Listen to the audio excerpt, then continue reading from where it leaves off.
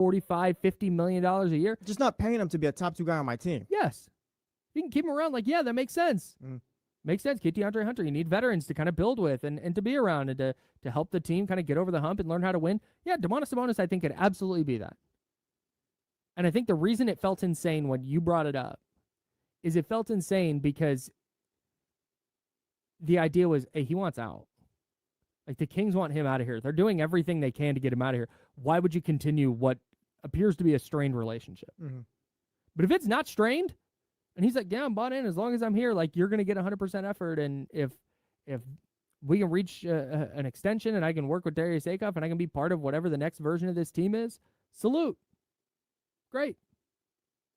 The buy-in's what matters. Yeah. I mean, in going from Acuff, Keegan, having Sabonis, like, that's not a bad start as well. Sabonis is a little bit older than those guys, of course, but, I mean, still got plenty of basketball left. I think he's got plenty of good basketball left in his career. So, I mean, if it works out this season, that's good for everybody. Again, I'm skeptical to see what it looks like after this season. Yeah. But, I mean, if him and Acuff are working, you can't turn your nose up at that if you're the Sacramento Kings.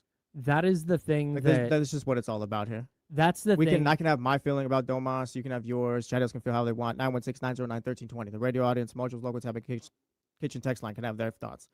If he works with Acuff, then that's what it all comes down to. That's the thing that I want to couch everything we're saying today. And when we talk about buy-in, and we're going to talk about Zach LaVine, and we're going to talk about more about Domantas Sabonis and how do they fit, and we're going to talk about this buy-in idea. And I think we're going to talk about that a lot this year. All of this is couched in entering the year. Yeah. Bought in to start the year. I can't promise that Domantas Sabonis is still going to be bought in if they're not running the offense through him and he's not happy with what they're doing offensively and they're not very good defensively because guys aren't doing what they need to be doing and they're not very good and he's now pissed off. I can't guarantee he's going to be bought in then. But that's a bridge to cross when we get here. Get there.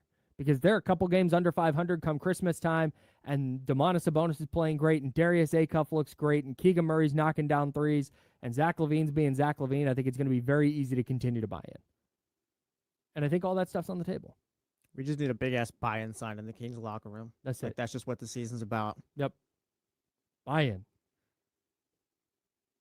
I'm Kyle. He's Jesse. We have 5 more bullet points. Yeah, Anthony plenty Slater's more. article. It's not done now. We've got way more King stuff coming up. Anthony Slater's going to join us at 8:30. I want to put a pin in the King stuff briefly. Maybe not briefly, because we have the Etsy Witches reply on trying to fix the San Francisco 49ers injury luck. I paid a witch on Etsy. I said, here's the situation. The 49ers have had historically bad injury luck. Can we change? Can you cast a spell? I paid for the extreme power spell. Can you cast a spell that can fix this? She responded. We'll tell you what she said next on The Jump. It's ESPN 1320, Sacramento Sports Leader.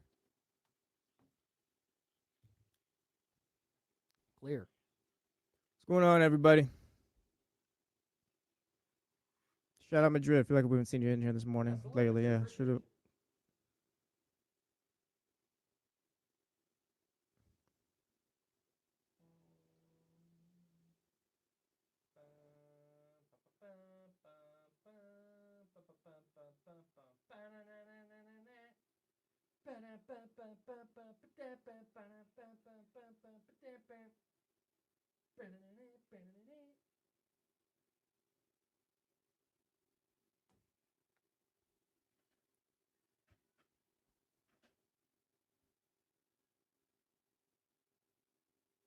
I don't know, Will. Maybe it's dedication. Who knows? Oh yeah, no, that's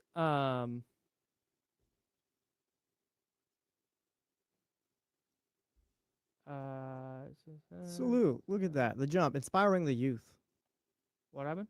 Norm says, I explained the Etsy Witch to my daughter and she got so excited. I think she wants to be one now. Yeah. Hell yeah. Hey, let me tell you. Could be lucrative. Yes. There could be a radio show willing to give you money for it. More to Miss Mac 10. Hell yeah. Let's go.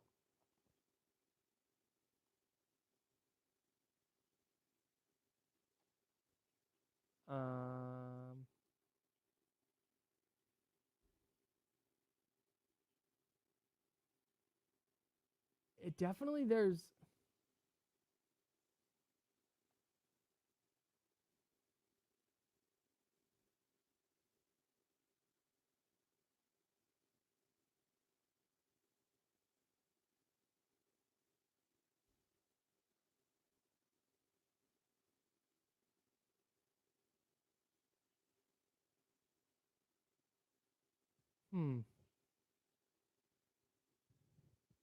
It's clear this person doesn't know a lot about football. Well, yeah, I feel like that was kind of a given. I'm not sure. So, but I think if it was AI, okay, we're going off of that point. Yeah, there would be more. Like it doesn't more detail about it. Just kind of. now. Yeah, I don't. more in the know, I guess.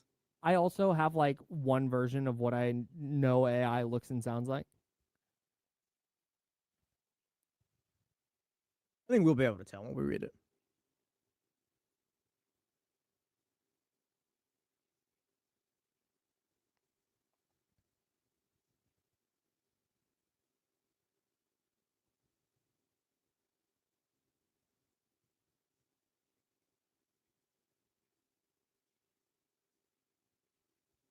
What I'm guessing is there's like a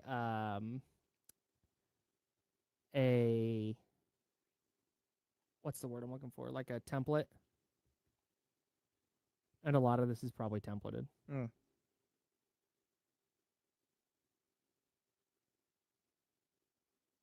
Man, if this works, this might just skyrocket our careers.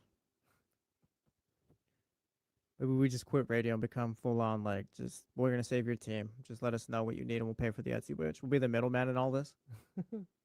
Taking a cut. Hey, Norm, we need your daughter to become an Etsy witch stat. Yeah. Can I get an in conclusion here? Oh, what I cleared and redirected. Nice.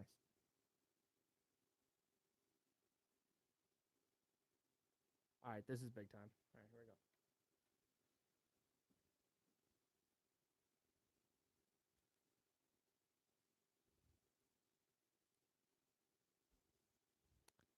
I got a new rejoin. You ready? Oh yeah. Back to the Jump with Kyle Madson and Jesse Tapia. Nice. Also streaming live on YouTube at youtube.com/ESPN1320 and the free Odyssey app. Wow. Yeah, no, I didn't think he was gonna be all that. Salute. We're big time. Yeah, shout out to the voice guy. Yeah, shout out to the voice guy. And shout out to our Etsy witch. I'm so excited I for want this. to try something real quick. Anthony Slater joined us to talk Kings at 8:30. Talking about his Kings article. We'll also keep talking Kings at 8 o'clock. Of We might course. talk Kings in this segment, depending on how the Etsy witch thing Yes. Got plenty of Zach LaVine, Doug Christie in there. Second-year players. Got done talking to Sabonis. Let me see. Maybe I wasn't so crazy. Okay, here we go. I think this is what I want to do. Yeah, nice. All right. Okay, we got music. Yeah, we do. Am I gonna have to cut this out of YouTube later? Maybe. So maybe we don't do that so the people can watch the segment?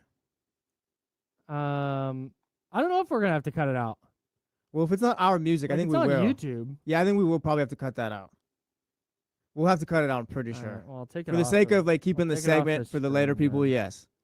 Except I can't take it off the stream. Oh, that's a bummer. It's all right. good. I should have.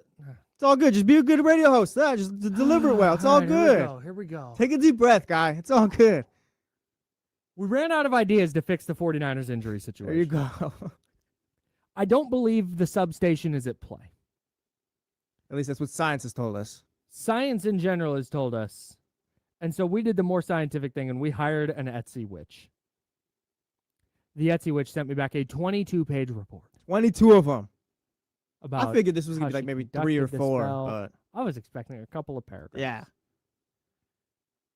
What I cleared and redirected, I'm on to that section, because a lot of it is telling me about what she sensed with the 49ers and what it's a lot of stuff that you would expect with football. It's not one wound. It's a helplessness that comes from repeated injury and repeated trauma. Yes. Okay.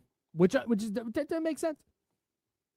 What I cleared and redirected from the Etsy witch. I'm going to read directly here, and then I'll let you know what I'm paraphrasing.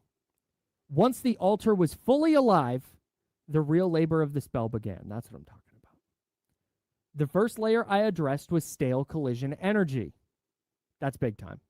a lot of physical practices, especially the Jim Harbaugh era. And then you had a year of Jim Tomsula, a year of Chip Kelly, and then you were right into the Kyle Shanahan era, where it's a lot of physicality and aggressiveness in practice. Mm-hmm. Yes, of course. So that collision energy being stale makes a lot of sense. The clearest phrase for what I found gathered around the team line: not one event, not one blow, but the residue of repeated impact living beyond its proper time. Field should register impact and then release it. When they do not, that impact begins turning into anticipation. Then anticipation begins turning itself into structure. That is when interruption becomes easier to repeat. She began working the frankincense smoke more deliberately across the repetition in the white-gray outer line of the altar. Nice. I think that white-gray outer line is the substation looming in the energy field. I think that makes sense here. As she worked, the smoke changed behavior. What had bent sharply at the petition began to loosen and rise in a less hooked way. That told me the static was not fixed in a place. It could be moved. Oh, so this is like a spirit kind of moving around here. Yeah, dude, this is big time. Okay, yeah, I think we're getting somewhere now. The part of the ritual connected strongly to the image of the shield with the hairline crack at one corner. Oh. I worked specifically at the edge, not the center. That's good. I like that. Specifically at the cracked edge. That is where the correction needed to happen. The red candles became active during this phase, but not erratic. That's big time. Yes, the red candles. From what I understand of witchcraft, that's big time. Candlesticks, it all ties in here. Yep. Candlestick Chronicles. I directed that fire not toward intensity for its own sake, but toward supported continuation. In plainer terms, let the strength remain on the field long enough to be itself. That was the essence of the red current in this working. Then she moved back to the white candles, because the earlier sideways flicker had already shown that protection needed deeper attention. Interesting. So we move on here. We got blue candles. Deepened beautifully as the work continued. That's got to be big time. Yeah, that sounds great. I'm looking for an in conclusion here. It's 22 pages, so bear with me. The whole this thing like traveling with them and not staying in specifically one spot, I think, is a breakthrough here. Yeah, no, I think that's huge. Yeah, I think we need to get that to Kyle Shanahan and John Lynch. Okay, here we go. Again, I feel like this is a job for George Kittle as well. But buddy, I think the 49ers hit the practice field today, and I feel great. The final feeling was not, I'm going to read verbatim here. The final feeling was not flashy. It was better than flashy. It felt like trapped weather beginning to clear under the stadium roof. It felt like the red banner starting to unfurl. It felt like the gold path across turf becoming more visible because less debris was crossing it. It felt like a collective body no longer needing to hold its breath so tightly before the next hit. That is what I cleared and redirected. Not reality itself, not human fragility itself, but the repeated interference that had been attaching itself to the team's success and continuity line for too long. So we did it. I think we did it. Yeah, I think we did it. I think we cleared the energy. I'm not sure. I'm not sure where the energy goes after this. Like if this goes, I'm not sure if we just disperse of it, now it's gone, or if it goes team to team, what kind of situation it is. But it feels like we've kind of saved the 49ers from this situation. Well, I have great news. As you're listening to The Jump, it's ESPN 1320, Sacramento sports leader. We hired an Etsy witch to fix the 49ers injury problems, and the Etsy witch has responded. How this energy may show up in real life. Now we're getting to the 916-909-1320, Modules Local Tapia Kitchen text line. Yeah. Will's asking what roof. Look, Will, it doesn't need to be specifically a roof. We're dealing with. But that's part of the negative energy, I think. It's the repeated. See, it's not, and this is where I just said the San Francisco 49ers. Mm-hmm. And I think when you don't specify, I think it probably takes fans into account as well. Yeah. And I think what the energy is feeling is the weather hitting the fans from the sun, right? The sun beats down on that one side of the stadium, and fans, they have to get underneath the roof to escape the sun. They have to get underneath the concourse. Fans aren't out there for the start of the third quarter because they've all disappeared at halftime and said, it's way better indoors. Yeah. No. And so fans aren't out there. Got a handle on this, yeah. Yeah, I think I nailed it. So anyways, moving on. How this energy may show up in real life. Because this is a collective field ritual, the most useful question after the altar work is not, did I control the season? The useful question is, how might a cleaner field behave from the outside? I had the exact same question. Me and Mira Celeste are in lockstep on this. Yeah, shout out Mira. Also, I got questions after this, but go ahead. The first thing I would watch for is not perfection. It is a reduction in clustering. Okay. I'm glad she explains. If one setback occurs, it may be less likely to immediately call in 2 more in the same way the older pattern often did. Okay, see, that's important. This will be a normal thing. It's not just, oh my gosh, the Niners get hit with 10 different injuries this week. It's like, hopefully no one does, but if you get one, it's going to be just the one. Well, you can't, and this is why I believe in witchcraft. It understands that you're not going to, I can't have a witch cast a spell. Yeah. It's going to eradicate injuries from football. No one's hitting IR this season. That just doesn't exist. Right. It's going to happen. There's going to be an injury. There may be an injury to a key player. Mm-hmm. I'm not promising that there will be 0 injuries, but what we've seen is, Christian Kirk has a calf, and then Vidarian Lowe has an ankle, and Jordan James has. It's just that all these injuries happen at one time. And instead of this domino effect, now it might be, okay, here's a one-off injury here and a one-off injury there. Instead of, hey, 10 guys are all hurt, and they have to re-sign a bunch of players or sign a bunch of players because a bunch of guys are hurt. A cleaner field does not mean nothing difficult ever happens. It means adversity is less likely to spread its emotional and practical charge through the whole structure at once. In real life, that can look like fewer stretches where momentum gets shredded all at the same time. This is what I'm looking for. I love this. No, because This is practical and real. What are we talking about here if we got a 49ers team that stays about 90% healthy this season? We're talking about, that's the version of the 49ers that is, I'm not calling them a Super Bowl favorite, but they're contending for a Super Bowl. They're going to the playoffs and being dangerous. Yes, I'm with you. I don't know that they're better than Seattle. I don't know that they're better than the Rams. Now, I feel like we kind of solved this. Now we need to get this out to the open. Mm-hmm.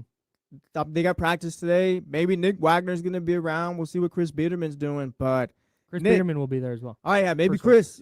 Like, hey, Chris, maybe you ask Kyle Shanahan today, hey, any thoughts on the latest Etsy Witch report? Kyle's like, well, what are you talking about? Well, there was this morning radio show, and it seems like I've cracked the code here. Again, this is a read him the whole thing. Yes, we need to get this in front of George Kittle as well. All right, here's what the witch said to look for in the coming weeks. Mira Celeste. Yes, this is big time. This is training camp too. Like, this is real. I know. We'll know for sure if this is working. We'll find or out not. today. And what I need to note. Can you imagine Christian McCaffrey shows up to like, yeah, you guys, I don't know what just came upon me, but I'm gonna practice every single day now. The vibes are up. Yeah, this feels great. I was just jumping around. I feel great. Yeah, no, this is weird. What Mira Celeste would look for in the coming weeks and stretches is not supernatural spectacle. I would look for cleaner rhythm, fewer weird pileups, more breathable sequencing, and a stronger sense that adversity is no longer automatically turning into spiral. And in this case, those would be meaningful signs. So we'll know pretty quickly here over the next couple of weeks if the spell worked or not. I'm very excited about this. Because if this works, man. I'm not going to lie. I'm fully bought in. Like, if this works, like, no, we did it. What to watch without forcing meaning. Nice. The most helpful way to observe this work is with attention, but not with superstition. Do not make every ordinary event carry the entire burden of proof. In a case like this, that temptation is understandable. When someone has watched a pattern repeat for years, the nervous system starts scanning hard for confirmation that it is either continuing or finally changing, but ritual settles best when it is witnessed steadily, not chased. So if there's a couple injuries here today, they announce, oh, so-and-so is now practicing such and such, has a quad tightness and is sitting out. That's not, oh my God, it's all over. Yeah, don't freak out. Don't change anything you're Relax, doing. It's all good. We're not asking the 49ers to all of a sudden, hey, carry incense with you out onto the field. No. We don't have to do anything different. We're not staging the court like Kyrie Irving did. This is a long-term, this is about January. Yes, get us to January. Mira Celeste knows that we're focused on January here. Yes, that's exactly what this is about. So that's the pattern to watch throughout the year. Don't give up. Everybody feed your good energy. And if one thing happens, don't freak out just yet.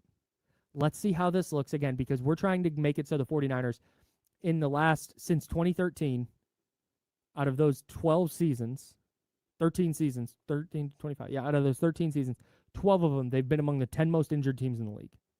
We're trying to break that pattern. There's going to be injuries, but we're trying to get them to January being maybe the 9th healthiest team in the league. So we'll see how this manifests throughout. Yeah, Christian McCaffrey was able to get through the season. Mike Evans only maybe missed about 2 games or whatever. Point being, like, yeah, it's just about getting into January and keeping this team generally majority of the time healthy. And I think we might have done that here. I have something we can do. Oh, nice. When you engage with the team, try not to feed the old collapse pattern every time pressure rises. So you're not going to see me freak out about injuries. Caitlin Black is sitting out because he's got X ailment. So we got to do our part by just being chill then. Yep. Understanding that this happens and this is a process. I do not mean pretending hard things are easy. I mean refusing the immediate inner leap from disruption of total doom. Collective fields are influenced by the emotional weather around them, especially when that weather has been intense and repetitive for years. Calm loyalty helps more than frantic vigilance. That's the part I need to get to the 49ers. The whole thing I'm getting from this report is we got to chill out, don't freak out, just kind of be in control, and yeah, just don't awaken the energy. That's it. You got to go with the flow. Can I read you one last thing here? This is the parting. Is this the Brandon Ayuk part? No. The final feeling around this spell was not triumph in the loud sense. It was relief in the deeper sense. I came away feeling that the team field is still very much active, still carrying real power, and more interrupted than empty. Well, the substation still stands. That is why this working mattered. It was not spent on reviving something dead. It was spent on helping something burdened move with less debris around it. Sounds like this team needed a spiritual massage. All right. What? Did you get to the Brandon Ayuk part? Nah. What? No, man. I didn't get to the Brandon Ayuk part. What did we get? I got to the part where she's asking for more money. Oh, no! No! We were so close. Oh, don't tell me there's like a limit. Like, we only get this through like what, the first 3 weeks of training camp? Because this working loosened the static around continuity, but also showed how easily a cleaner season current can scatter again under pressure. The one optional follow-up that feels genuinely distinct from this spell would be holding the season clean for $39 USD. Bro, we got It is scammed. not another luck opening and not an attempt to buy wins. It is a focus protection layer. Now hang on. Now it's only $39 more. That's less than $220. You gotta go ahead. Just focus finish protection layer for the exact vulnerability this altar showed me, helping the steadier line stay gathered once it begins moving more evenly, so momentum is less likely to fray back into clustered interruption. I gotta pay this woman. Yeah, because if you don't, it's back. We're back, right? Not necessarily. Okay, well, I think she's just saying like, there's a chance. Hey, there's a chance this might not work, but for $39 more, jeez, oh my God, I can make sure this thing scammed. doesn't. No, we're not getting scammed. She's being honest and forthright with us, which I appreciate. Yeah, I'm scamming you, so give me $39 more if you want to just continue playing along. No, I'm not being scammed. No. She's making sure she cares so much about me. I skipped this part. Yeah. I skipped this part. This is right before that. I took this request seriously from the first moment to the last. See, like, she took this seriously. She's not just willy-nilly asking for money. She's saying there's a chance, bro, that this energy might get interrupted again because it's not perfect. So if you give me $39 more, I'm going to keep watch over this. I'll cast the spell again if I have to. For the low price of $39. If I told you that's 39 plus 35, that'd be $74 to this woman. Not even a Benjamin. $74 to this woman. Yeah, no. Now hang on. $74 to this woman. Would you pay $74 to see the Miami Dolphins go to the Super Bowl? Honestly, yeah. All right. But See, I don't know if I do it to this. I give it to this person. What? But she said I took this request seriously from the first moment to the last. Well, in that case, what you were really trying to protect was not fantasy. Exactly. What did I give you the 35 for? It was the right for something you care about to live out more of its own promise before chaos gets to it again. That is a real thing to honor, and I did. That's worth another $39 to me. No, this is a trap. Do you think it's a loophole if I just pay $35 again? I don't think because then I'm saving $4. Were you just Venmo? Like, how does this work? Are you just Venmoing this person? No, it's just through Etsy. Etsy, okay. Like, Do you think I could do the like weaker spell? Like if I just did the weaker spell, like sprinkled that in a couple of times? Just a little dry. That's $15. That's $15. See, So I could do that twice Now- for 30. now- Now I'm saving $9. now we're at the part of the movie where you That's have coffee to, plus you tip. have to like, you have to pay the $39. I'm sorry, because if you don't, then it's a part of the movie where everything just goes wrong. Like we didn't. It's like Is it? It's like those games where like, oh no, I'm not gonna play my turn next. It's like, no, you have to. Like, I'm sorry. I'm here with you. We're locked into this. We are here. I'm right. I mean, this is helping my podcast and my writing job. So I'll be writing all of this off. No, yeah. I can't wait to ask my Oh, tax then we're lady. good. Then yeah, no, I can't we're wait. good. I can't wait to ask my tax lady. All right. Yeah, So I paid a witch. I'm gonna need that 74 What back. category does that go under? Yeah, we're like, but we might be on a Jumanji situation here. Jumanji situation. Well, What are you I talking didn't want to go with the scarier movies and the scarier games and all that, but of course, yeah. about? So here's what. Is it my fault if injuries happen? Though? Yes. No, it's not. Yes, it is. No, because it's Yes, just a 'cause- pattern not No, because this goes continuing. back to the lottery and the Kings and me not wanting to affect the energy of the universe and letting things Yeah. flow. It's like, no, if we paid for the Etsy Witch and they ended up picking 8th or 9th, whatever it is, the worst possible pick they could have had, that would have been our fault. That would have been our fault. But it's our fault they fell to 7. No, because that was just life. That was just, that's just life. It is what it is. Damien hates that saying, but that's what that was. That is the dumbest saying. I don't think it is. I actually kind of like it. It is what it is. Yeah, sometimes you can't really do Man, much what? about it. Like, it is what it is. Yeah, no, that means you're pissed. Just saying I'm mad. No, you don't have to be mad. You No one's ever said. You accept the situation. You accept the No one's situation. ever been like, you won $1 million. Yeah, it is what it is. No one's ever said that. Well, you don't use it on every scenario. Yeah, you only use it when you're bummed out. It's like, It's- I guess, but God. yeah, it's just more like you don't have to be mad. Hey, It's just more man, you accept it. Man, hey, I'm really sorry that somebody ate your lunch out of the fridge. Yeah, I'm pretty bummed about it. Is way better than it is what it is. That's Do you know what? again, it doesn't work for do you every know what- scenario. do you know what it is? Everything. Everything is what it is. That's just a thing. Look. There's some people who like the saying. There's some people who don't. You clearly don't. Neither does Damien. I Hey, use the hell out of that saying. Hey, it is what it is. Yeah. But here's the thing. I tried. I did my best. I did more than anybody else has done. Well, Everybody I else mean, just posts jokes about the substation. I'm out there here was a trying to find real scientific solutions. there was a scientific study done on that. They did bring scientists around, didn't they? Allegedly. John Lynch. Yeah, we studied it. It's fine. So I've done, the Niners, they changed the direction of their practice field, and they did a study on the substation. All right, Ty, now what? Now what have you done? I'm out here trying to find real solutions. Yeah, this And so if this doesn't end Etsy up witch working, is trying to if get this you out of doesn't- $74. and no, she's trying to help the 49ers. We are trying to help the 49ers. Me and Mira Celeste against the world. If their injury situation doesn't get fixed, it just means like, hey, the spell didn't work. Mhm. It's not, oh man, this is so bad because this thing happened. Like, we went down this path because it's like, hey man, this looks like it's going that direction again. So we tried the spell. Let's see how it goes. If it doesn't work, I'm out $35, potentially $74. Dude, it's got to be 74. Like, you have to go through with it. We'll see how today. We'll see Hey. how this week of practice goes. I need the card again. Let me see. Got to give the Etsy witch more money. Got to help the Niners. Let me see. Wife checking the credit card statement. Yeah. She's like, "What is Mira Celeste?" At that point, it'd be like, "It's strip No, club. don't worry It's about it. strip club. Christian It's a McCaffrey's strip about to club." play his 17th game of the season. It's fine. It worked. Baby, quiet. He's got another Yeah. 1,000 Yeah. season going. This has never happened. See Big Trent playing in his Yeah. 17th game. This is the greatest investment I've ever made in my life. Jess said he's going to go fix the Dolphins now. Babe, you're Dolphins. Exactly. My wife's a Dolphins fan. She's fired Exactly. up. That did break my heart, though, real quick, because I really did feel like we solved something.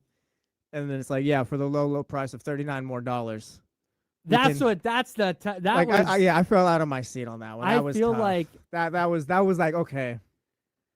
This was all fun and funny and all, but the one optional follow-up that feels genuinely distinct from this spell would be holding the season clean. You have a spell called holding the season clean?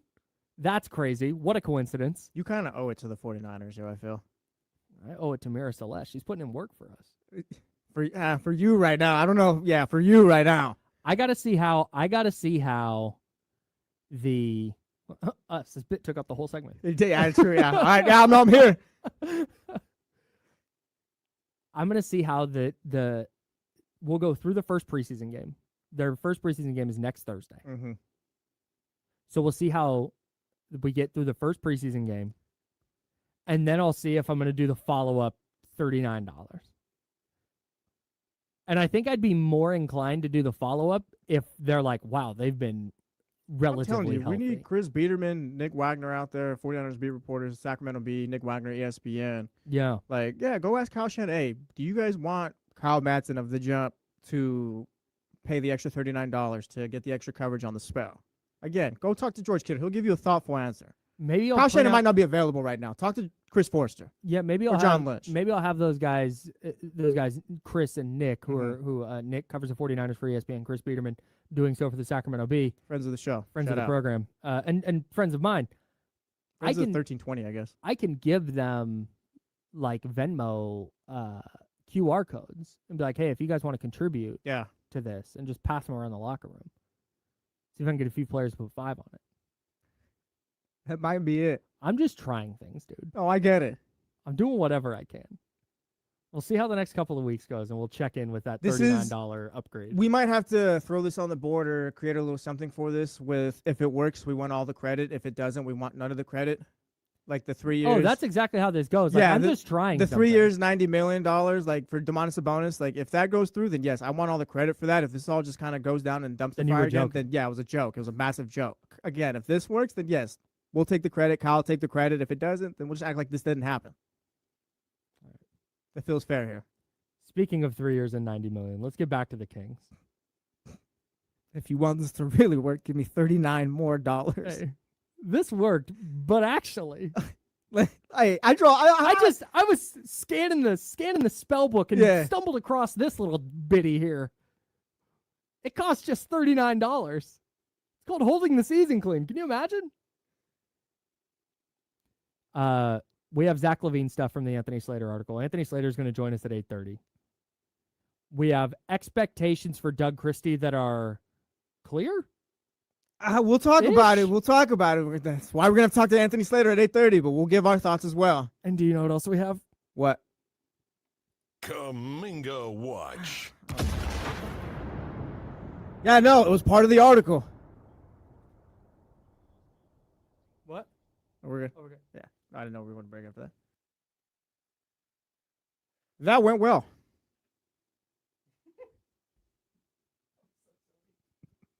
I love this show. Morning, Wheezy. Shout out Tyler Jennings. What up, y'all? Tyler Jennings says he's got 5 on it. Hell yeah. John Bull, also, I saw your message about it is what it is. That's exactly it. It's not about serious things. It's about just stupid stuff that happens in life. Like, yeah, it is what it is. It is not for everything. No. I gotta go.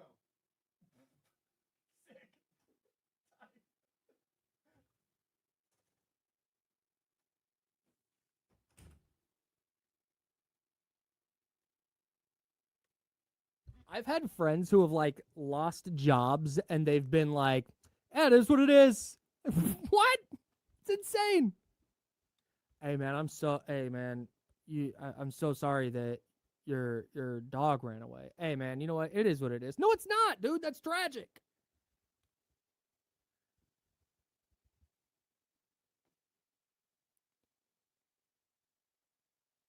You're gonna be like, hey man, sorry your DoorDash was delayed. Yeah, it is what it is. Like, okay.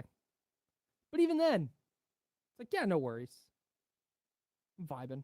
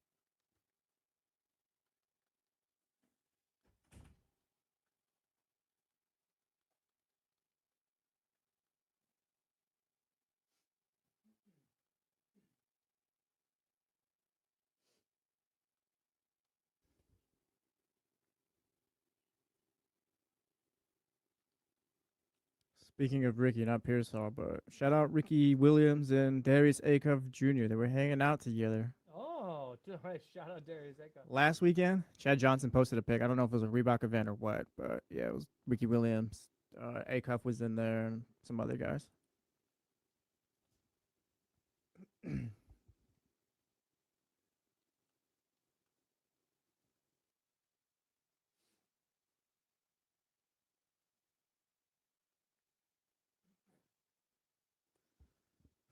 Yeah, Miss Megton. That feels like at least $1,000 spell. I don't know. I don't know how much it would cost to fix the Kings or where we would even start. Morning, Chris. Shout out Oxnard.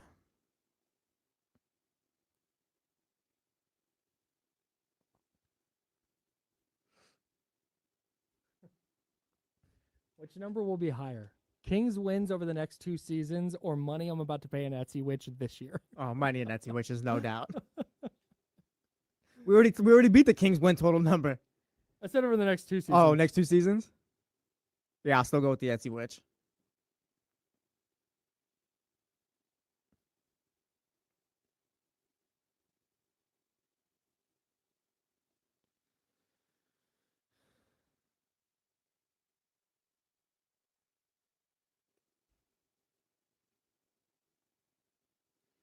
Yeah, turns out it's Kyle Madson that keeps them in business. I want to check something real quick. Nice. Oh, what is that? I have to do some podcasting in here, and I wanted a generic ESPN logo. Morning, Brian.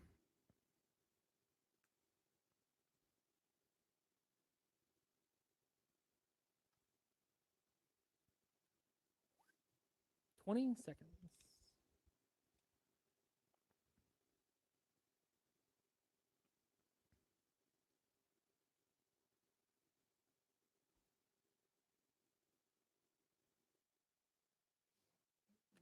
Here we go.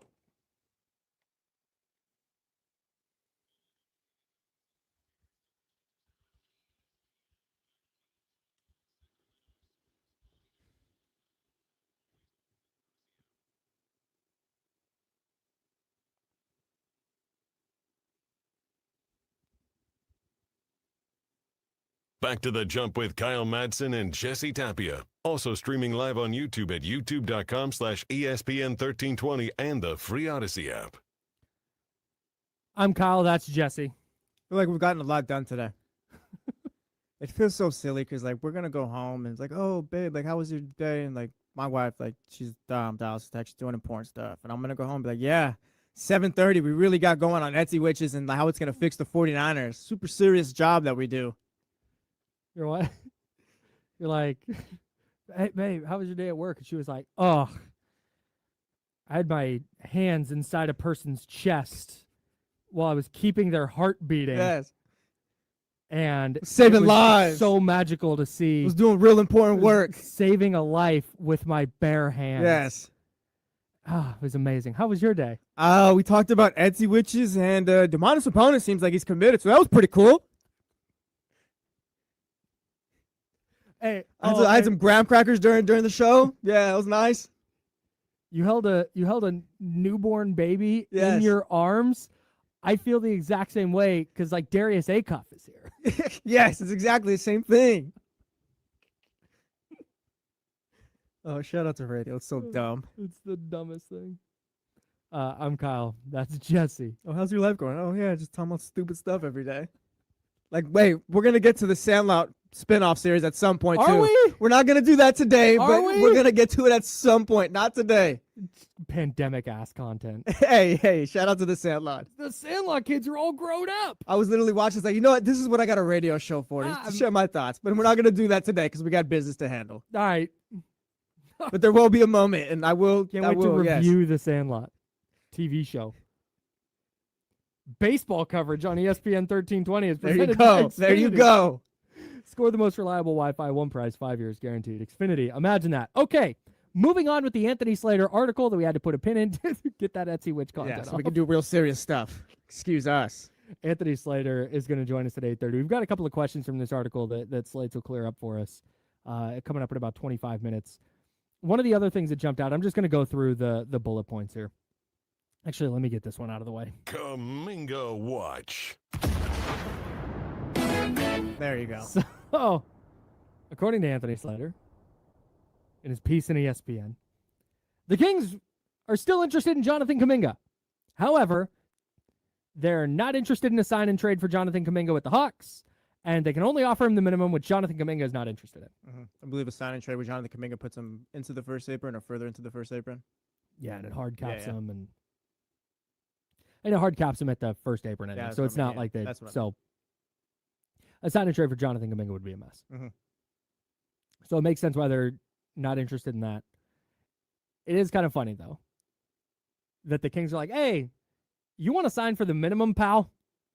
We got you." Well, yeah, that'd be the perfect move. Jonathan Kuminga, you can have your thoughts and I can have mine. Like, we think he's going to just level out as being a role player eventually if he kind of accepts take him that. at the minimum. But yeah, a player with his talent at the minimum, yeah, no doubt, you make that move. But of course, if that's not there, then yeah, if you're the Kings, you can move on. Jonathan Kuminga is not a player you need to really move things around for. I don't think Jonathan Kuminga is ever going to be the Sacramento Kings. I don't know that he'll ever maximize himself as a player, but the maximized version of Jonathan Kuminga would be a perfect player to have next to Darius Acuff. Mm-hmm. That's a secondary creator. He can score in a bunch of different ways. In theory, plays defense, rebounds, can affect the game with and without the ball in his hands. The theoretical best version of Jonathan Kuminga would be great. Yeah. I just don't think we're ever going to get it. Anyways, that's where things stand with that. The other thing that jumped out to me in this Anthony Slater article on ESPN is that the Kings explored sign and trade options for Zach LaVine. Nothing materialized. Quote, Zach LaVine is expected to be a major part of the rotation entering the season. Seems there was never really an option for a buyout as well. Yeah, I said that not interested. Yeah, I want to ask Anthony about that, but yeah, it seems like buyout was never really an option. We also heard via this article that Zach LaVine did reach out to Darius Acuff, welcoming him to the team, I assume. Yep. Doing what you need to as a vet. So that's the thing we haven't talked about. And this is what I think our guy TC, who calls in from time to time, brought up when he said, you guys always look at the negative. Let me look at the positive of this. We ask, is there a player that could really help Darius Acuff? Because they signed Russell Westbrook to put his arm around Darius Acuff and say, hey, kid, this is how you got to make it in the league. Could Zach LaVine be that in a way? I don't think he's going to be the guy that he puts his arm around him and says, hey, here's what you do and don't do. But could he be a help in certain ways? Here's a way to attack this type of defense. When they throw this at you, here's how you, like, kind of bigger picture things on the court more than off the court. I think he can. Also, like from Slater's article, he's expected to be a major part of the rotation entering the season. That entering the season part kind of sticks with me. Like, what does it look like come January, come March, come February? Is he potentially falling out of the starting five because they want to give a look at some of the younger guys or whatever? So I guess, I think to enter the season, to start, yeah, he'll be a big help. But if he's not getting minutes, is that going to be the same case? And I'd hope for the most part, Zach's willing to, help out his teammates and all. So I guess, I think he can. I think he can be helpful to Darius Acuff in the ways that you're asking. I don't know if he will be. I wouldn't put money on it, but can he? Yeah, because it feels like Zach knows the situation this year as well.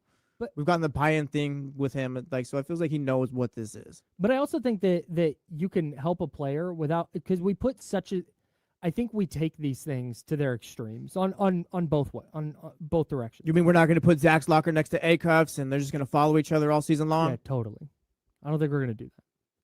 But Zach LaVine has had to navigate being a young role player in the league. He's had to navigate kind of that rise into being a star player on a team and trying to split those star duties with DeMar DeRozan, being traded. There's so many things he's kind of been through as a player. But I think we take it to this extreme, like with Russell Westbrook. It's either Russell Westbrook's going to put his arm around him and say, hey, kid, here's how you got to make it. Or he's just going to be like, F you, I'm not helping you. I'm going to try and make you worse. It's not, I don't think there's an explicit hey, man, I'm here to help you. It's just in the way that Russell Westbrook carries himself, can that benefit in Darius Acuff in some way? Yeah.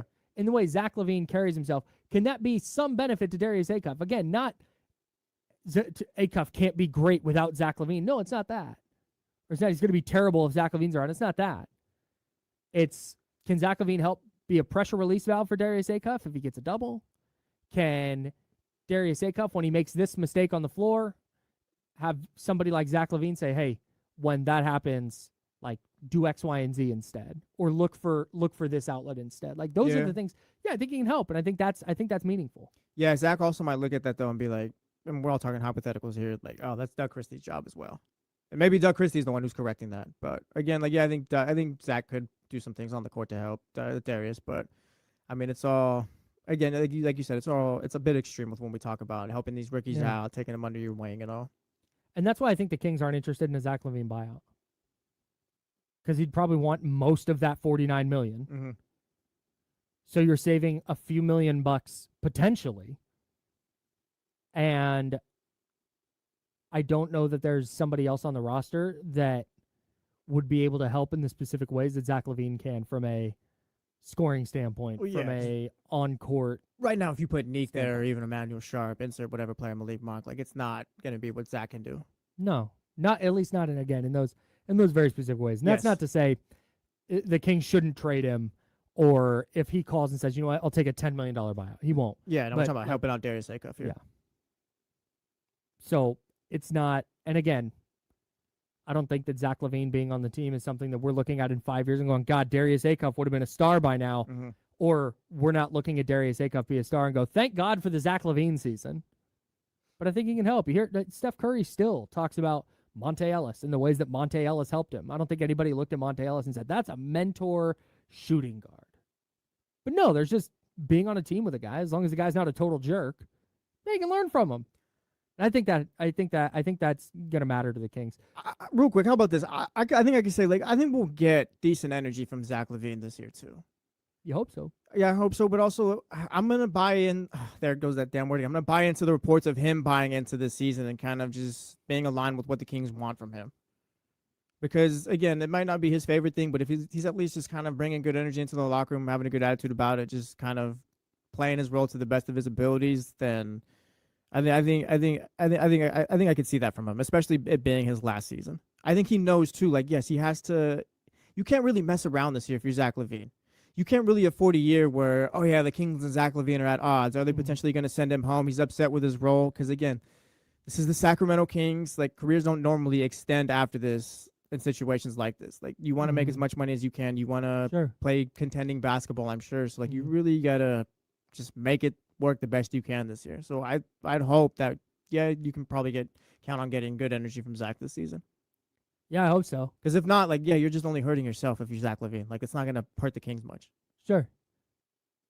I'm gonna go back to, and I don't disagree with you at all, but I'm gonna go back to, do we still feel that way in January if the Kings are not very good?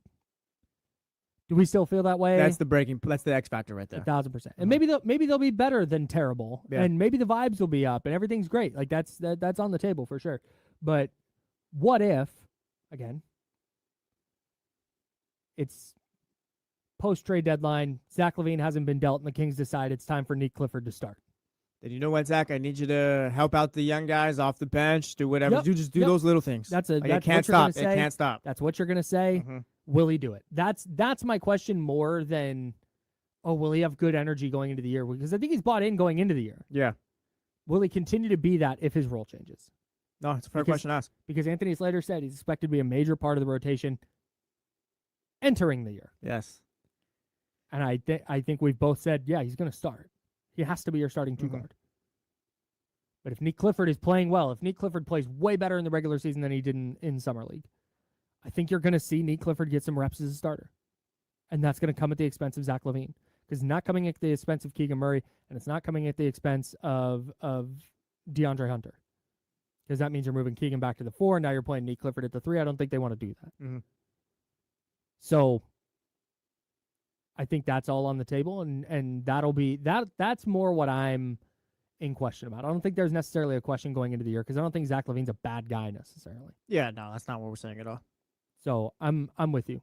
Entering the season, I think you're going to get buy-in from Zach. I wouldn't be surprised if he comes out and plays the way he did at the start of last season. Or you see him lighting it up. He's taking a bunch of shots. Salute. That'd be great. There's room for multiple guys to score 20 a night on a team, and I think that's what they're going to want Darius Acuff to try and do. I think that's what you're going to see Zach LaVine try and do. Especially because they're probably the only two guys that you'd expect to go for 20 a night. Domas will get close. But Keegan, you're expecting 15-ish. DeAndre Hunter, you're expecting 15-ish. Those are the two guys who can go out and create their own shots. And Yeah. That's what their game is. Yeah. The last thing, and this is, I think, a conversation we will have throughout the year. Doug Christie's expectations. Were they set out in this article?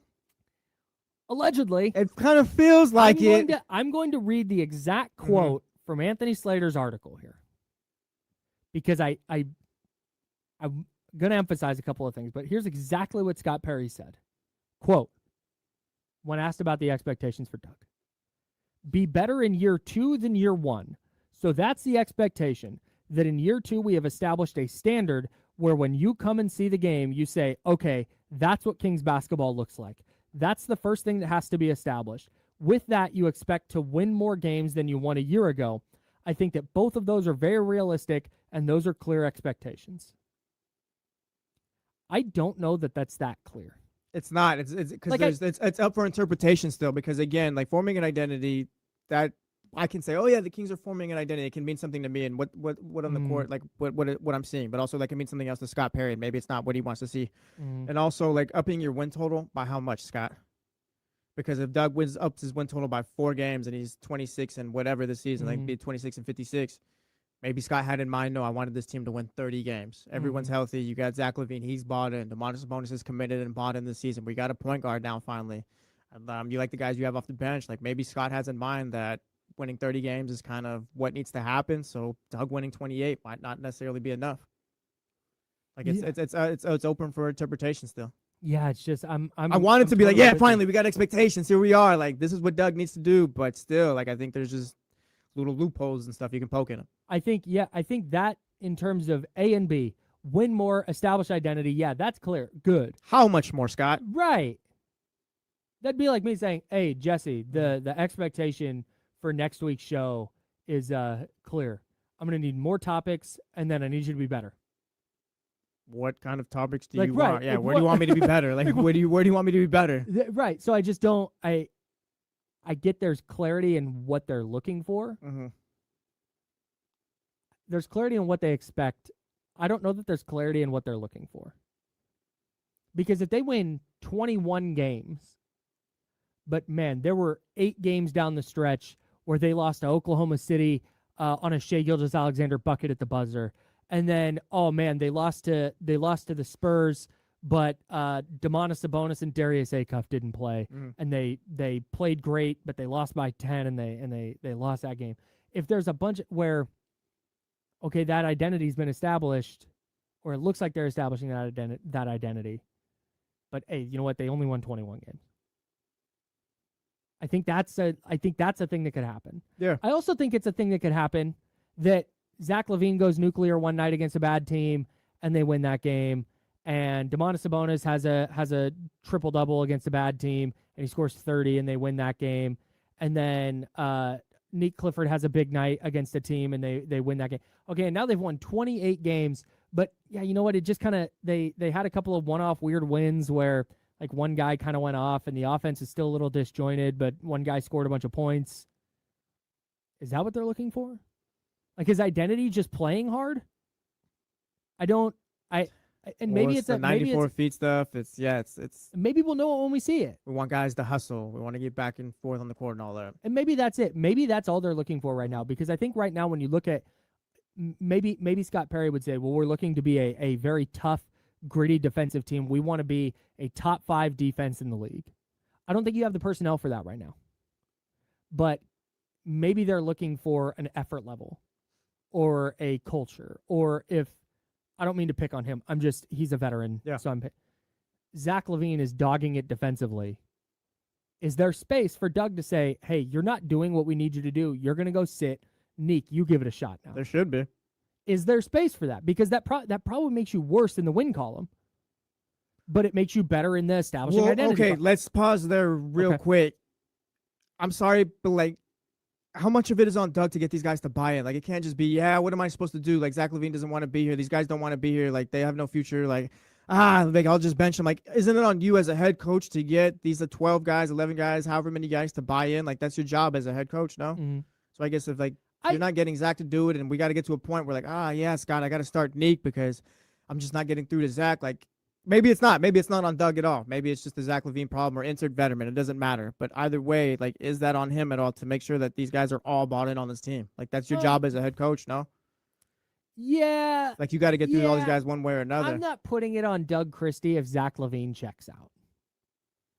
I understand he needs to get guys to buy in, but Zach LaVine has been in the league. He's been around. He knows his time in Sacramento is short. Yeah. And if because Scott is looking for wins as well. Yeah, very clearly. Yeah, at least improvement off of last season. That's the clear part. They want more wins. Okay, bet.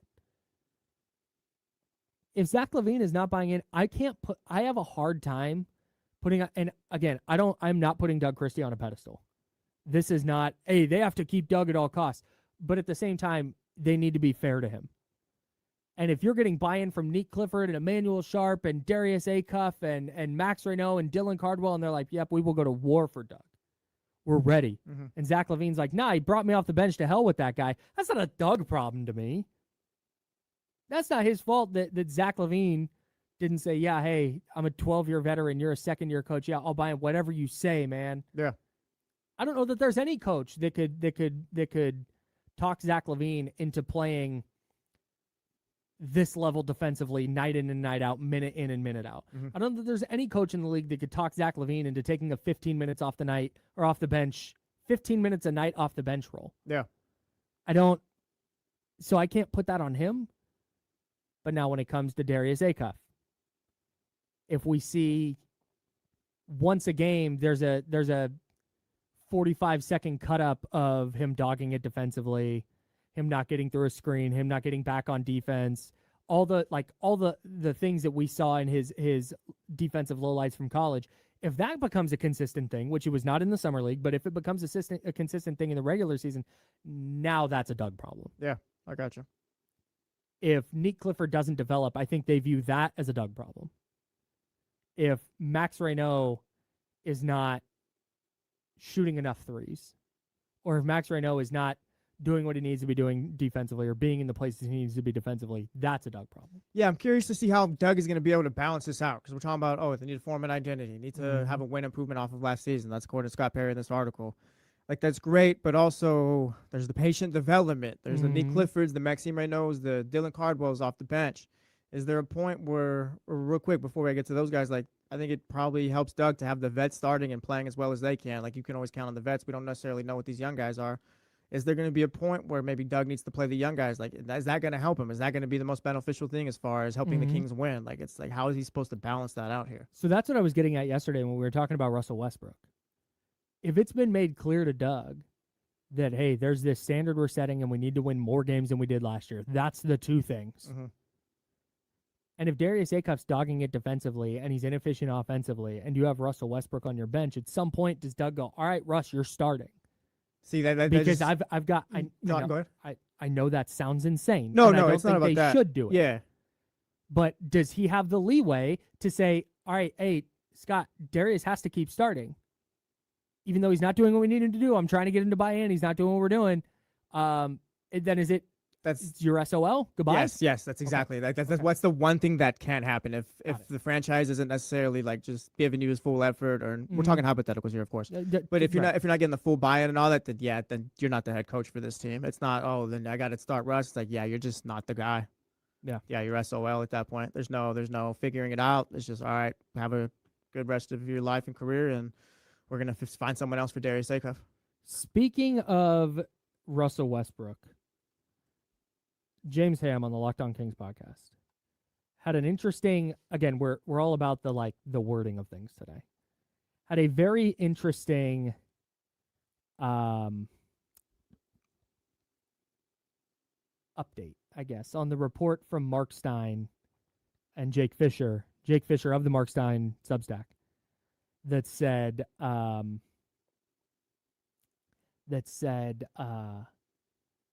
they're looking at Russell Westbrook and Victor Oladipo James Ham said he reached out to a source, said, hey, want to confirm this report? And they confirmed the report and said, along with others. And I'd be really interested to know who others are.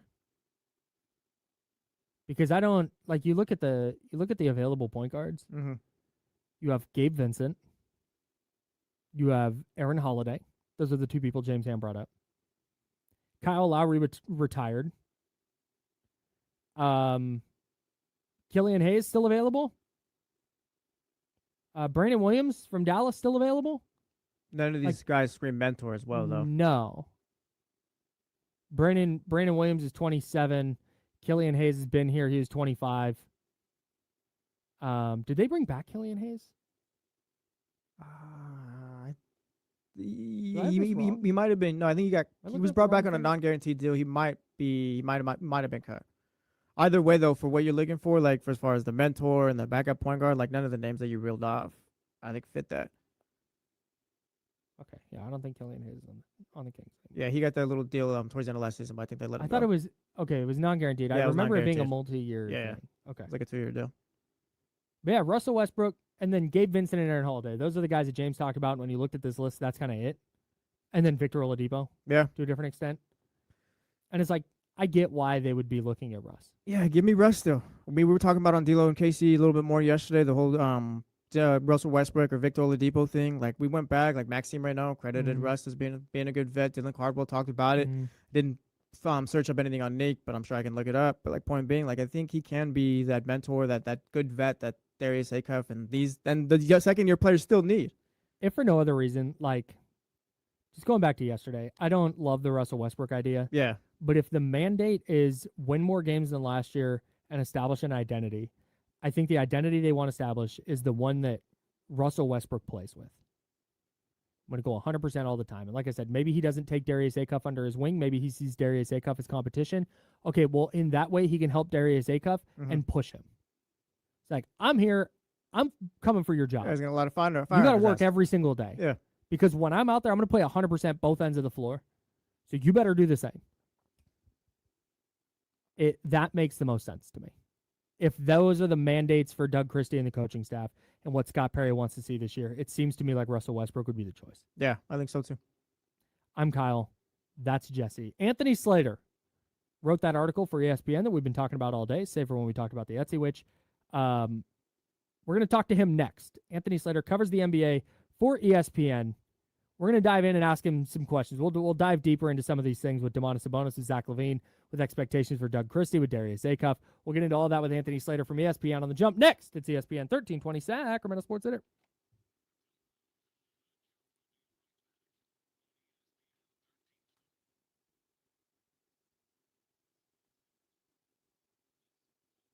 We're clear.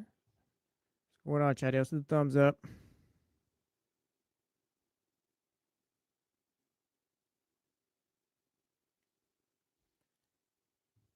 I forgot to do my read.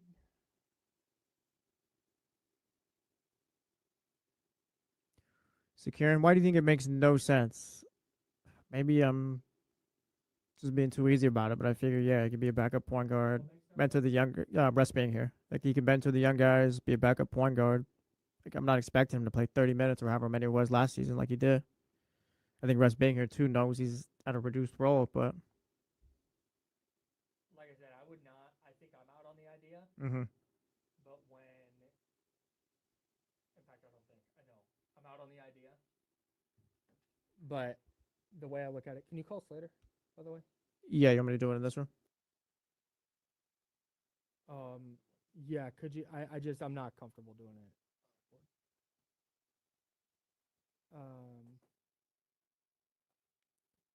Actually, I just take it out of one. Yeah.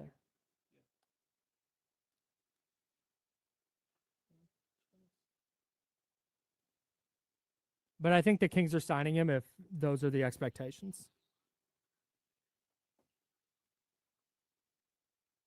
I have to have this on. Okay.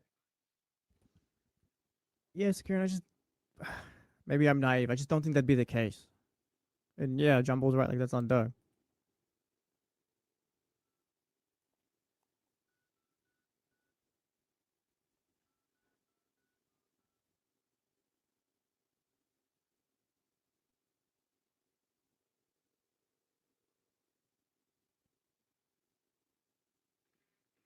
Hey, Anthony, it's Kyle with ESPN 1320. How you doing, man? Hey, Anthony, can you hear me? Hello. Anthony, you got me? Hello, hello?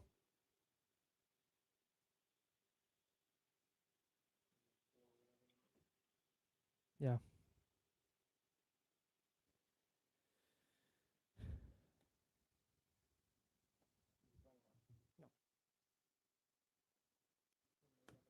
Yeah, please. We got a minute.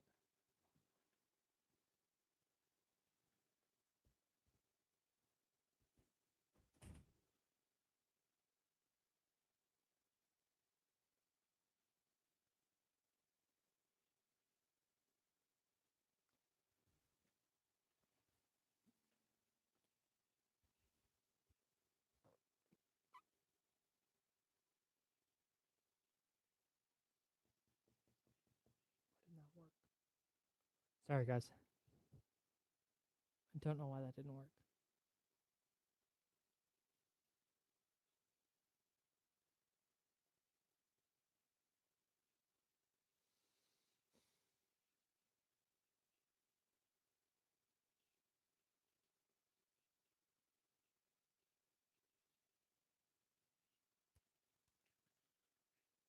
Shout out to Jesse.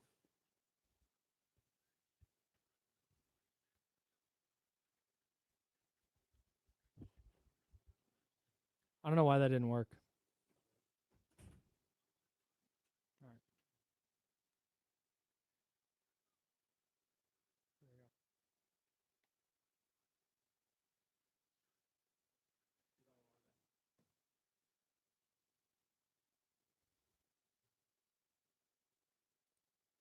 Back to the Jump with Kyle Madson and Jesse Tapia. Also streaming live on YouTube at youtube.com/ESPN1320 and the free Odyssey app. I just want to remind you to embrace the haze with Hazy Little Thing from Sierra Nevada. If you saw the headliner when they played at the bar or stopped your friends mid-festival to look at the stars, if you're up for whatever the night brings, then embrace the haze with Hazy Little Thing. Hazy, citrusy, smooth, brewed with the purest ingredients for the finest quality. There's a reason it's America's best-selling hazy IPA. It's not just because I buy a bunch of it all the time. Embrace the haze with Sierra Nevada Hazy Little Thing. Enjoy responsibly. We've been talking a ton of Kings basketball today, thanks in part to Anthony Slater from ESPN. He joins us now. Dropped an article at ESPN.com. Encourage everybody to check it out because Jesse and I have only grabbed what stood out to us in our first read. So there's a bunch of stuff in there, but Anthony Slater, kind enough to join us now. Anthony, how's it going, man? Fellas, can you hear me? Yeah, we got you. Yeah, you got me this time? Yep. Nice. Hey, we're making it work. Anthony, thanks so much for hopping on, man. How are you? Good. I'm very good. I'm doing a trip to LA, and then the off season really kind of, I don't know, August is like my favorite month. I probably shouldn't be admitting that because it sounds like I don't want to work, but I love August. Dude, every single person who works looks forward to the time of year where it's like the non-busy season. So I'm glad you're one of the hardest working guys in the NBA. So I'm glad that you're getting out of town and getting a little time off. Yeah, one of the things I've learned at ESPN is like when NFL training camps start, they just, the spotlight just completely shifts over there. So what NBA? And that's apparently why it's a good time to write about the Sacramento Kings. Salute. You said it. I didn't. So I'm going to go down the list. We had a bunch of stuff that stood out to us, but we'll just kind of go down and talk about some of this stuff. And I want to start with Domantas Sabonis because that's a player that the Kings have been exploring trades with Toronto and Charlotte and Boston, as you wrote in your article. I've sort of written off Domantas Sabonis as a piece of this team in the future. You wrote that he's bought in on this season and helping the team this season. Is there a chance that he works his way into some future plan with the Kings here?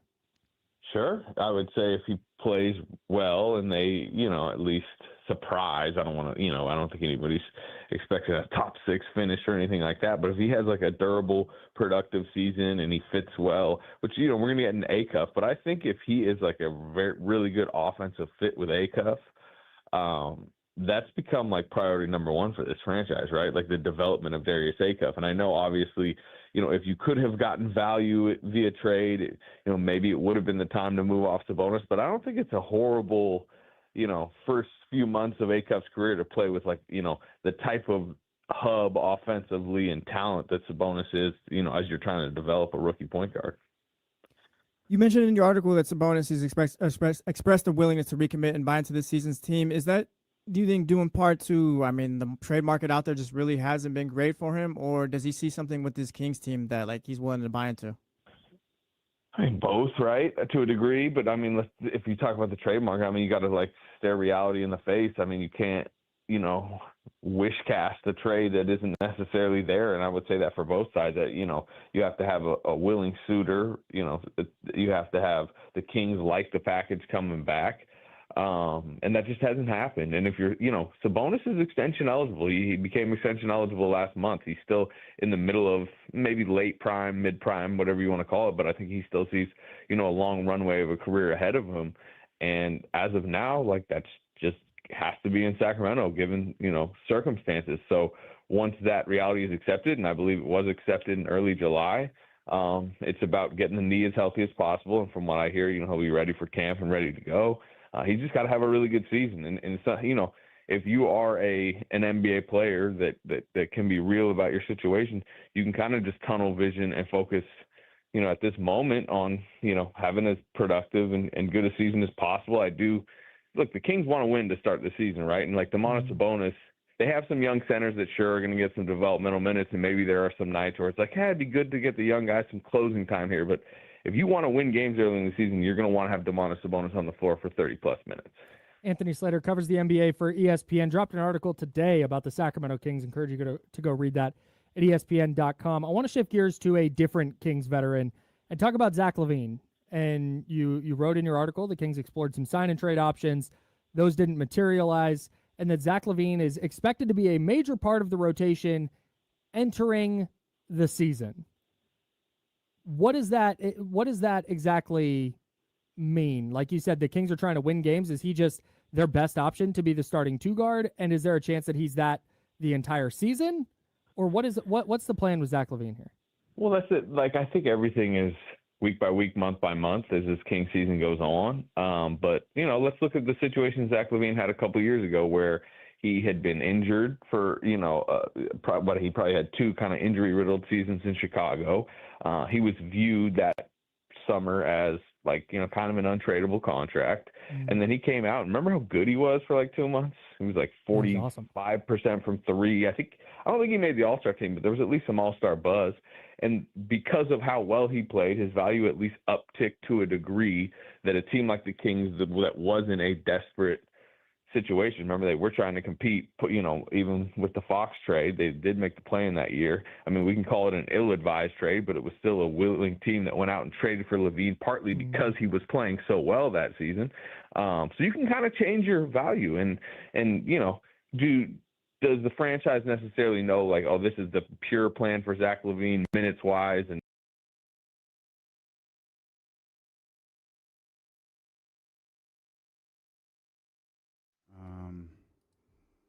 we just need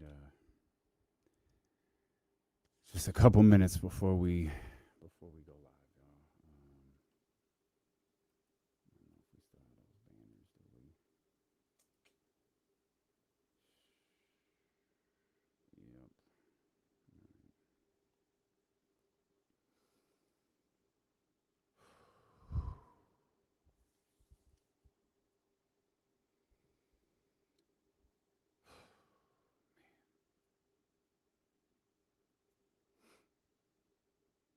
Appreciate y'all being here as always.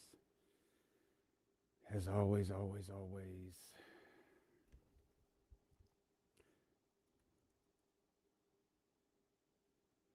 Nothing about nothing. I don't know where this is ever going to get worked into a show. Certainly not today. Brandon Ayuk just is not playing football again, is he? Got a new $10 million house, though, I think, in Virginia. Oh, goodness gracious. What a...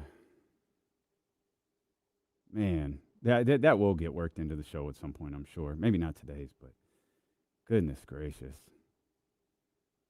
What a circus. Just an absolute circus.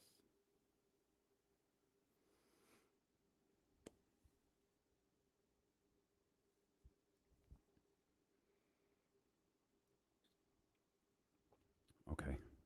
Okay. Thank you. I didn't know that. Thank you.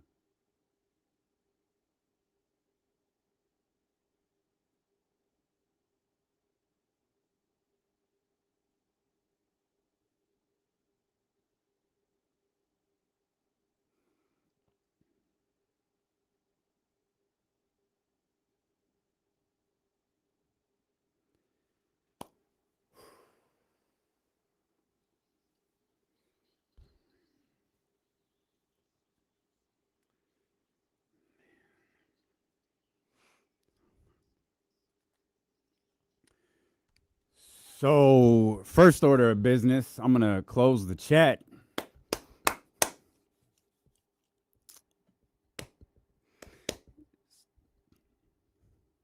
We good. I'm going to tell y'all. I'm trying to get angry because your boy is going through a range of emotions right now. As some of you may have just seen, Casey posted a video on Twitter. His time with ESPN 1320 is done. I wish this was like a pro wrestling angle where the music hits, and I know like we have a lot of fun and we get our jokes off. Like, sadly, this is not a joke. Like, KC in his time with ESPN 1320 is done. I can't thank that brother enough for damn near 6 years to the day. 6 years ago to the day I was hired. And in the months leading into being hired, and it really was months with my man Danny in San Francisco. You know, it was always like, hey, we're going to do this little show around you. It's going to be 2 hours. We'll just kind of see where it goes. And, you know, he links up with Kenny, and we decide to do this D'Lo and KC thing. And, you know, through that summer of 2020 and the pandemic and being at home and showing up at that old Madison building and getting told, hey, guys, here's a Comrex, you know, whatever a Comrex is, just connect it to the internet and do a radio show.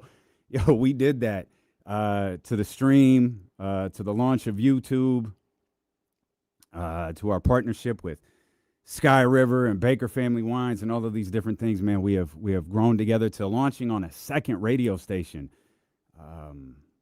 We have been in lockstep in everything that we have done over the course of the last 6 years.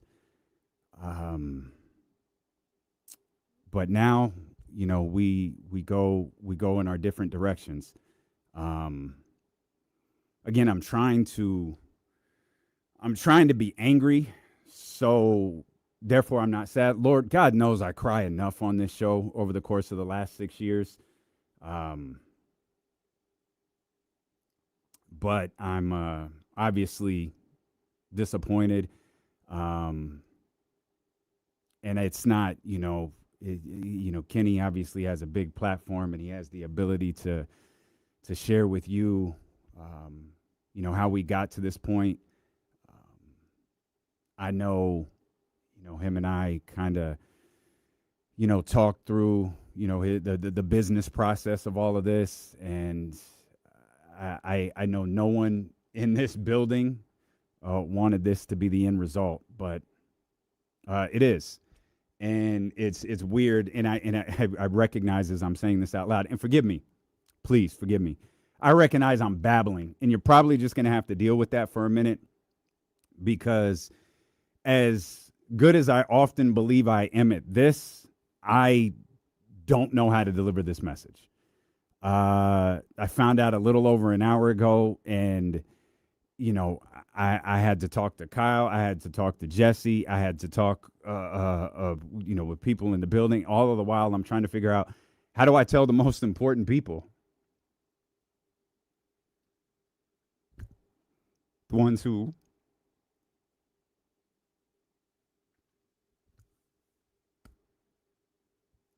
Sorry, you can let it out right now, man. See, what's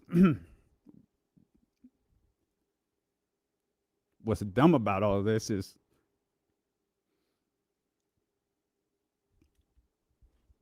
I'm the one that's here. Like, I'm still on the air. And KC isn't. And I'm the one over here trying to keep it together. And it's just, it's sadness. It's disappointment. It is anger. Jesse will tell you, 20 minutes ago, I was angry. 10 minutes ago, I was trying to tell jokes. And now I'm up here, trying not to cry. Because we have put so much into this show and this brand.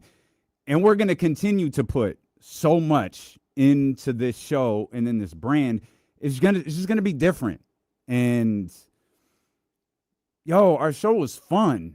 You know what I mean? And, like, the show is still going to be fun. It's just going to be different. But I have so much pride in what this show built and meant to people.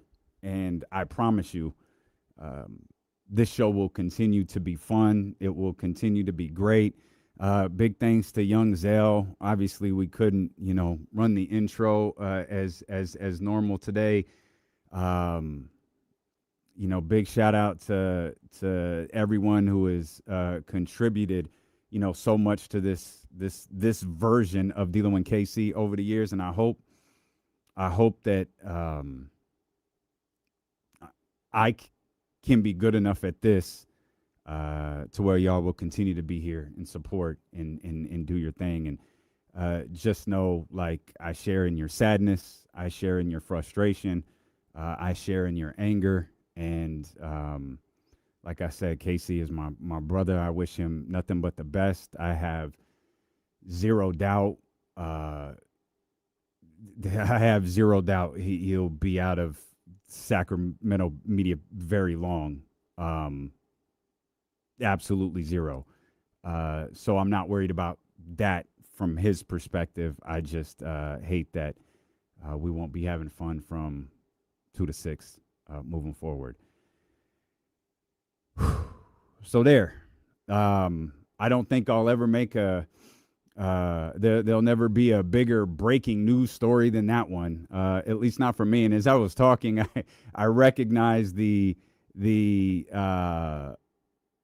hypocrisy and going, Casey has to tell his own story, about, how we got here and all of this different stuff. And meanwhile, every day we talk about contract negotiations and trades and firings and all of these different things with professional athletes. And here I am where it's like, I'm going to give KC the platform. I'm going to give KC his platform to talk about what he feels should be discussed. I know Jesse mentioned to me right before the show started that he posted a video on Twitter. I haven't had the chance to talk to him. And I understand that. Like, I've lost my job before, and it sucks. Like, you don't really want to talk to anybody. And I know I wasn't really fielding phone calls that day. I also know, for you, this is a huge shock. And I understand that. I think in this business, it's rarely a shock. In that, what I mean by that is, like, things happen along the way where it's like, okay, you start seeing breadcrumbs, you start putting the pieces together. The one thing that I want to tell about this before I attempt to move on, and it's going to feel so stupid to just try to move on to a sports subject, but, like, that's what I have to do. So I will. But there are things that happen along the way, and as I said, like, this is a story for him to tell, but this isn't like a budget cut thing. This isn't ESPN trying to save a cup. That's not what this is at all. It's business. And business decisions made by two entities. And that's that. So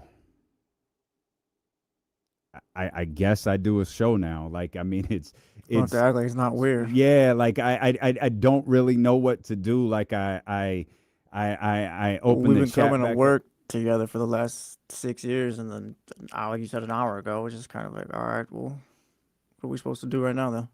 Yeah, and it's just like yeah, keep it going. Like, and it's not like I've always found the next man up philosophy. I've always hated when because I feel like that's really a football thing.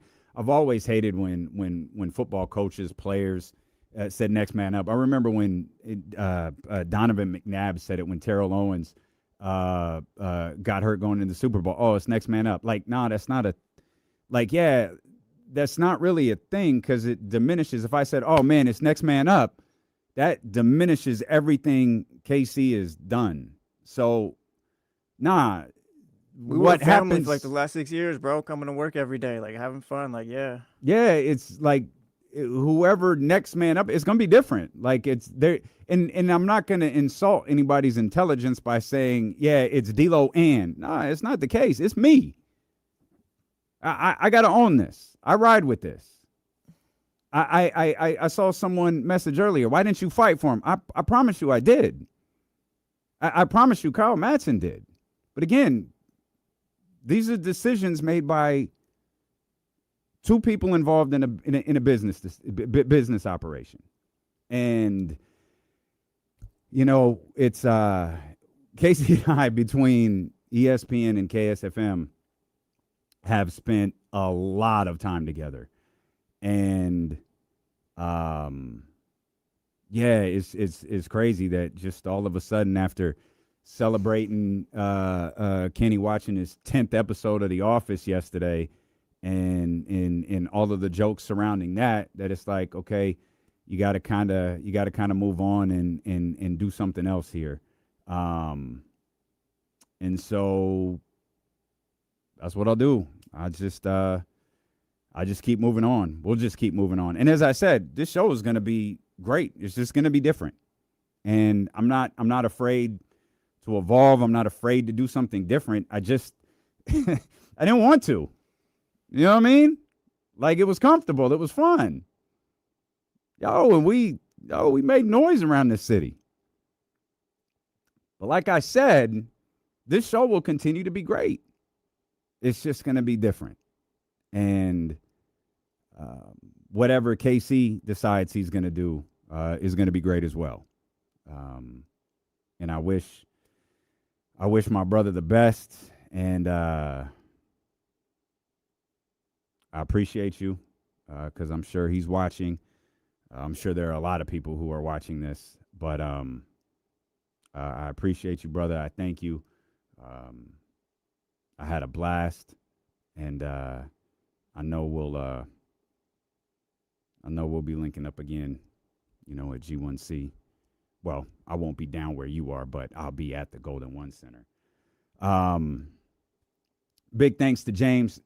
James Ham's going to join us at the bottom of the hour. Hammer, I see you. I'm gonna bring you in at 2:30. I don't really want to bring you into this, but thanks to James, who obviously was informed. When we all were, and James was like, hey, I know this is tough. Let me know what you need from me. And he's, we're gonna get through the day.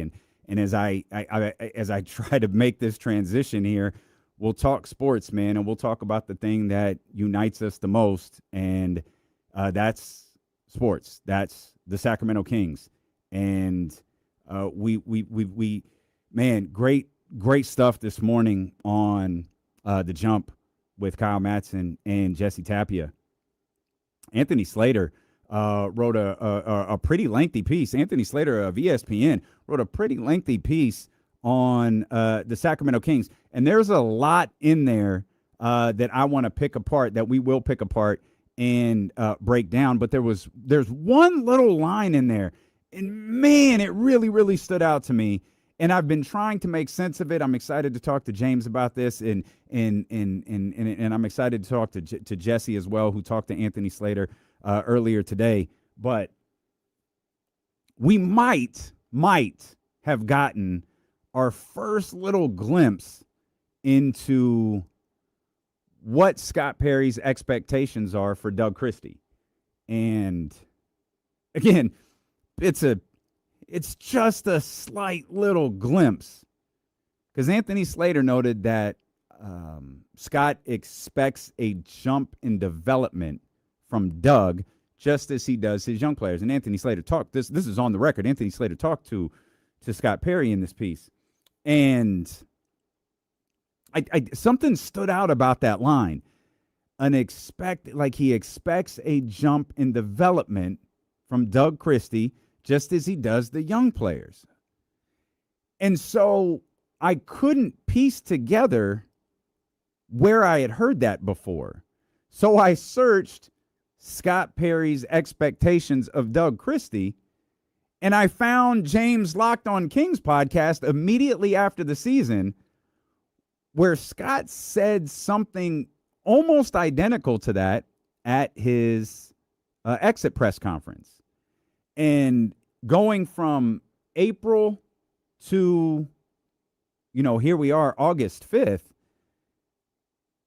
Scott Perry's messaging and expectations for Doug Christie appear to be the same as they've always been.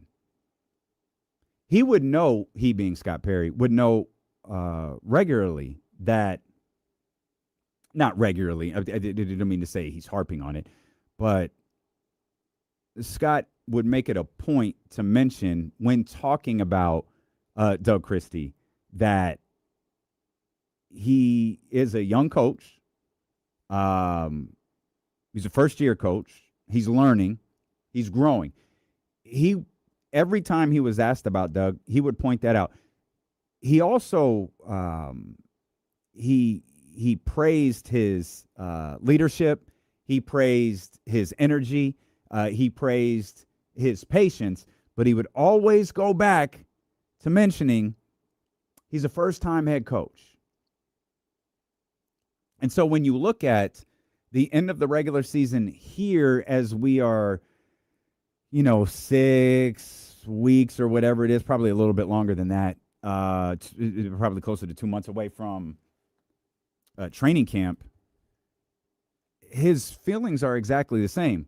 The question is, because that's such a blanket remark, is what exactly does it mean? It's a very blanket statement to say, well, I expect a jump in development from Doug Christie, just like I do these young players. And I think when you go through, the film and the logs and all of that stuff of Maxine Reynaud last year, Dylan Cardwell last year, those two in particular, not so much Neek, but Neek certainly had his moments. You recognize as like minutes increase, opportunities increase. It's like, yeah, they're starting. We always use the term, they're starting to figure things out. They're starting to figure things out. And while the player on the court deserves a bulk of the credit, it's also, man, like, we're going to pretend like the coaching staff isn't involved in any of this at all? Because players don't know what they don't know, especially young players. They don't know what they don't know. And sometimes you could pull the player aside, and I saw Doug Christie work with Domantas Sabonis, for a couple of years when he was an assistant coach. So to know, having been lucky enough to witness that firsthand just before games, watching those guys go through a workout, watching Doug, pull Domas aside and talk to him about different things. Doug pulling me aside and saying, no, we're gonna beat him up right now. This is going to be the most physical contact he takes all night. That way, everything during the game is easy. Knowing that coach has the regular opportunity and ability to grab Maxine Reynaud, pull him aside, and say, hey, watch for this, this, and this, or hey, instead of doing this, do that.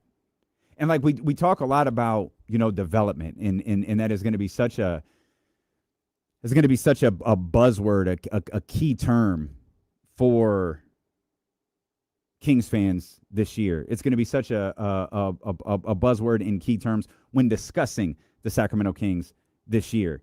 And it's often like, what exactly does development mean, and who deserves the credit for it? Is it just playing time that results in development? Is it just opportunity that results in the development of a player? And while I do think that is certainly a factor in it, I think that is incredibly minimizing to player development coaches, assistant coaches, and, of course, head coaches as well. Now, how big of an impact those guys have, like I'm sure it varies by organization to organization to organization, player to player to player to player. I don't know how much Doug Christie could teach DeMar DeRozan, and I don't know how much I'm not to suggest that DeMar wouldn't be open to coaching. I just don't know what could be said in year 17, 18 of DeMar DeRozan that had already been said to him.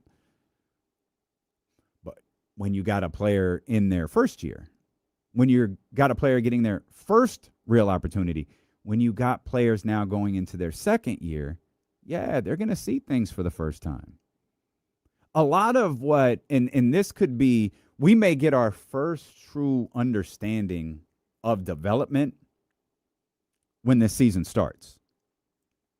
Because even though Maxime Reynaud got a ton of opportunity last year, even though Dylan Cardwell got opportunity, even though Nick Clifford got a bigger opportunity last year, they're going to be inserted in a situation this season that's going to be quite different than what they were in last year. You know, there were stretches where Keegan wasn't around, Domas wasn't around, Zach LaVine wasn't around. There were stretches where all three of those guys weren't around. There were stretches late in the season where DeMar DeRozan wasn't playing and Russell Westbrook wasn't playing. And now, knock on wood, you're entering the season with an available Domantas Sabonis. And man, spoiler alert, this is a major spoiler alert for this show. I think I'm in on Domantas Sabonis. I might even be all in. I might have to push my chips to the center of the table with Domantas Sabonis, and I'll explain why as the show rolls along. But these guys are going to be put in situations where they weren't last year. There was another line that certainly got I know it got the Jump's attention because Anthony Slater mentioned it on the show today, that, you know, the team is they're gonna compete. They're gonna attempt to compete. And I understand the line of thinking by that. And I think what really caught people was, oh, they're gonna compete for the play-in. It's like, and I think Kings fans collectively rolled their eyes at that, but it's also like, well, what do you want them to do? They're going to try to be in the play-in mix. So, and so I'll ask, That like, was the quote from today. I really don't have a problem with that when you realize you can't tank anymore. So it boils down to, and we'll talk to James Ham about this coming up in a couple of minutes, but James has been regular, like, yeah, things are different now. He has repeatedly said, we don't know what this looks like anymore. Is the expectation to be in the play-in mix, though? Because like no, I took that. See, I don't think that's what it was. I don't think the expectation is to be in the play-in mix. I think they're going to approach this season like we're good enough. They're looking at, 37 wins last year from the Golden State Warriors. And whether 37 is the barometer to get in the play-in or it's much higher this year remains to be seen. Looking at the conference, I don't think it's much higher, but I think the idea is, we're going out there to compete. If you think we're going to lose games and we're going to try to stay in this middle ground, wipe that out of your conscience now, because that's not going to happen. We're going to compete. But what does compete mean for this version of the Sacramento Kings? Well, it very well might mean the play-in. It very well might mean being in the mix for the play-in the final weeks of the season. That may be what competing is for them. It's not competing with the Oklahoma City Thunder. It's not competing with the San Antonio Spurs. It's probably not competing with the Nuggets or the Rockets. It's like, let's put our best foot forward. And I think Jesse, the messaging behind very recently, Zach LaVine might have been, a little bit of foreshadowing for this. Because the benefit to playing Zach LaVine, if the idea is we're going to play Zach LaVine and he's going to be all in, he's bought in, and then it's the final year of his contract. It's good for his value. It's good for this, good for signing trades. It's good for all of this stuff. if all of those things line up, well, then you got a team that's probably winning some games. Again, how many? I have no idea. I don't look at this team, and this is where the Domantas Sabonis thing comes back.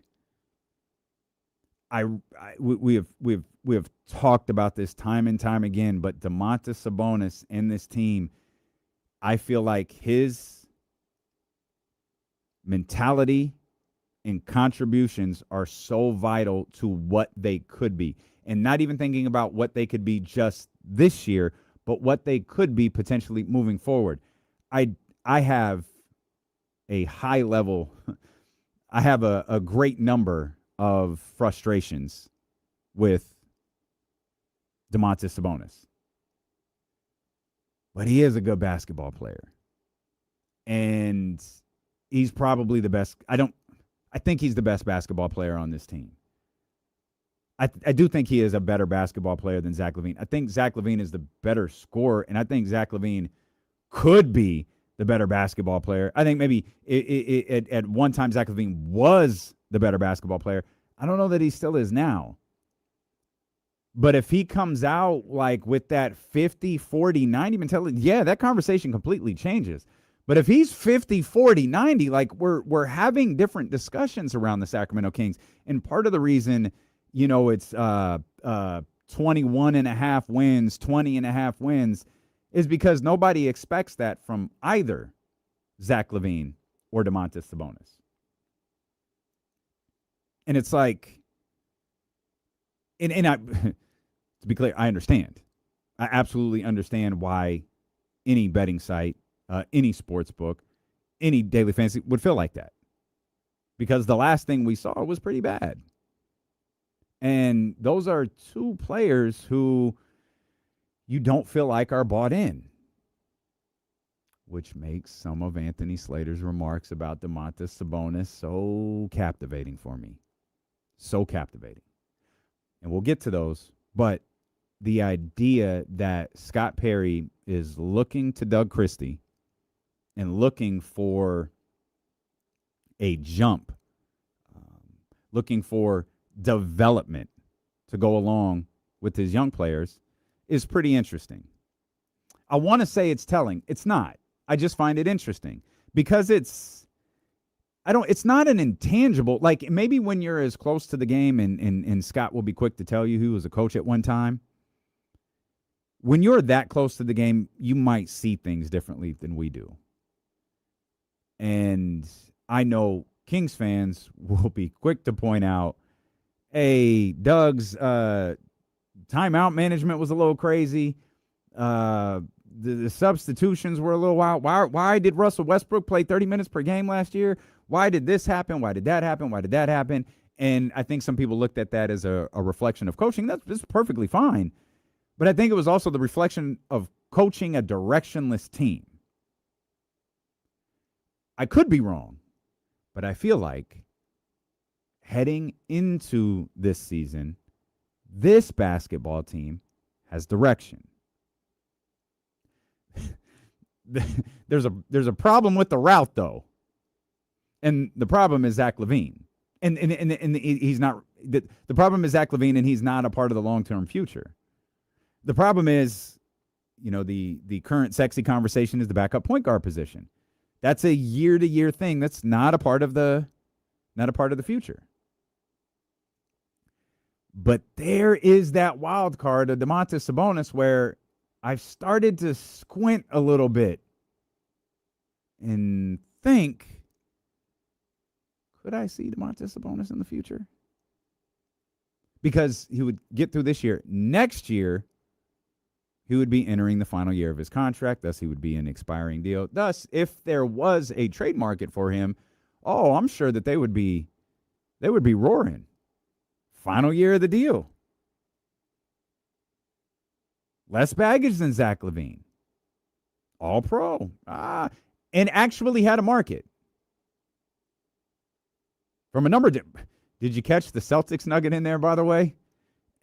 I did see that. At least. Nice little conversation was had.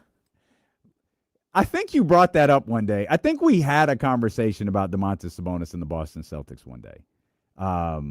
But at the very least, a conversation was had. So there were teams that inquired about Domantas Sabonis. Nobody pulled the trigger. There are a variety of reasons to why that didn't happen.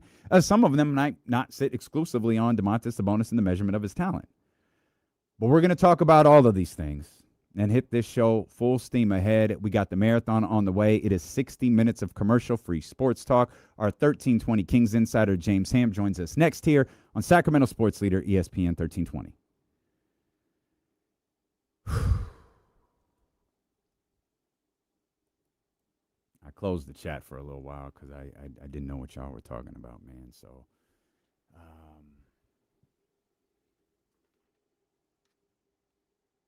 I love y'all, man. I hope you guys understand. I really do. I know how much this, I promise you, I know how much this sucks.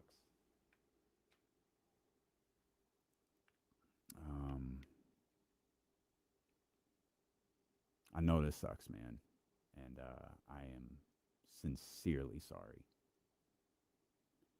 A lot of this shit falls on me. Like, the good and the bad of this radio station for the last 6 years, this shit falls on me. And, you know, I will question whether I did enough for a long time.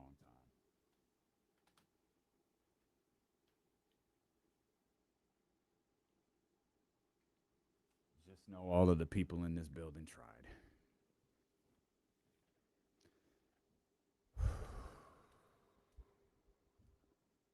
I know, Donnie. I know, brother. I know. Wonder if we get Echo James Ham.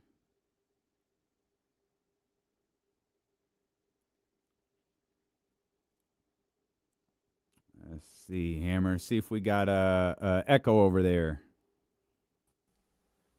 Yo, you got me? I got you. Any Echo? Hang on. Test. I can't hear. You can't hear. You can't hear yourself. Or you can't hear. You got me. Hang on. Oh, we got the echo. Okay. I'm gonna dip. Yep, out and back in.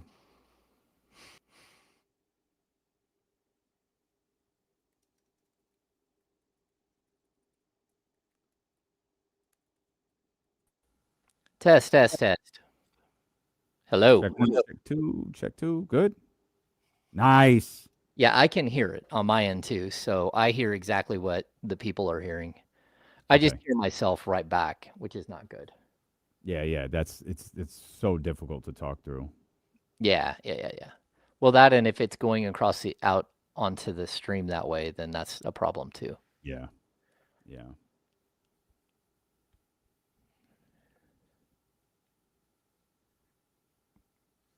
Oh man. Sorry, bro. All right, man. Yeah. All right. It sucks. I'm sure we'll talk later. Yeah, for sure. For sure. It'll be a adjustment period.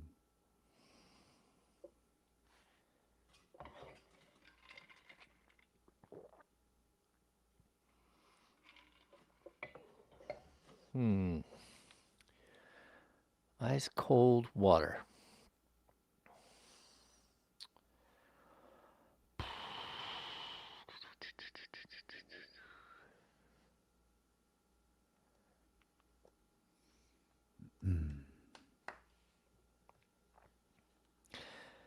Sydney Dean, you still have an echo? I don't believe you. Sorry, Sydney. If you're the only one, you're just gonna have to deal with it. Yeah. You're just gonna have to deal with it, buddy.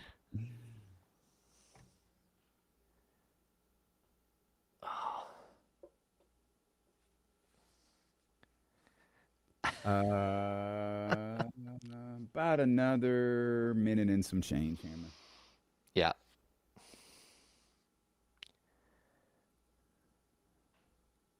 Minute and some change. Matt, I'm not convinced that United did enough to be a top competitor. I don't hate their summer, but I wanted like one more major piece. Hello, Rostog.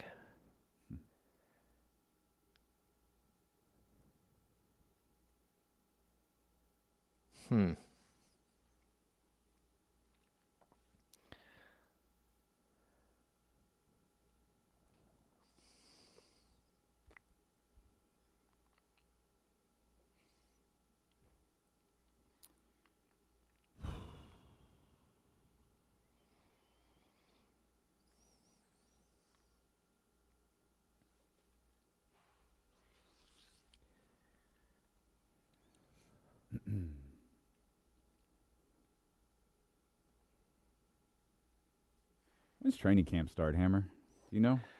Last couple of days of September. Oh, that's what I thought. Okay, yeah. It's usually that Monday. I haven't looked at the calendar. A couple of times it's fallen into September October. 29th. The 28th is media day. Most likely the 29th is first day of training camp. Okay. Here we go, Hammer.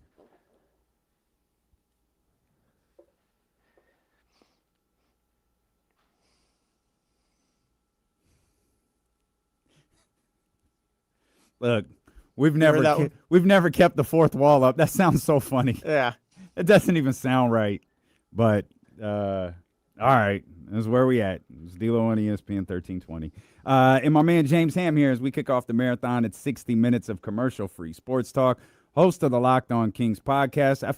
Amazingly, for an August 5th show, Hammer, I think we kind of got some things to talk about here. And we'll start with your most recent podcast and a fun little conversation over the course of the last couple of days, that backup point guard position. We talked about Victor Oladipo, talked about Russell Westbrook and a potential return. Also noted that the Sacramento Kings are talking to others for that position. It's something that we were actually talking about on Monday before Jake Fisher and Mark Stein had any reporting on the backup point guard position for Sacramento, but it feels like we're kind of back here in this spot again, Hammer, looking for that vet to just kind of come in and, I don't know, be a mentor, be a guy who can, play 10 to 15 minutes or whatever it may be.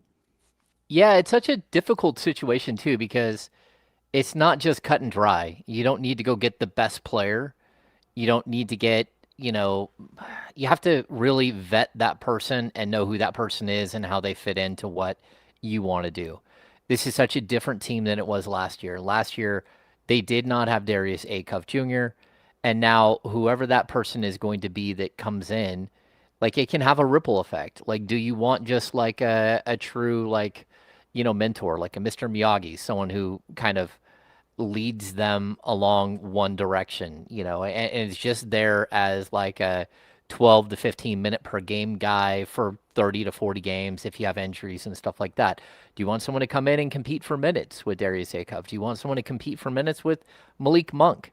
Like, because that's what I think that this is going to boil down to. Like, each of the players that you're going to look at, they have a different type of not just basketball skill set, but like skill set as an NBA person.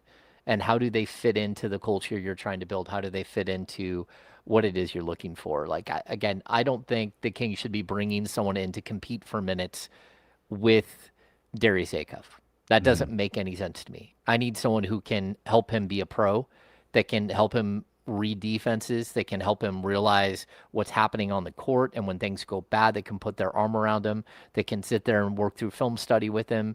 That's what I would be looking for, but I don't know what the Kings exactly are looking for. The only thing I do know is that Oladipo and Westbrook, amongst others, are all being considered at this point. And I'd even say that I would not be surprised if the Russ information doesn't start to heat up here. So, okay, you may have tipped your hand a little bit. Who would, if James Ham was in charge, if James Ham was Scott Perry's right-hand man, and he said, "Hammer, I'm going to you on this one," who would James Ham's favorite be to be the backup point guard in Sacramento? Yeah, I mean, I think it's extremely difficult. Like, the list of players isn't that impressive, right? Victor Oladipo hasn't played in the league since the first Beam team, the 22-23 season. He has not played in the league. He's been out of the league for 3 years. He played in the G League last year, but he does have ties. He has ties to Domantas Sabonis. They not only played together in in OKC and in Indiana, but they were also traded along with each other from Orlando to OKC, from OKC to Indiana. So there's at least something there that, I think also, when you're the number 2 overall pick, you usually come in and you have a certain attitude to you. I think that at this point, he has had to claw and scrape and try to beg his way back into the league, that you might get a completely different version of Victor Oladipo, sort of the self-made man type of person that I always considered like a Garrett Temple that had to fight their way into the league. So I think that that would be a huge consideration for me. Can he get along? Can he be part of it? Does he think he can play 30 minutes a game still? And those are some of the things I like. Aaron Holiday. I think he's been a guy who's been a mentor. Who, the Holiday brothers are all really, really good people. They can shoot the three. They play defense. So that's a guy I would consider. I would also consider Gabe Vincent, who's a free agent, who is from the Stockton Modesto area, who can shoot the three, who again had to work his way into the league through the G League. These are players that I would sort of center on. But again, it's what's Scott Perry's ultimate plan here? Is it to bring in a player that can help you win games, or is it a player that specifically is here to bring along your young point guard with the hopes that that will equate to wins down the road? And so again, if I'm choosing one of the guys that I think can play, sparingly, but can be a very, very good sounding board for a young point guard that is going to need a lot of coaching, not just on the game of basketball, but, putting your arm around a 19, 20-year-old kid and helping him get through the transition from high school to college to the NBA in the span of, 12 months. And that's our 1320 Kings insider, James Ham, with us. And that's such an interesting part of this discussion here, because on the surface, it seems like, so I asked for James Ham's opinion, and now I wonder if I ask Scott Perry's opinion, where he's leaning. I'm genuinely not sure, because to me it feels like it would be easy that, it'd be Russell Westbrook. Russell Westbrook has already played with Maxine Renaud. He's already played with Dylan Cardwell. He's already played with Nick Clifford. Sure, you want to bring him in here to work with Darius Acuff. But at the same time, Maxine Renaud, Dylan Cardwell, Nick Clifford, they're not point guards. No. So it feels like a maybe a slightly different conversation. Obviously, I still love the idea, but I understand the idea of we're looking for something extremely specific this time, and maybe I would disagree, but maybe Russell Westbrook doesn't fit that mold. Yeah, it's very possible. I mean, look, Russ averaged I think it's 15.2 points, 6.7 assists, and 5.4 rebounds per game last year. Those are really good numbers. They're actually better numbers than a lot of players ever put up in the league that are even, top 10 picks. And the fact that he was in his 18th season and 37 years old and still doing that is really impressive. The fact that he played, I think it's 64 or 66 games last year. He only missed 4 games during the actual regular season until they got to the final 11 games. Actually, it's something like he sat the final 11, but it was 13 out of the final 16 games or something that he sat as pretty much a healthy scratch. I need to know that, what is there's a ripple effect to bringing in Russell Westbrook, because he still wants to play and he still wants to put up numbers, and he's not here to collect a paycheck and to still just be in the league and be on a roster. He still wants to be that dude. And I think that that's totally fine. I don't have any problems with it. Russell Westbrook has earned that respect. He has. He's put up a Hall of Fame career, one of the greatest statistical point guards of all time. Multiple seasons with triple doubles. You look at where he's at, all-time assists, all-time scoring. All of those things are amazing. He's the all-time leading rebounder for a point guard in NBA history. So all of those things are good, but at the same time, are you willing to accept something different, a different role? And if not, if the Kings are like, okay, well, we need to win games, and if Russ ends up playing more, he ends up playing more. That's one thing, but what does that mean for Malik Monk? What does that mean for the development of Nick Clifford and Emmanuel Sharp and Daquan Plowden behind Zach LaVine at the shooting guard spot? Because if Malik Monk isn't playing backup point guard minutes, he's going to play backup too. So you have this like trickle down thing that's going to happen if you were to bring in a player like this. At the same time, like I also think, what's the difference between coaching with Russ and coaching without Russ in the Doug Christie conversation? Is it easier to coach with Russ? Is it easier to not to coach without Russ? And I don't know that Doug Christie would give an honest answer to that, because, if you have him, you have him, and you've got to deal with how to deal with that. But at the same time, like, this should realistically, the light at the end of the tunnel for this team, it's not competing for a play-in spot. It's developing the young players. And does Russell Westbrook make sense to develop the young players? The centers, I think he did a great job of helping develop Max Reynaud and Dylan Cardwell last year. But can he do that with a point guard? And that's a question that maybe the Kings know better. But it's a question that I would ask Russ very specifically if I were having the conversation with him. And to me, Hammer, you said the magic name right there. The guy who I think could throw a wrench into all of this is Emmanuel Sharp. Like I did you talked about this with Doug Christie last year, and I think it was Dylan Cardwell where they said, "Oh, Doug fell in love with a player. Doug fell in love with someone," and like I think I'm one of a million Kings fans that fell for Emmanuel Sharp over the summer, and it is so difficult. I understand the level of basketball is different, James, but it's so difficult for me to imagine Emmanuel Sharp not getting minutes for the Sacramento Kings when the season starts. I mean, I think right off the bat, that's probably not going to happen. But I mean, it does depend on how you're going to manage this. Like I keep talking about, the Kings have these positional players that are, in a way, they're blocking the development of young players. Right. And we can talk about Domantas Sabonis, which I'm sure we will. We can talk about, Zach LaVine potentially blocking the development of young players. We can talk. But do you want to add another one? Because you just went through a season where you did this, where you had players who were specifically blocking the development of additional players. I'll also make the argument that the Kings didn't have enough players to actually block the development of those players. Mm-hmm. So that's why, I don't think you should bench DeMar DeRozan so Daquan Plowden can play a bunch of minutes in the middle of the season just to develop Daquan Plowden as a 27-year-old. That doesn't make any sense. But there should be a moment here. And again, Nick Clifford got to play a ton of minutes, so there wasn't all of that issue. But part of that's because Zach LaVine went down and missed 43 games. The reason we got to see the development out of Max Reynaud and Dylan Cardwell, very specific, is because Domantas Sabonis played 23 games. The reason why Precious Achiuwa was able to step in and become this huge functional piece to your team, it's because you lost Keegan Murray for all but 19 games of the season. If those guys are back, what does the development mean? And I know at some point you've got to look at this and say it can't be just about development. It has to be about winning games as well. But, are the Kings in a position where they can add another, a guy who played 29 minutes per game last year for them in Russell Westbrook, and think that they can get away with playing him like 12 to 15? Or are you scrapping some of the development from some of these other guys? So the thing about Russ, James Hammer, 1320 Kings Insider with us, host of the Locked On Kings podcast, too. Make sure you're a subscriber over there, both in podcast form and on YouTube.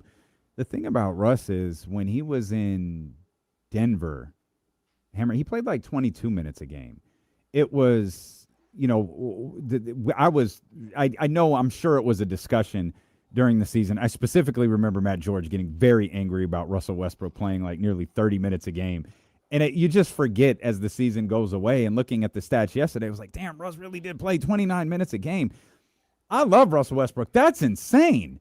But it was kind of the state of the team and where they were. But, Russ was extremely effective in Denver playing 22 minutes. And we looked at we were focused on scoring more than assists or anything like that. But there's not a lot Russ can do. Like, if he had a season even better than last year, he could flirt with like getting to top 11 in scoring. He could flirt with like being on the doorstep of top 10. but Steph is still behind him. Like, he's ultimately going to get passed. He wouldn't be there for more than like a couple years, a year or two. And I'm not sure, the motivations to move up those lists that some people thought that were there last year. I don't think they're going to be there this year. Yeah, I would agree with you. I don't know, though. For me, Russell Westbrook is motivated by playing the game. I know he's always been a guy who looks at numbers. He's a guy who walks over to the scorer's table and literally asks if he got a rebound for that or an assist. Like, he's one of those guys. And, he's earned the respect of people around the league. And, so maybe that's fine. I do know that a couple of the Kings young players tried it last year, and that did not go over well. And that was like sort of nipped in the bud, like, very quickly. They're like, hey, we're not doing that. So, but it's just tough because I think what you're doing is, like, you have to support Darius Acuff some way. You do. And as of right now, I've been the first one to say I don't think that they have the mentor behind the scenes to support him in the right way. But you have to judge what is the right mentor. And again, you also have to judge, like, if you're Doug Christie and you're getting into game action and Russell Westbrook might give you a better opportunity to win a game, are you going to pull Russ? What is Russ going to do when you do pull him? And how is that going to happen? How are you going to manage that if Darius Acuff goes into the game in the last 4 minutes and replaces Russell Westbrook and he doesn't win the game and he costs you the game? Now, what does that look like? And so these are the layers that, again, if you want to make this coaching job easier for Doug Christie, then I think it's about the young players and it's about developing. And, I don't want to say throw wins out the window because we have this whole relegation thing, which is horrific. So, like, how do you manage this? And it's such a lose-lose situation for everybody. And the fact that you might bring in Russell Westbrook, it speaks volumes about the changes to the league rules. And again, if you think Russell Westbrook can be that type of mentor behind the scenes, you might know more. You spent time around him last year, but also there were highs and lows. It wasn't just easy, smooth sailing the entire season. And let's be honest, it doesn't matter what his stats look like. That team put up 22 wins. 22 wins with 2 future Hall of Famers, 2 former All-Stars, besides the 2 Hall of Famers, 2 other former All-Stars. And you still won 22 games. So does this help? Does it hurt? I don't know the answer, but I do respect Russ and what he's meant for the game. It just has to be right, and that's where I'm always going to keep coming back to. It certainly felt to me like Scott was kind of divorcing himself a little bit from Russell Westbrook with the idea that, Russ outplayed anything that we can play him in. And I mean that in a good way, in that he was really hyping him up, like, hey, what a year he had. We just can't afford him. And that made me, like, I kind of felt like Scott was being a little disingenuous in that regard, because you've laid this out several times, and I don't think I realized how true it was until you laid it out. Once you hit that league minimum player, it's like what Precious Achiuwa just did is pretty rare, and Precious Achiuwa's 20-something. So, like, for him, it might work. Once you get to 36 or 7 or 8, Andre Drummond talked about this. I should have never taken a league minimum deal because now I can't get out of it. And I thought Scott was being a little, guys, we're not going to have Russ back. He's just too good for us. But now the market is kind of turned into something a little bit, and it's like, maybe Russ is there for us. But we're gonna take a look at other guys. I didn't know until Anthony Slater's article that Victor Oladipo actually had a workout in Sacramento as well, in addition to the workout he hosted publicly in Las Vegas. Yeah, I glossed over that. I missed that in Slater's piece. Like, there's plenty hiding in Slater's piece, including the fact that something I had heard last week, but like, you don't always get things confirmed when it comes to players switching agents. But the fact that Domantas Sabonis left Wasserman, where he had been for years and years, and went to CAA is actually a big deal as well. So there are so many moving pieces here. And again, like the league minimum deal, we can talk about how much more that Precious was able to get more money than the league minimum, but he got $5.5 million. It's not like he went up to 8 or 10 or $12 million. And look at a guy like Cam Thomas. Cam Thomas still hasn't signed. This is a guy that wanted $30 million or $40 million a year last year. He still hasn't signed. Mm-hmm. And so we're getting to this point where when you do become a league minimum deal, and it's why I've talked about it with regards to Zach LaVine. Like Zach LaVine getting bought out after the All-Star break, he doesn't really want that. Like, at least he shouldn't want that, because if you do get that buyout and you do go sign for the league minimum, what does that mean for you in the offseason? It is a very, very, scary situation that once you go league minimum, it's very difficult to go back. My man James Ham here with us, our 1320 Kings insider and host of the Locked On Kings podcast.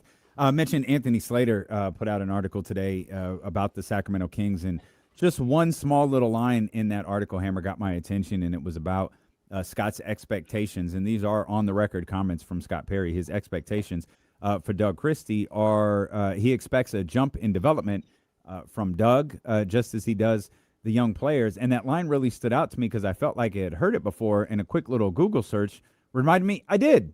I heard it on your podcast when Scott Perry said it in his post-game press conference. Immediately following the season, he said he looks forward, is something along the lines of, he looks forward to watching Doug Christie grow just as he does the rest of these players. And I thought, okay, that might be our first little glimpse into what Scott Perry expects of Doug Christie. But it is a pretty blanket remark that I'm not really sure how you measure. Yeah, Scott does some interesting things. We used to... there was so little you could decipher from what Monty McNair was saying. Sometimes you could read between the lines and you could see little tidbits here and there. But Scott does intentional things. He talked about Russell Westbrook in the past tense. It was really fun having Russ on the team. He's not on the team anymore. So you kept getting the way that he set things up. And he does the same thing when it comes to Doug. And I get it. I agree. Doug Christie last season, I thought the year before when he got to coach the final, 51 games of the season, he was a better coach than he was this last year. But it's a much different situation. He's been honest about the difference in the situation. Whether you hear him talk or in media scrums, or I've had conversations with him. It's when you're the head coach, it's more like you're the CEO of a company, where all of a sudden you're overseeing all of these different departments and all of these different people that work in those departments, and who's the top end of this department and what do they mean and what about the people underneath them, and it's just this massive undertaking. And I thought last season, the season got away from them early, and Doug did what a lot of young coaches do, is that they rely on their veterans. And that's why I thought going into this summer, again, the goal should have been to move off of 2 or 3 of the veterans. So you could force Doug to work more with the young players, which I know is what he wants to do anyways, and it's what he's better at. You can see that when the young players on the court, they're actually running play sets. They're actually doing the things that you want them to do. But the veterans were more reluctant to do some of those things. And that's where I was kind of hoping we would go this season. They did move off of DeMar DeRozan, but if you're going to bring back Russell Westbrook, now we're in the same situation where you are 3 of your, top 8 players are going to be veteran players, whether it's, Sabonis and Zach LaVine, and then throw in Russell Westbrook on top of that if he was brought back. And so, again, are you allowing Doug to actually have the players to develop? Are you giving him the time and the space to develop? Or are you creating situations behind the scenes that might be untenable for any coach, let alone somebody who's in his second full season on the job? And that's where my concern lies. It's not just the type of mentor that I would like to see for Darius Acuff. It's the type of backup point guard that I think would help Doug Christie grow as well. And, maybe that's the same thing. Maybe Russell Westbrook is answered to both of those questions, but it's also possible he's not. Mm-hmm. And it confuses things, and it adds more depth in a position, more big minute depth at a position that I don't know how you deal with that once it's, when it's all said and done. Like, what do you do with Malik Monk in that situation? What do you do with all these younger players? So it's just, again, it's a complicated situation that Scott Perry's still trying to figure out, but Doug is also still trying to figure out. And I think walking and being where we are right now. So what are we at? We're in August 5th. Is that what it is? The fact is that Doug Christie doesn't know whether he's going to have not just Russell Westbrook the player, but Russell Westbrook the personality in the locker room is pretty jarring. And then you got to figure out like how that works, both of those aspects, because it's not just the player. It's not just the player on the court. It's the personality. It's not just the personality. It's how many minutes that player is going to play and what those minutes could entail, how they could change his personality, and it just becomes pretty convoluted and confusing. The marathon continues at 60 minutes of commercial-free sports talk here on KIFM West Sacramento, KRXQ HD2 Sacramento, ESPN 1320, live on the Odyssey app, live on the iHeart app. You can watch the show on twitch.tv/ESPN 1320, youtube.com/ESPN 1320. It's our 1320 Kings Insider and host of the Locked On Kings podcast, James Ham, with us here. Hammer, do we know anything about the relationship between Doug and Russ last year? I feel like Doug has spoken positively about Russell Westbrook at times, but did those two vibe pretty well that we know of? I think they vibed okay. Yeah, I mean, again, it was a 22-win season. It's tough, Sure. right? So I think having a good vibe around the team isn't easy. I do think the young players, like they showed you, that there was still a lot of positivity going on, that regardless of what was happening with the win-loss total. But whether or not they got along like spectacularly, I don't know. You're gonna have a tough time getting that answer. But like again, I do think that there's a very good chance here that we could see a reunion. It's going to depend on what Russ wants. It's going to depend on if this is the right move for the Kings and all that stuff. So as we kind of transition out of that backup point guard spot, Hammer, today's been a very open and honest day. And mentioned, I think I got another confession to make, and I think I might be all in on Domantas Sabonis. Uh-oh. Reading that little note about the Domas, buying in to what the team is trying to do this year.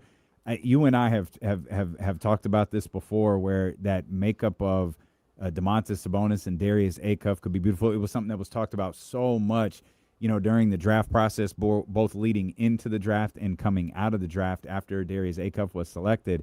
And I just feel like things could really click to where you just see signs of something working really well if the partnership of Domantas Sabonis and Darius Acuff goes good.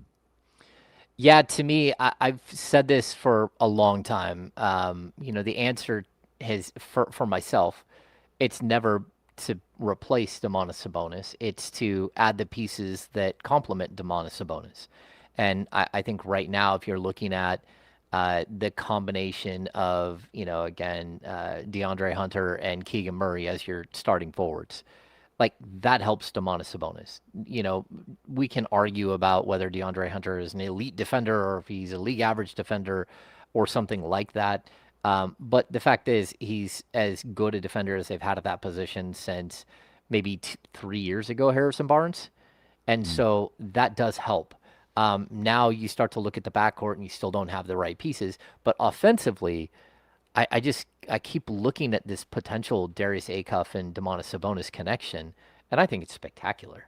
Like, that's the type of player that you want to see. It's the type of player that, think of Yusuf Nurkic and Damian Lillard playing together at their, sort of at their height. And I see that as what we're talking about here. It's and I think, first of all, Domantas Sabonis is a much better player than Yusuf Nurkic, and it's also possible that Darius Acuff is never as good as Damian Lillard, but it's still that big man who sets hard screens, who rebounds, who is unselfish, who's a great passer, who not only frees you up to take a good shot, but also can let you relocate and get into a better position to take a shot. And that's something I think the marriage there between Acuff and Sabonis can be better than it was with De'Aaron Fox. I think that there were some fundamental issues with the De'Aaron Fox, Domantas Sabonis situation, specifically that both of them were left-handed and they both wanted to go the same place on the court. But also that if De'Aaron Fox isn't a great three-point shooter, then it really doesn't allow you to utilize Domantas Sabonis in the right way. He doesn't create the space, and he actually collapses a lot of the space that Sabonis could use to work. And yeah, I think that this could be a really good marriage. And there are going to come times where teams just absolutely blitz Darius Acuff in the backcourt. And if you can have Domantas Sabonis standing there, number one, hitting players with screens in the backcourt, they're going to stop that very quickly because nobody wants to walk into a Domantas Sabonis screen, right? But secondly, there are times where Sabonis can just take the ball, and they're not going to try to bully Sabonis and try to get the ball out of his hands in the same way because they know he's experienced and he knows what he's doing bringing the ball across. And thinking about, Domas and knowing like there's probably, some of your reporting, a lot of reporting recently, there's, at least as it stands right now, an avenue for Zach LaVine to play. I think there's a line of thinking that we saw, and I mentioned this to you on Monday. We saw it with Washington where they just kind of committed. We've got a lot of young guys. We've got all of these, young players that we drafted and second-year guys and two-way guys. We're just going to play them until we kind of figure it out. And then they ultimately make their moves at the trade deadline and do what they do. And they were rewarded for their strategy very well. With that reward, that pot of gold, so to speak, isn't at the end of the rainbow anymore. And so strategies have to change, and it makes me feel like the idea of, there should be no LaVine or Domas, and it should just be a bunch of young players going out there to playing a bunch of basketball. I'm not sure even in the tanking era if that's truly realistic, especially if you have a player that you're trying to build with. Like, it felt like Utah for a while was Lauri Markkanen. They've gotten so far into the tank. The conversation now is, are they just going to trade Lauri Markkanen? They're just going to do something else? Because originally he was, you talk about your build withs and build arounds. He was a guy they were building around.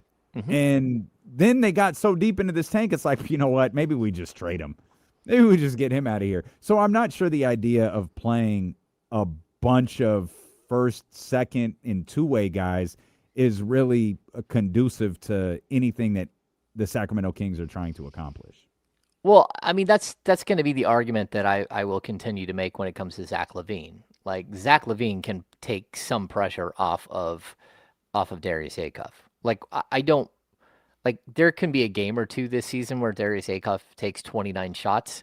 It shouldn't be like game one. And not only that, but like 16 shots, 17 shots. Maybe we get up to that. That's probably where he should be.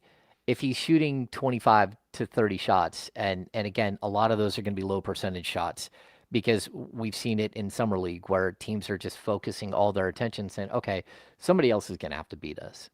And so that's where I think we would get into with the regular season, specifically if your starting lineup was just say, Darius Acuff with Neat Clifford and Max Reno at center, and, again, the two forwards, DeAndre Hunter and Keegan Murray. Now, all of a sudden, all of the focus is on Darius Acuff every single possession. And if you can add in those ingredients, whether it's, Domas at the center position that can work to free him up and clear him, or it's going to be, Zach LaVine at the two who can bomb away and shoot from anywhere on the court, that can also take a lot of that pressure off of Acuff and create something different. I do not want to see a world in which Darius Acuff is out there, at least in the first 40 games of the season, where he's out there with, four other like first and second year players, many of which who are undrafted or, or mid-second round picks. That doesn't really help a player develop or disperse the spotlight. If no one else can tilt the floor, then it's only going to tilt towards Darius Acuff. And that's a tough thing. So that's why, like, having some veterans on this team, you've got to at least do that. It's just, at what point are you going to bail on that idea? Like, are we going to be 40 games in the season? Are we going to be 60 games into the season? Maybe they make it all 82 and they're still competing and you're like, okay, this is still working. We're going to have this thing kind of be held up by these supports, even if they aren't long-term supports, and we'll replace those later. That's where it's going to get a little confusing. Yeah, and then you have the so let's talk about the mentor, because we've just got we keep saying mentor Darius Acuff. We keep saying mentor Darius Acuff over and over and over again. What does that even mean? Like, are we talking about on the floor? Are we talking about like an extra coach? Is there a player that you can think of who has filled this role for maybe a first or second year player in years past, either in Sacramento or somewhere else? Well, I mean, very specifically in Sacramento, when Scott Perry was here in 2017 for 3 months, they drafted De'Aaron Fox at number 5 overall. They brought in George Hill on a 3-year, $57 million contract. So that's what, like, they brought in like a true mentor. And look, I think that there is possibilities that, like, Yeah, I don't think again, George Hill knew that though. I think George Hill did, but George Hill really liked hunting. And then again, George Hill had a whole lot of personal issues that, like, he had a bunch of deaths in the family in the first 3 months of the season. It was a very difficult season. I'm going to give George Hill a little bit of a break, but also, like, if you're going to take the money, then commit and do the thing, right? Be here. As far as like a mentor in Sacramento, I don't know that we've seen it a bunch of times. But I do know that, like, if you look around the league, even when I bring up again, it none of these names are going to be like, oh my gosh, that's so sexy. Yeah, you got to have that guy. But when I bring in like a guy like Aaron Holiday, like, he's been working there in Houston the last 2 years with Shepard, trying to bring him along, trying to help him, playing minimal minutes, playing better defense than the guy in front of him, knocking down the 3-point shot, and just being able to play a specific type of role. And I don't think what we're going to see, like, I don't know that that's who Russell Westbrook is, but that's who I would kind of be looking for. Someone who will sit with him on the team plane, that will do film study with him all the time. And that can be, again, DJ Ham, who is his position coach, that's really working with him one-on-one right now. But it should also be a player who during a game can pull him aside and say, this is what just happened to you. Let me explain it. Don't let that happen again, or this is what they're going to do next. And those are things that, again, a veteran point guard that's, it doesn't have to be like a spectacular player. What it should be is one of those, in my opinion, is one of those players who, the second that they're done in the NBA, they're going to be a coach. That's what we're talking about. Because those guys are around. You go into an NBA locker room, who's going to be a coach and who isn't. And you can tell. You can tell by the way they talk to the media. You can tell by the way they talk to their teammates, the way they handle things. There are guys that are coaches on the floor, coaches on the bench, and coaches in, on the team plane and in the locker room and at on the practice facility floor. That's what I'm talking about, that I think that the Kings could really use. And again, if they think that Russ is that guy, then sign him if he wants to sign here. But if they don't, if they are looking at it the same way I am, which, again, I will tell you straight up, Scott Perry and I look at the game of basketball very differently. And it's just the way that I've seen it play out over the last year, that he looks at players that I would never look at all. And then I look at players that he wouldn't look at either. And so when I will tell you, when I was covering Monty McNair for those 5 years, 4 or 5 years, whatever it was, so many times when Monty McNair was doing something, it's exactly what was in my head. Like, that is something I would do. So sometimes you're on the same page with somebody, sometimes you're not. But again, I'm just a guy who reports on the team. My opinion realistically shouldn't matter all that much when it comes to the team itself. Am I wrong, Hammer, in assuming Russell Westbrook isn't a guy that you would look at for this spot? It's tough. I would say, like, me personally, I probably wouldn't go down that route. But, that's would you do it for? Would you? You've mentioned Aaron Holiday a couple of times. Would Victor Oladipo be worth a conversation for you? Well, I don't know Victor Oladipo. I've never dealt with him. But I would at least consider it, because, again, this is about the journey, right? Mm-hmm. And Darius Acuff's journey is going to be totally different. And it's certainly, when you look at Oladipo's journey, it's been completely different. He's played, I think it's 134 total games since the 2017-18 season. 134 games. Like, I mean, Keegan Murray's played way more games than that. Like it's just crazy how few Yeah. games he's actually been able to play in his career.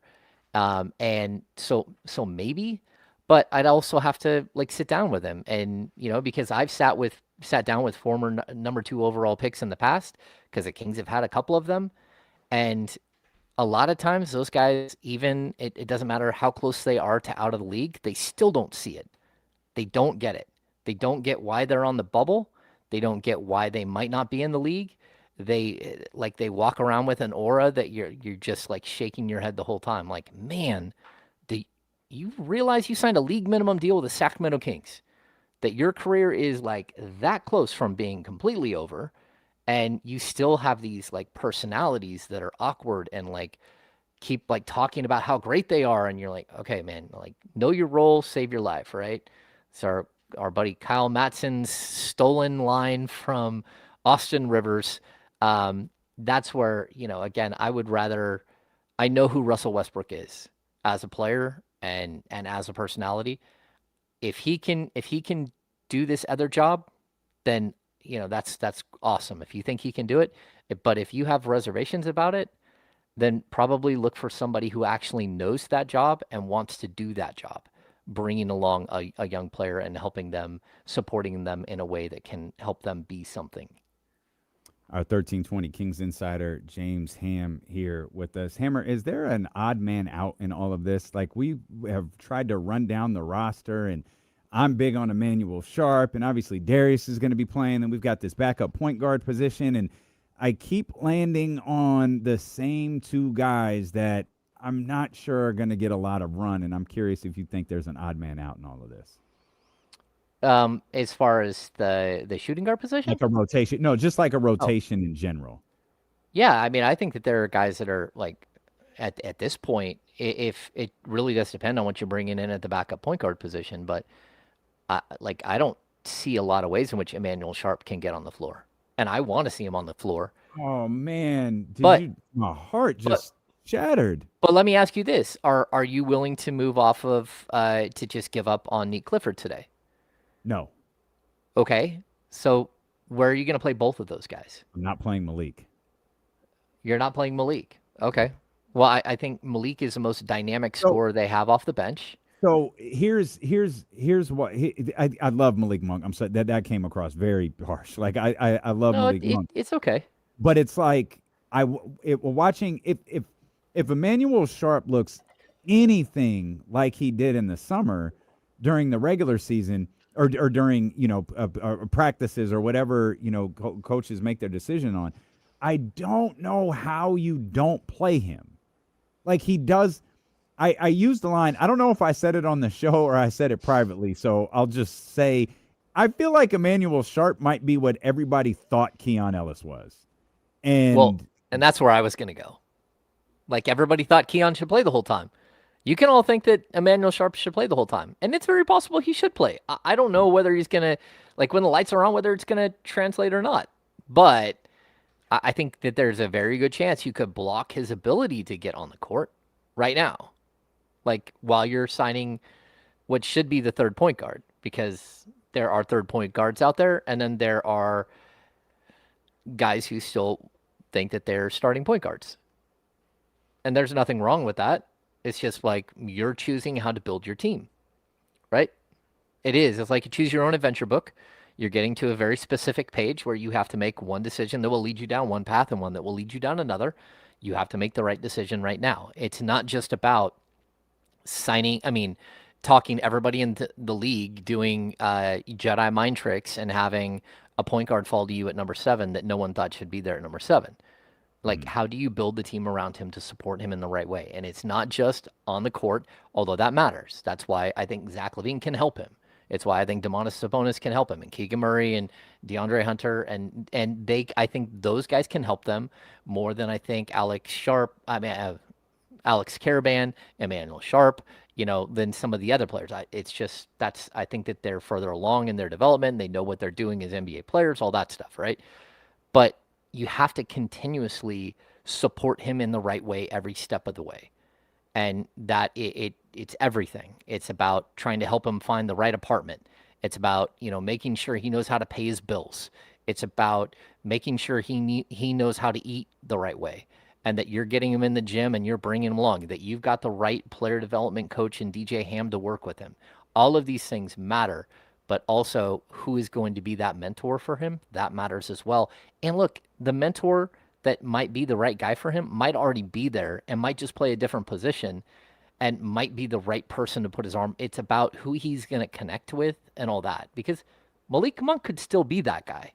He could. Malik Monk, again, they played for the same college coach. Again, Malik grew up in Arkansas. He's from Arkansas. Darius Acuff played in Arkansas. They have connections. Maybe they can form this bond and be a 1-2 punch. But I think a lot of people have reservations about that just because they know Malik and they know what he's like. And I'm wondering why the same people are having those concerns aren't having those same concerns about Russell Westbrook and whether he fits in that. And maybe they don't have those concerns because they saw it, but that's where I'm kind of like, I'm a little confused because it does a couple of things.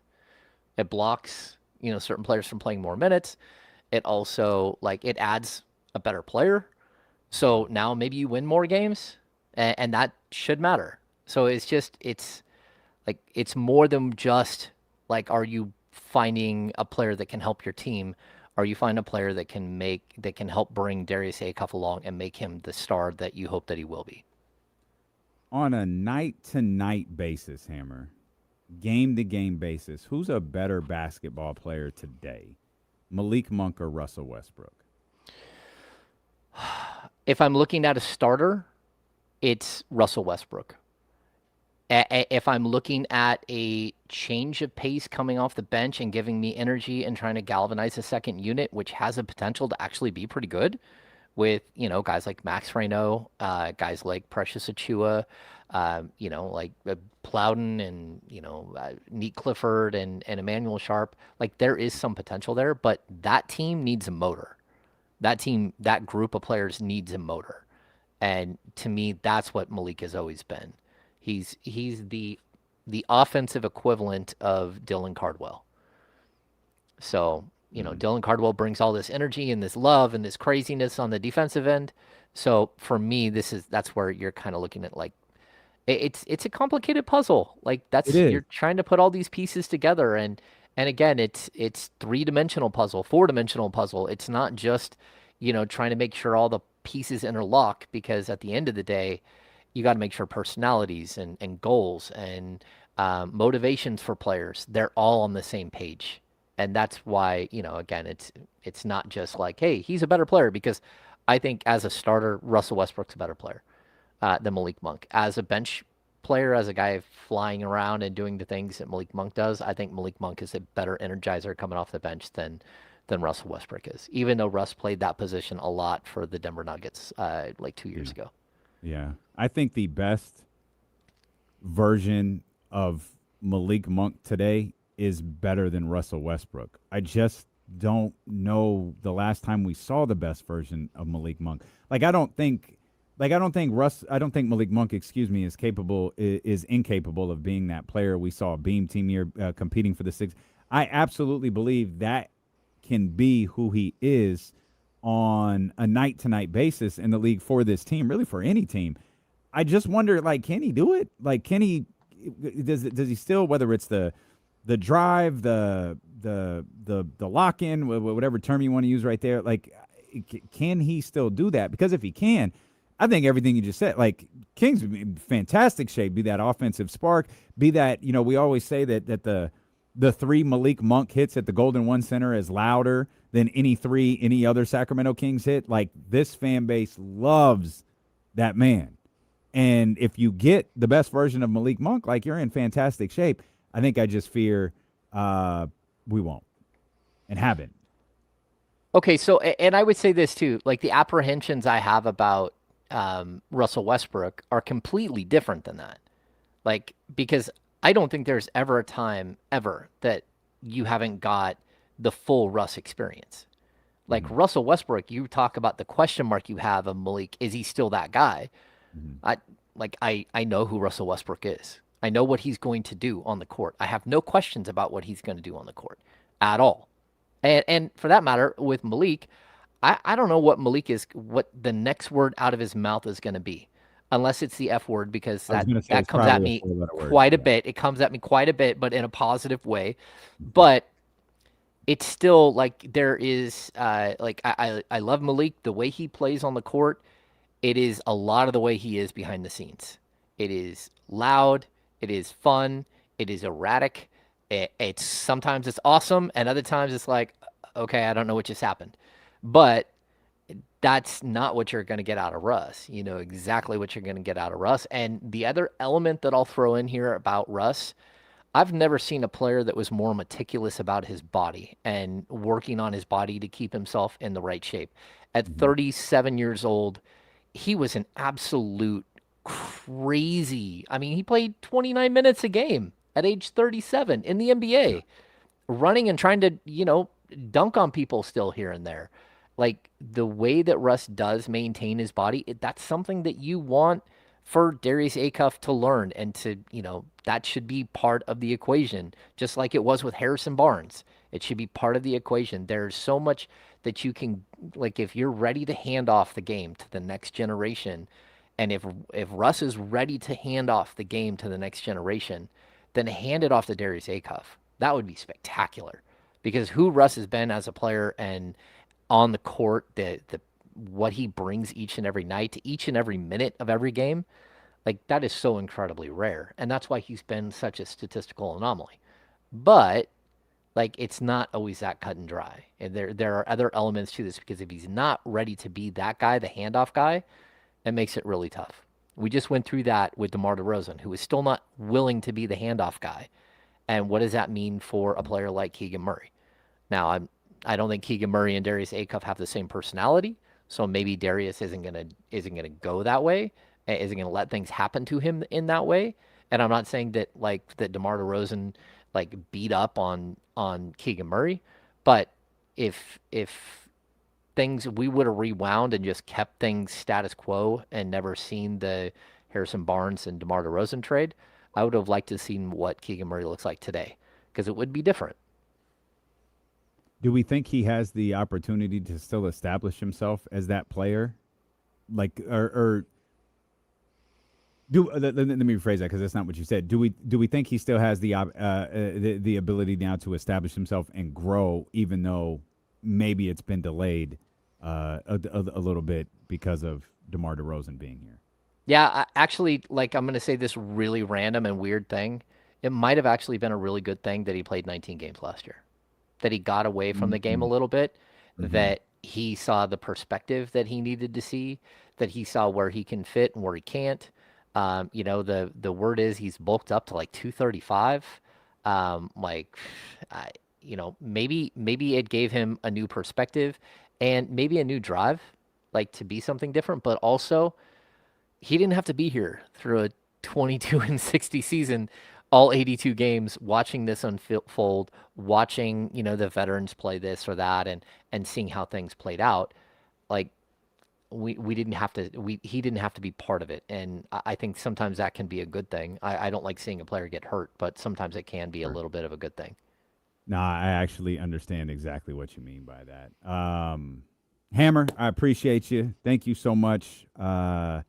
We are locked in, pun intended, on the Locked On Kings podcast. That's our 1320 Kings insider, James Ham. Hammer, I appreciate you, my friend. Thank you. Hey, anytime, man.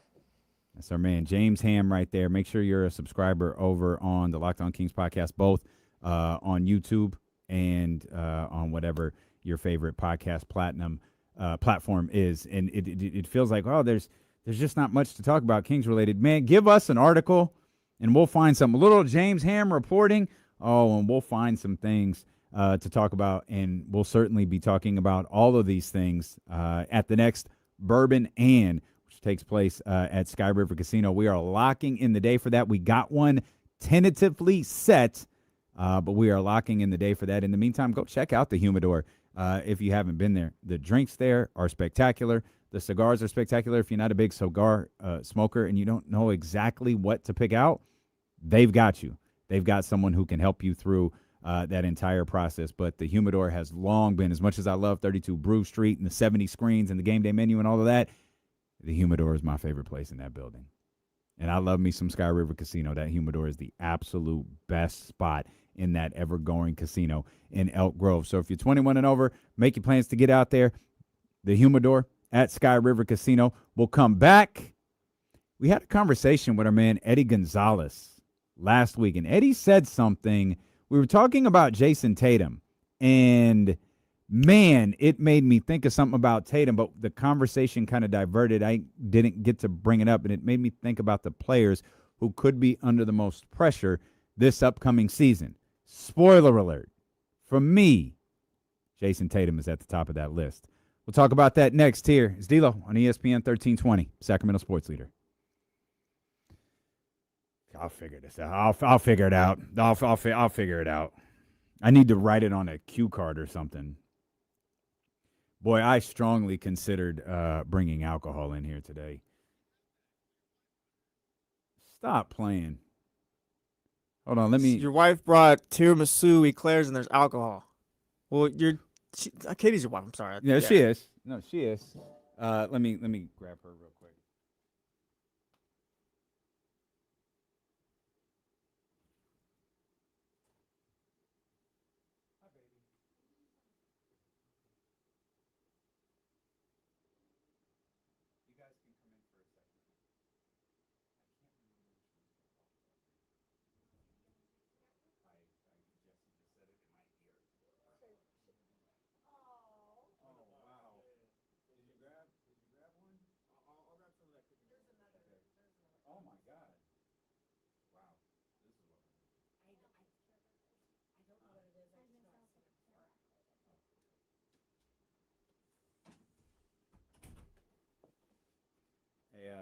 I don't. Hold on. I adjusted the lights a little bit because I remembered one of the lights shut off. But whoever said it, right on cue. Here. Oh, there's more. Oh my God. All right. Well, all right. Okay. Love you. Thank you. Did you get a treat too? You didn't get a treat? Oh, you did? Oh, okay. Yeah.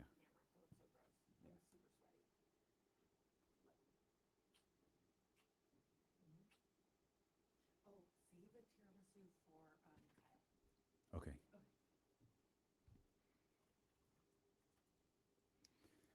Well,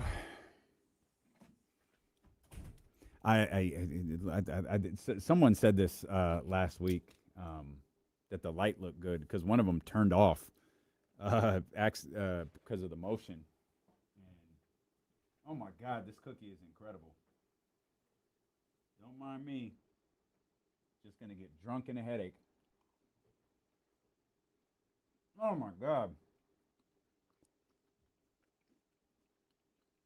Jesse, you want a drink? Oh, all right.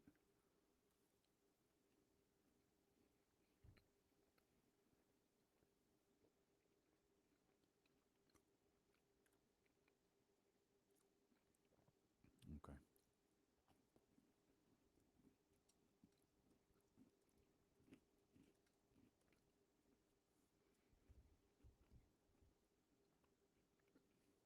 Huh.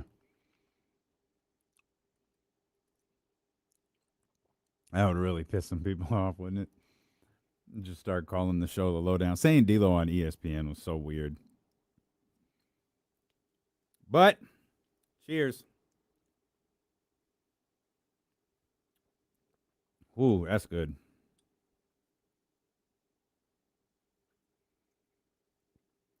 Barrett, I'm glad you like narrator D'Lo. Because if you missed the start of the show, I got some good news for you, buddy. Woo! The Four Roses is fire.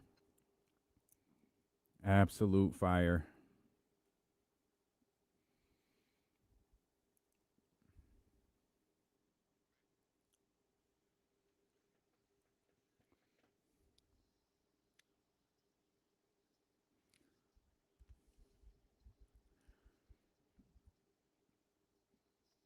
So there's a couple of things. One is to be clear, if you're just tuning in, I'll probably have to repeat this a couple of times. I know not everybody lives on social media. Not everybody was here at 2:00. Kenny Caraway, KC, is no longer a part of the show. He's no longer a part of ESPN 1320. That's his story to tell on his platforms, and I certainly don't want to do that for him. But I'm just getting used to like D'Lo on ESPN 13. The guy's talking too fast. Like we need to slow that down. I don't know that D'Lo on ESPN 13. I don't know, man. But Katie shows up. Katie, my fiance, Jesse, that's your wife from the Wake Up Call. She brought me some bourbon. So while I might not be telling stories yet, just stick around for a while. Let me have a couple of more. And because I know Kyle Madson is listening, we've got a tiramisu for you also. Yeah, it'll be in the fridge with his name on it.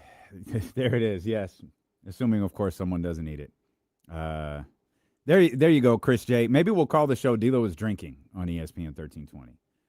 I mean, we've got we've got Baker Family Wines we could sip on, and now we've got a little Four Roses here that we could sip on. All right. One more, we get back down to business. My wife knows me so well, too. She brought bourbon and sweets. She brought, like, some sort of eclair with, like, a dipping sauce or something like that. I have no idea what that is. And then one of the most incredible chocolate. If you've never had a chocolate chip cookie from Nugget, I cannot recommend it enough. My man Bill at the office recommended it to me one day, and he did not miss. It is the best chocolate chip cookie I have ever had, by far. It's not at all Nuggets either. It's at the new one in Rockland, and it's at the one in Granite Bay also. So there we are. There we are. I know you guys have a ton of questions. D'Lo, did they give him the 1140 special? Your position no longer exists. You know what the funny thing was? I was obviously thinking about this today. When I got let go, I said this, like, I recognize so much of this is a huge shock to you. Here, you know, it's a little bit different for me because, like, I'm in the grind with this. And that was the case at 1140. I didn't think I was going to get fired at 1140, but we had aired A's games for a long time, and it was always with the caveat that we will not air A's games that interrupt the Lowdown or the Grant Napier show. That was for like a couple of years. And there were a lot of games that they would take the Lowdown completely off the air, and then Grant show would start a little bit later. And then one year, they couldn't find anyone to take their games. And they came to 1140 and said, we'll pay you to air our games. All of them. And I remember Jason coming to me. He was the program director at the time, and he said, we're taking A's games, and we're going to take all of them. And so that means we're going to have, like, every other, like, Wednesday off. We're going to have some, you know, certain, you know, we're going to have, like, 2 days this week off. It is going to be a whole thing. You enjoy the summer. And I remember thinking, all right, because no one's going to listen to our show. No one's going to listen to those station that day. And because no one listened to A's games on the radio. And then we're going to lose advertisers because we're going to be off so much during the summer. And I remember signing a contract thinking, and it was prior to where I'm at now, it was the best contract I had signed in radio. And I remember thinking, I'm done. Like, they're like, why? Like, I can't bring in revenue for this company anymore. I can't, like, I'm done. And the season starts, and we just kind of move along. And it's like, our show is like, the ratings just trash. The next summer starts to come around. I think it's May. And I walked into the building. I think it was on a Monday. Jason grabs me right at the door. We're off to human resources. And I felt bad for Jason because, that was my co-host. And he's like, yeah, this is what we have to do. This is why. And they took the whole midday off for, several years. I think they did it all the way until they brought Deuce Mo back. But you couldn't generate money there. And it sucked. But I wasn't surprised. Our audience was surprised. And that's the thing that frustrates me about this so much is, the people who decide, okay, we're not going to pay this person this, or we're not going to negotiate with this person for this, or we're not going to do this. They're not here facing you. They're not the ones that have put in the work here for the last. They're smart people who understand the radio business, but sometimes I wonder if they understand people. And it's as frustrating as it is for you. I mean, I assure you, it is frustrating for us too. But yeah, it's probably not as out of the blue for us as it might be for you guys. But grab your favorite bottle, assuming you are in a safe place to drink, and let's have a few drinks together over the next couple hours and talk sports, because that's what we're gonna do. This show is not going anywhere. I'm not going anywhere. Jesse's not going anywhere. We're gonna continue to build. We're gonna adjust. We're gonna evolve, and we're going to continue to be the show that you come to for your Sacramento Kings news. We're going to be the show you continue to come to just for fun, just for vibes, and just to get you through your workday. I promise you, if nothing else, I have never in my life taken for granted what I get to do every day. I text Katie, my fiance from the wake up call, what was it, last week sometime when I hosted I think it was last Tuesday when I hosted the Keith Sweat concert. I love R&B. I'm an R&B guy through and through. I grew up listening to Troop, New Edition, Belle Biv DeVoe, Keith Sweat, Johnny Gill, all of that. And I had a moment where I was preparing to go backstage and do that. They call it a soft introduction because I don't actually get to go, ladies and gentlemen, here's Keith Sweat. You do like the soft introduction. You welcome everybody to the arena. You step back. They play like 5 more minutes of music or whatever. Everybody gets in position, and then the show starts. So I get to do that open for Keith Sweat, and I text Katie like, I can't believe I still get to do this. She's like, what are you talking about? I was like, like what we do for a living is just so incredible. Like I get to talk sports with you guys all day. My responsibilities to KSFM allow me to introduce artists that I've listened to my entire life. I will never, ever, ever take that for granted. And I would never take my responsibility to you for granted, because I've had favorite shows that have ended. I've had favorite shows that go on vacation. I've had favorite shows where it's like, oh, my day is different when it's not on. Like I have that. So for those that are like frustrated or sad and angry, like I can 100% relate. And I know most of us, especially if you're listening to sports talk radio, especially if you're listening to sports talk radio in this city, you've been through it before. And I hate that you're going through it now. I swear to God, my biggest goal was always to get D'Lo and KC to 10 years. I wanted us to get to 10 years so bad. And I thought, I think I could retire at 50 if we got to 10 years. And then I married Katie and now have a 5-year-old and realize I'm just going to work forever. And that's great too. That is great too. But I fell short of that goal, and I'm sorry for that.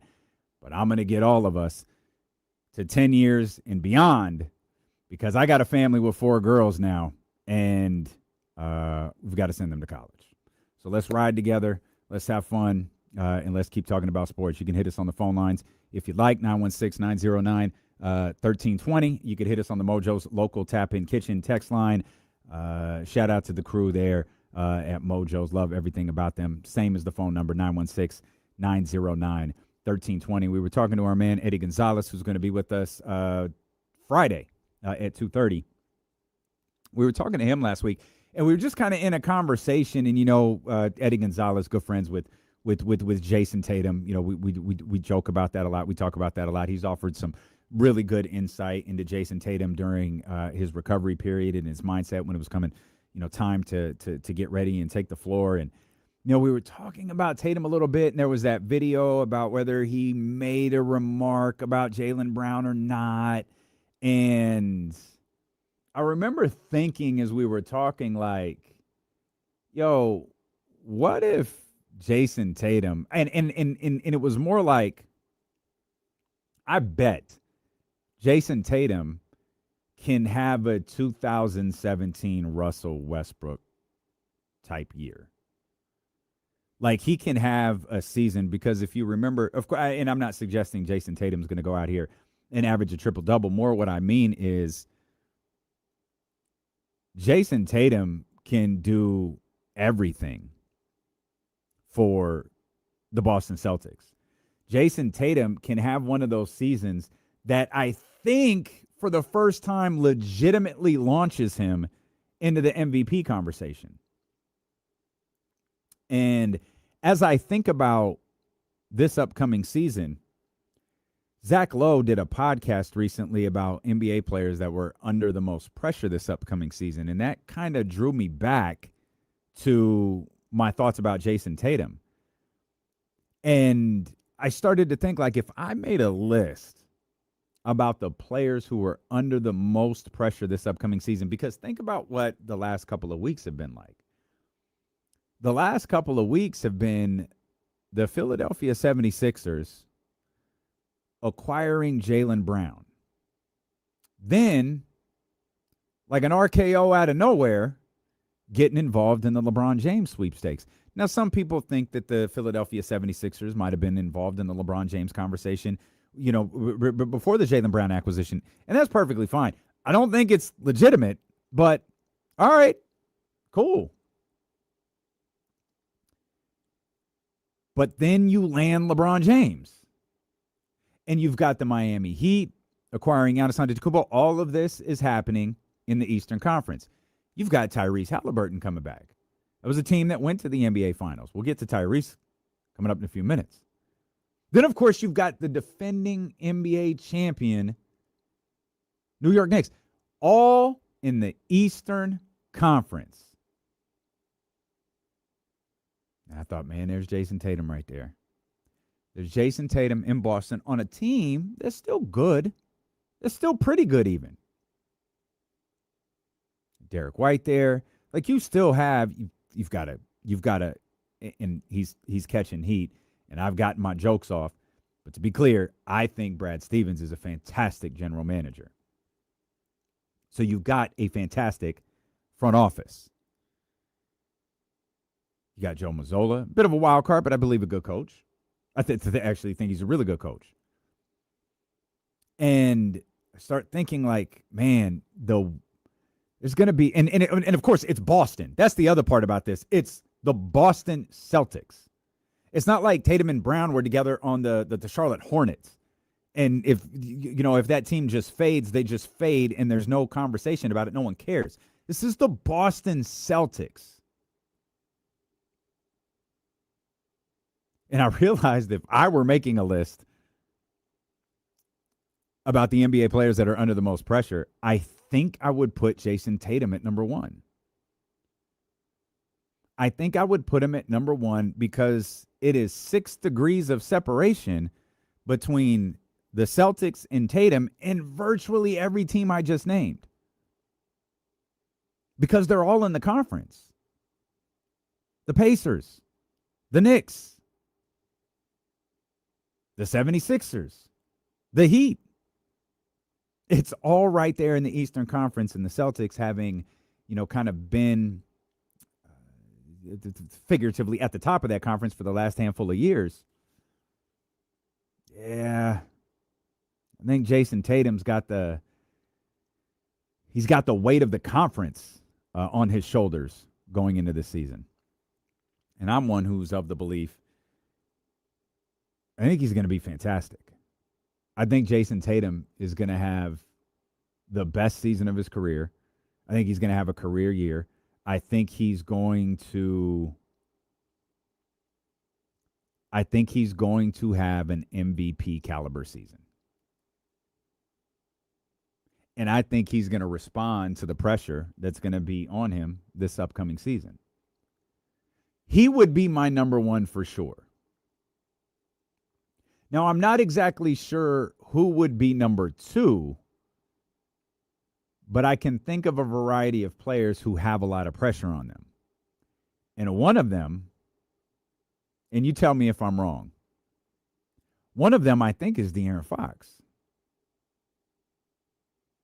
De'Aaron Fox, and this will tie into another player here in a second who I think is in a near identical situation. But the last we saw of De'Aaron Fox was a disaster. It was an absolute disaster. And that's not De'Aaron as a player.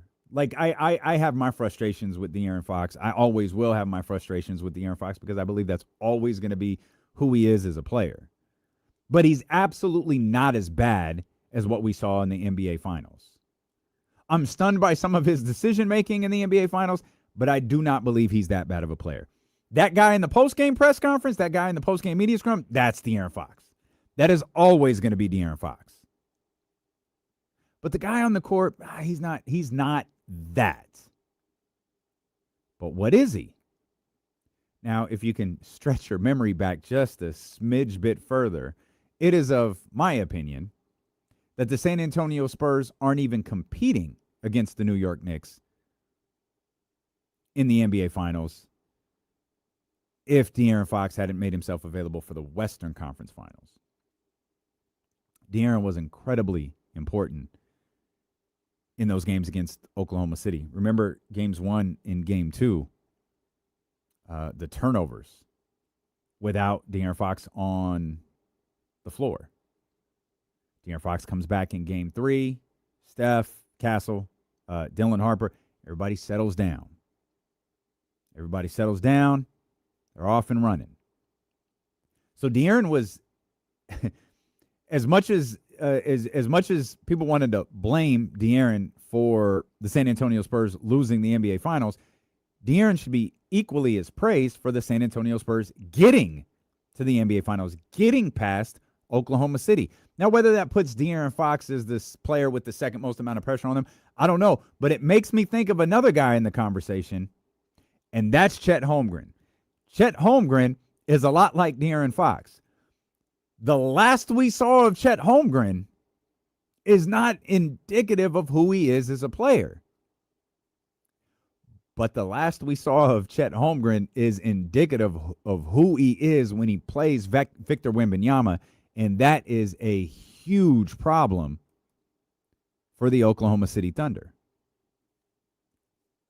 So now what? OKC drafted a center. OKC is playing double dutch with the salary cap and the aprons and finances and luxury taxes and all of that. They're playing double dutch with the books. They're trying to avoid everything as best they can. And they did it this year with kind of smaller pieces, but they did it. And I mean, I think I can't remember the exact numbers, but like the Lou Dort, some of these trades saved them, the collection wound up saving them like hundreds of millions of dollars or something.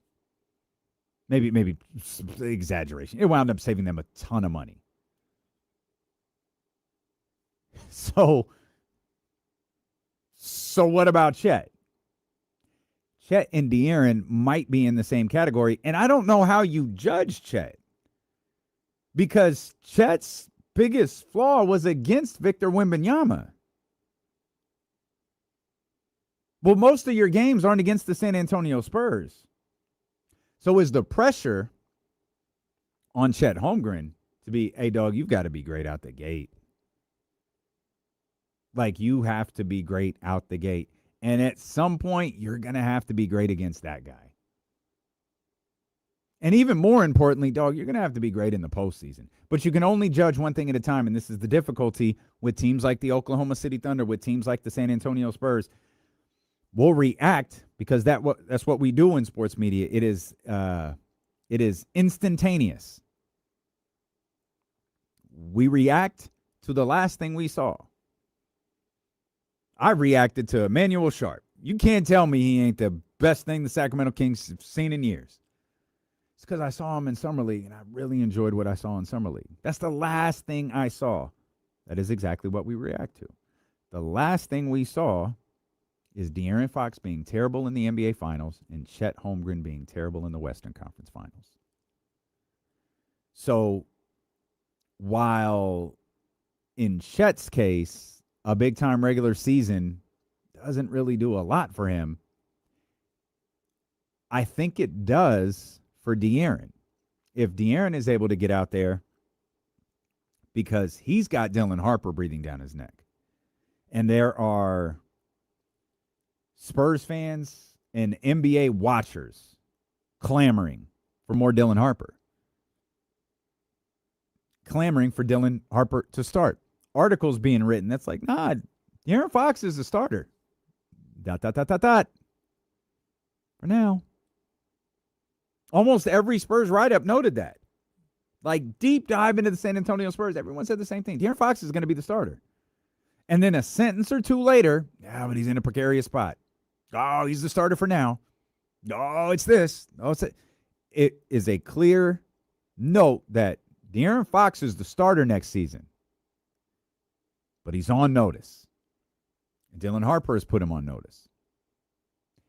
De'Aaron Fox could put all of this behind him by being something closer to the player that I think he is. I think that a lot of people think that he is. Certainly, I believe that the San Antonio Spurs think that he is. Unfortunately, I don't think that's going to work for Chet Holmgren. And I don't know yet if Chet Holmgren is in full kind of like watch your back mode like De'Aaron is with Dylan Harper. I don't know that we're there yet, but I'm watching. I'm paying attention. Our resident Thunder expert, our man Cole here in the chatty house over on youtube.com/ESPN1320 says, Mara the Wemby stopper. Well, they drafted Mara for a reason. And the reason could be cap. The reason could be depth. The reason could be yet to be determined outside of they like him as a player and it feels like he fits.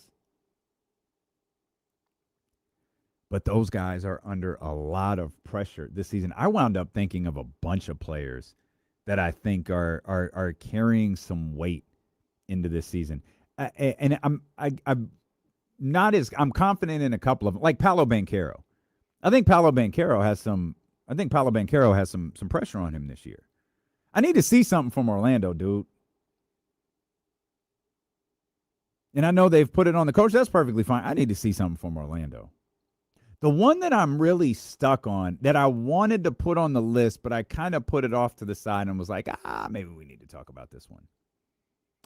That's Tyrese Halliburton. I think there was so much talk last year about the Indiana Pacers tanking and how this was a team that went to the NBA Finals last year. And, oh, my gosh, prior to them making the trade, prior to that trade becoming just an absolute disaster, it was like, yo, Tyrese is going to come back with a top draft pick. This team going to be really, really good next year. Of course, that winds up not happening, but they did land their center in that trade with the Los Angeles Clippers. So you've got your certified center there. You don't have Miles Turner anymore, but you've got Pascal Siakam, and now you got Tyrese Halliburton coming back. And there might be a few people who looked at the Indiana Pacers run like, show me one more time. One more time. Let me see what you got. Admittedly, I'm one of those players. Admittedly, I like this Pacers team. I love Pascal Siakam. I love Tyrese Halliburton. But at the same time, let me see a little bit. Let me see one more time. Let me see what y'all got. Because this conference, this Eastern Conference, as we talked about to start this whole conversation about Jason Tatum, is absolutely loaded. Let me know what players you think are under the most pressure. You can hit the Mojo's local tap in kitchen text line over at 916-909-1320. Love lists, love rankings. The Athletic asked NFL executives to rank quarterbacks. Brock Purdy was in an interesting position, especially considering a quote I read about him today. We'll give you that next here on Sacramento Sports Leader, ESPN 1320.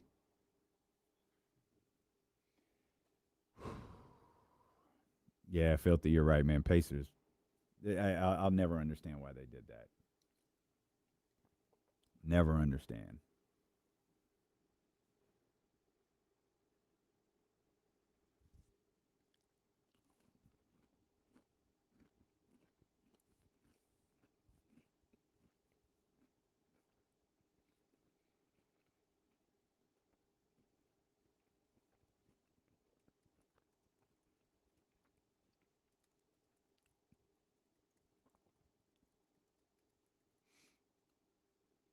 I appreciate you, Manny. Thank you, brother.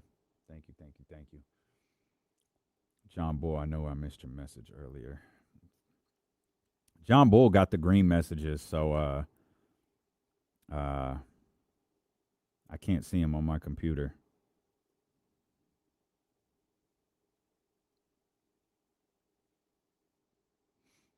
I'm going to respond to you right now.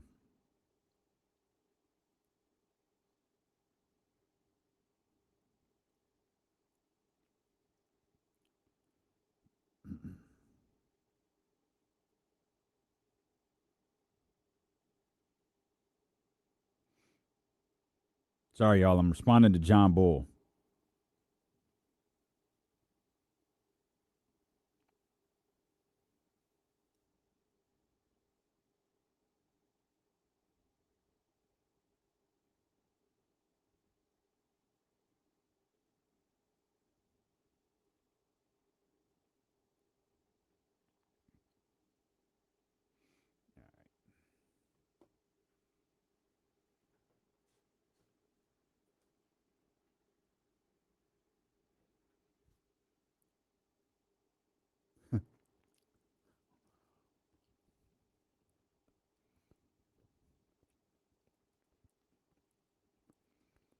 I'm having a hard time navigating the chat. Where'd it go, Manny? I've thought about it. If it wouldn't cost me so much damn money, I'd do one of those like everything must go sales on the website, but that's not how the website works.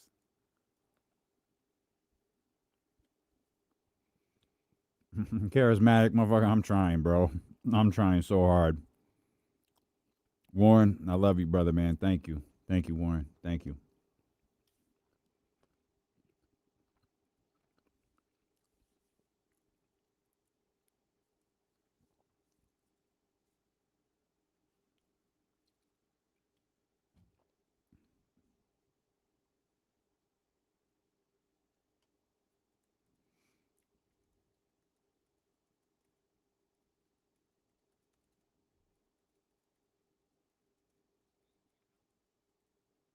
Oh man, I got one.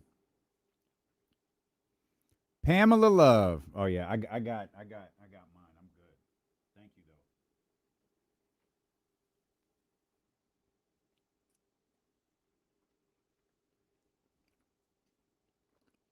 Kyle didn't even respond when I said we left him tiramisu.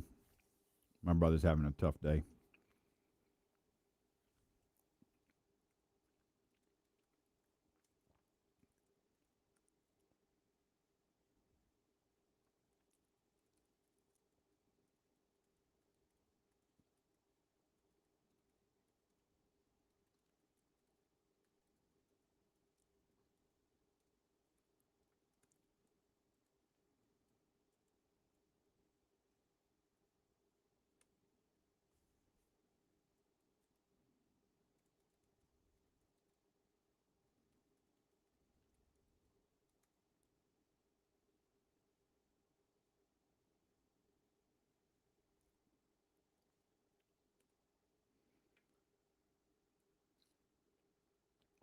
TCG, love you too, brother. Thank you, my man. I promise we'll keep doing our thing here. I promise.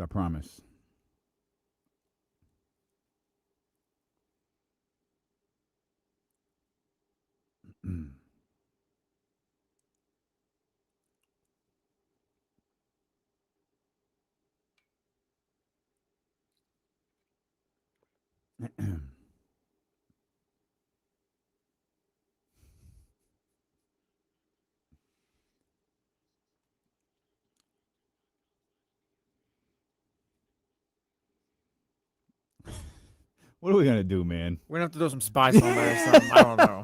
We're gonna have to throw some spice on there. I don't even know what spice means. But that's Maybe what we we're just have to get used to hearing it. I don't know. It's just so fast. Like it's gonna be different. It is. And I don't like. I'm sure though. I've actually avoided saying D'Lo on ESPN, 1320 because at some point I'm gonna say D'Lo on KC, and that is like because it's so new. Like it's gonna confuse people who are just tuning in and. That stuff is out there on social media. Kenny put his post up so he could, speak on it firsthand. And I'm just getting through the day, man. I've got some. That's honestly what this show is, bro. We're trying to get through 4 hours. I'm sorry. Like, let's be honest. And it's all good. I love to. I really just want to open up the chatty house and the phone lines and let's talk. But I know there's probably a lot of questions that you have that I just can't answer. Yeah. And so we just keep it moving and talking about the great cookies at Nugget and the Four Roses bourbon. Everybody grab a drink. And we just keep talking. We hung out together 5 days a week for the last 6 years. Like, yeah, we can all acknowledge it's gonna be a little weird at first. Yeah, and it's not just like it's all of us. Like we all hung out. Yeah. For the last it's like it's legitimately I think it's 6 years to the day. The show didn't start I think until August 17th. Yeah, it was like 4 days after Vlade got canned or something. Yeah. Like 4 days before. But my hire date, I think, is today. And like my official hire date, like the day I signed the contract, like it was today. And like, man, you guys have like solidified my career in radio. This run has solidified my career in radio. I have never had like more fun. I have never had more like an ability to be as hands-on with, companies like Sky River Casino and Baker Family Wines and, all of the people who've supported this show the way I have through this run with ESPN. And, that's been the difficult part about this is, I mentioned through the hiring of James Ham, the Danny in San Francisco's to the PDXs and the different names that we've had, for program directors and having out of market program directors, like not San Francisco out of market, having completely out of market program directors and having to go, hey, this doesn't work. We need to do something else. And people listening to us, like we were the driving force behind that. And people like listened and, having the ability to say, hey, James Ham isn't with NBC anymore. We really need to hire him. Like he is a game changer when it comes to the Sacramento Kings. We have to hire him. And the company going, okay, great. You're right. Kyle losing his job at 95.7 The Game in San Francisco. Me begging on stage at Sky River Casino. This is the hottest free agent in the game. We have to hire him before someone else does.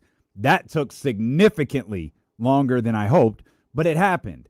To the launch of the Insiders, Charlie retiring. They saying, what should we do now that Charlie retires? It's easy. Kyle Madson can run this radio station. Kyle Madson is born to run a radio station. Put him in charge. We'll have our first local brand manager to be hands-on with everything, and we're off and running. Haven't missed yet. My greatest joy is the brother in that room right there, my man Jesse. Watching Jesse become what he is, and we obviously talked about this a little bit today. Jesse is the host of a radio show. When we started this, Jesse was our producer for a couple of days. 3 days a week, Monday through Wednesday. And I knew right away Jesse would produce Monday through Wednesday. Charlie would produce Thursday through Friday. producers are incredibly, it's not just the title. Like, a producer is so incredibly important to how a show functions. And Jesse was relatively new to being a producer. Charlie had done this for a long time, so Charlie had produced other people before. Charlie did not produce me in a way that worked. Jesse did. And we were a few months into this when I went to Danny in San Francisco and said, I need Jesse every day. And I don't know how we make that work, because I know part-time and hours and all of this, but I think our show would be so much better if Jesse was our producer every day. And he became that. And when I tell you, Jesse, he's the host of The Jump. He helps produce that show, those guys. Jesse is my producer. Like, it's facts. He absolutely makes sure I function the way that I need to effectively do this job. And as synced as you are with your co-host and the person that you're talking to for 4 hours, no one has been more vital to my growth than Jesse is. And to see him now emerge as like a full-on morning show host on this station is such a huge deal to me. And I have taken all of these wins, and I give the credit where I feel like they're due. The credit is due to Jesse. The credit is due to Kyle Madson. The credit is due to the people who put in the work. And this is a failure, and this has to fall on me. I can't see it any other way. You don't know this, but I handle so much of the behind-the-scenes stuff when it comes to D'Lo and KC. And I will just sit here and believe I just didn't do enough. I didn't do enough for people who aren't around us to know that, yeah, this probably isn't the best thing to do. And KC's got decisions to make for himself. Like KC was doing his thing too. Like, I should have worked more. There's so much I should have done in this process that I'll just have to deal with. And part of the reason I can move, part of the reason that I have not transitioned from sadness to anger is I know KC's going to be in a great spot, because I no matter what, I will always believe that Kenny is extremely talented. He has a memory when it comes to sports unlike anything I've ever seen. And I think he has a great personality. And, not to sound like an ass, but I got a lot of confidence in myself. And I've got a lot of confidence in my producer, Jesse Tapia. And I got a lot of confidence in what we're doing here at ESPN 1320. So it sucks. Like it's not fun. Like, it hurts, but it's just the business, and we ride, and that's what we'll do. And we ride for you.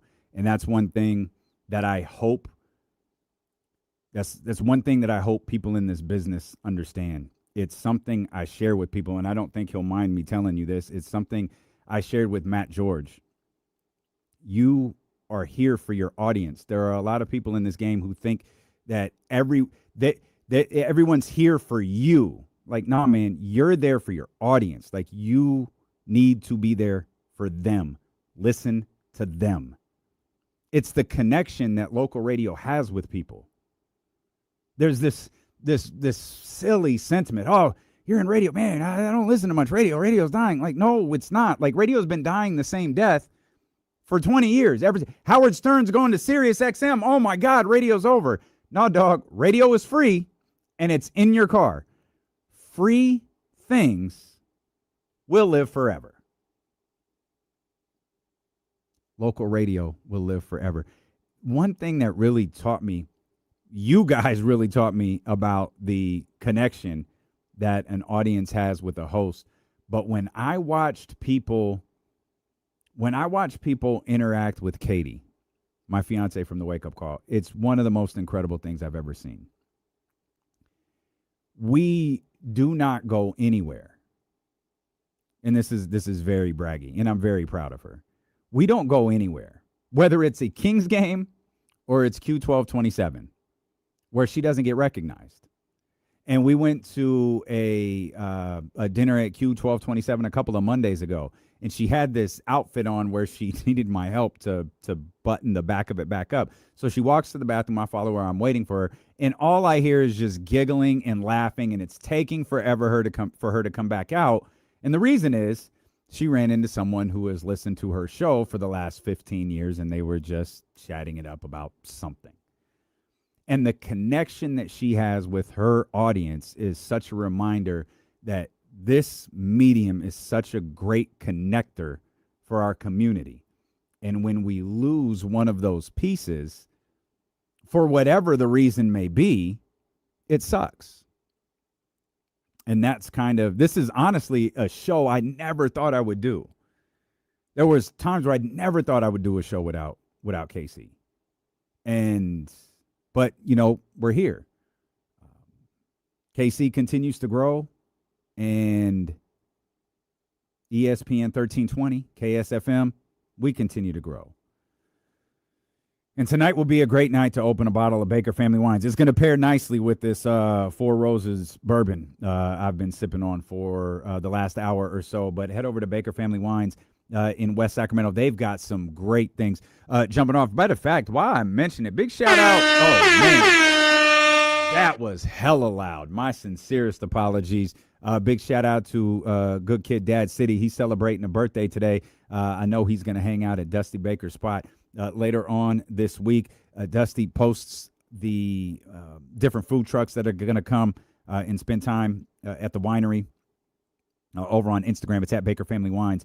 Make sure you're following him there. Head over to bakerfamilywines.com. You can learn about the story of Dusty Baker creating these incredible wines. That dark rosé that I love so much is dedicated to his mother. The deep red Cabernet, that is dedicated to Hammer and Hank. That's 755.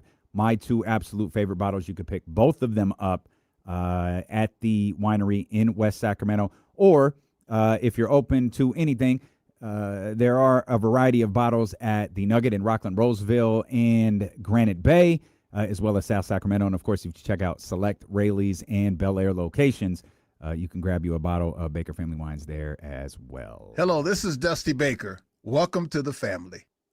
And Dusty always going to be family with us for sure, man. And we were making lists earlier of players under the most pressure. Wasn't a very long list. We really only talked about like 3 or 4 players. But lists and rankings and, should he be listening, tiers, well, those really get people going. And The Athletic, this is so funny for a variety of different reasons.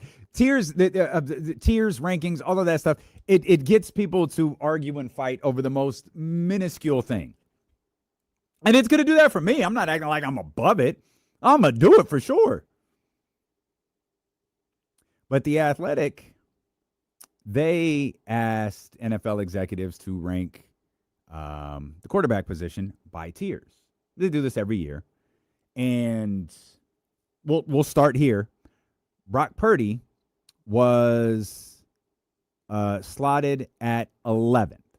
Now, sometimes the slot doesn't matter as much as who is in front of them. And with Brock at 11, it's like, oh, that's fine. Okay, he's flirting with a top 10 quarterback. And then you guys know where I'm going with this. Drake May is ahead of him. Drake May had a fine season last year. MVP caliber. He was second, yes, MVP caliber. It was, yes, Drake May had an MVP caliber season. He did. I don't hate that one as much because of what you just said. MVP caliber season. Paid it off all the way, to getting to the Super Bowl. It was ugly, but yeah, you got there. It wasn't pretty. Yeah, I'm not saying that. I need y'all to stop with this Justin Herbert stuff. They had Justin Herbert in the top. Justin Herbert, if Brock Purdy is not a top 10 quarterback, Justin Herbert isn't either. Because what are we running this on? And I know I'm the Chargers hater. I'm the Justin Herbert hater. But for real, like, if Justin Herbert was an NBA player, they'd say he's not a winning player. And we'll go over the rest of the list, but Justin Herbert being in the top 10 is always going to annoy the hell out of me. And maybe I need to watch more ball. I don't know. He's a good quarterback, but we're still waiting for him team wise, and maybe I guess still hit a ceiling quarterback wise to put it together. Like, you're still holding out, like waiting for him, when in reality, like, yeah, he probably should have been knocked down a bunch, but like how many years? I think this is year 6, I think. 6. It might be. I can look that up. We waiting a lot. Well, and the issue too is like, oh yeah, Mike McDaniel's here, the offensive coordinator. He's gonna unlock Herbert. We just did that with Harbaugh. Well, now we're doing it again. Can I ask a question? Is Justin Herbert Keegan Murray? No. Where we're just sitting around and waiting. And I know Justin Herbert's a better quarterback than Keegan Murray is a basketball player. I got that. But how many times do we say, well, maybe Keegan might be unlocked? Well, DeMar DeRozan kind of hindered things. Okay, DeMar DeRozan is gone. Now Keegan Murray's going to do this. How many times do I have to sit around and wait for Justin Herbert to learn something? This will be year 7 for Justin Herbert. Jesse. I see the Keegan comparison. Maybe he's just De'Aaron Fox. There's like a level of ability there, but like you just don't, for some reason, hit that next level. I'm not talking personality or whatever, just on the court. Like with Fox, like there's something there. There's more than something there. Like there's elite ability, but it hasn't reached its full potential yet. And maybe it never will. I'm leaning towards that. Nice. Because if Harbaugh can't do it, and now your boy is there, here's what I'll do. Because I like your boy. I like Mike McDaniel. I'll shout out Mike. I'll ride with it this year. I'll tap in. I'm off of the Sunday ticket train, but I'll make sure I'm locked into Justin Herbert. I got the NFL Plus thing, so I can watch the condensed games of the Chargers and see what Justin Herbert is doing on a day-to-day basis. I'm in for one more year just because I like your boy. This is it. Yeah, this is the last chance. I mentioned that Brock Purdy was slotted at 11, and I found that funny. Well, not funny in the sense of once I read the tiers, it's like, okay, like I really didn't have any problem with it. I'm having this conversation about Justin Herbert. It's as much about Justin Herbert as it is about Brock Purdy. I was actually the one who posed the question the other day. Brock Purdy hasn't really had a statistical breakout season. Is that something that has to happen for the San Francisco 49ers to have the season that they're hoping for? Does he have to have a statistical breakout season? He has not had one yet. So if you look at him and go, well, he doesn't put up the numbers that the quarterbacks at the top of this ranking list do, that's fine. But he is a very, very consistent quarterback who wins games. And I always love the anonymous general manager stuff. I also love the executive poll because the executive could mean anything. We learned on this show a long time ago, the executive could be the guy who gets the coaching staff, he's the guy who gets the front office coffee and turns into a podcast host. That's an executive. But I'll read the quote that a, quote, longtime general manager told Jason Lockenfora about Brock Purdy here in just a second. But Bill wants to defend Justin Herbert, and I'm all for it. Bill, what's going on, man? Yes, sir. I think that Justin Herbert is an outstanding quarterback. I mean, he didn't have a line last year, and he still got him up into the playoffs. And I think, I remember how everybody talked about Matt Stafford for years. Yeah. All of a sudden, he became somebody once he went up to the Rams and they had all the players around him. I mean, really, who's Justin Herbert? Who's his receivers? Receivers is just as important to a quarterback as his offensive line as well.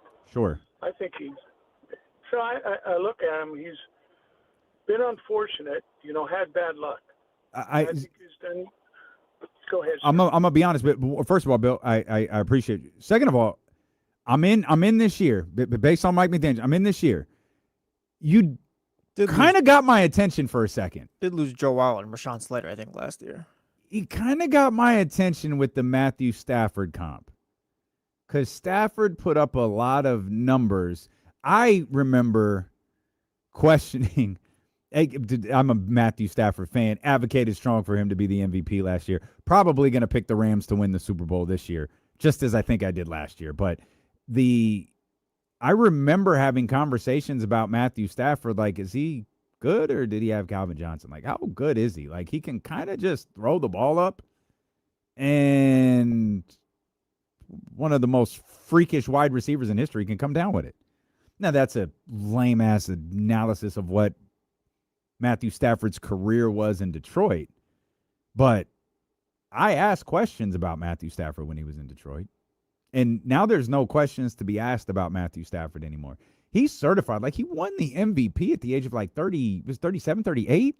That's phenomenal. I don't think Herbert has been on teams as bad or nearly as bad as what Stafford was dealing with, though. No, he has not. That is absolutely accurate. But who has been his primary weapon through the first 6 years of his career? It's a great question, D'Lo. And that's what I mean. Like, unless you can say it, because you like, and funny, that's the criticism of Brock Purdy, is you can name all of Brock Purdy's weapons over the years, but you have to search to figure out, well, I mean, are we talking like Keenan Allen? Like, what are we really doing here when we're talking about guys that realistically, yeah, it was like Keenan Allen and Mike Williams, if you're into that sort of thing, for the first few years. Right. Then you got Ladd McConkey. He was in a bit of a down year last year, but hey, Bill, I appreciate you, Bill. You got my attention, my friend. I mentioned Brock Purdy and the longtime general manager that told Jason Lockenfora, and I quote, he's never been a franchise quarterback for me. On pure ability, he's closer to a backup than a top 10 guy. What a spectacular quote.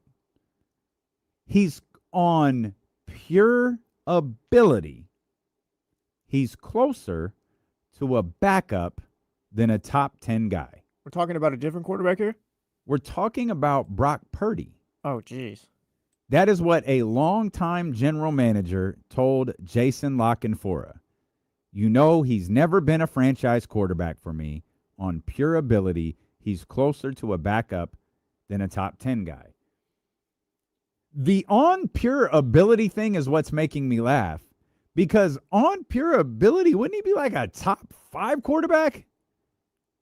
What he doesn't have is the 5,000 yard seasons. Like, he doesn't have that. He doesn't have the 50 touchdown season. But on pure ability, this is as solid of a quarterback as I think the league has. He is consistent. I think he makes good decisions.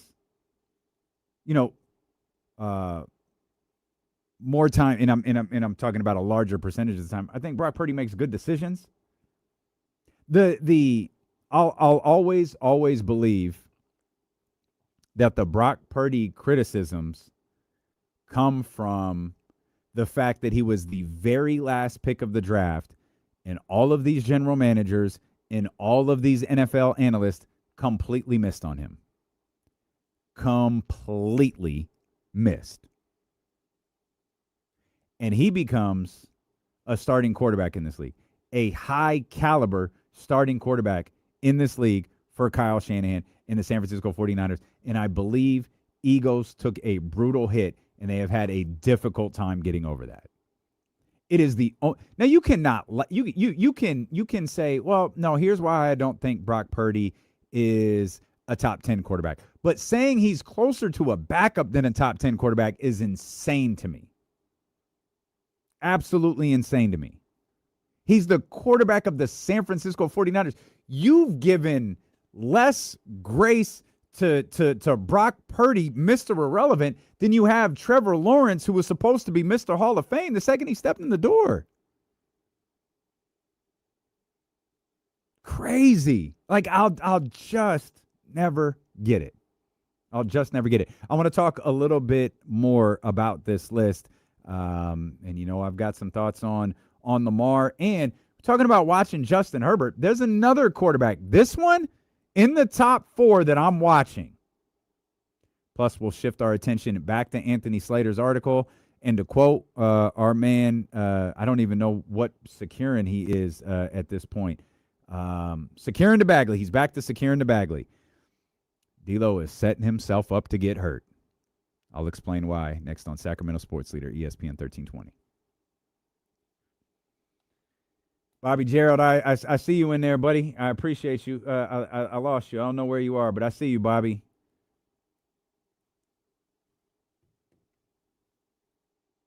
There it is.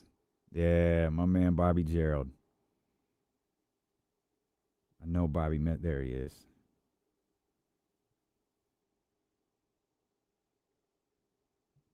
Yeah, I'm going to text you after the show, Bobby. Thank you so much, my man.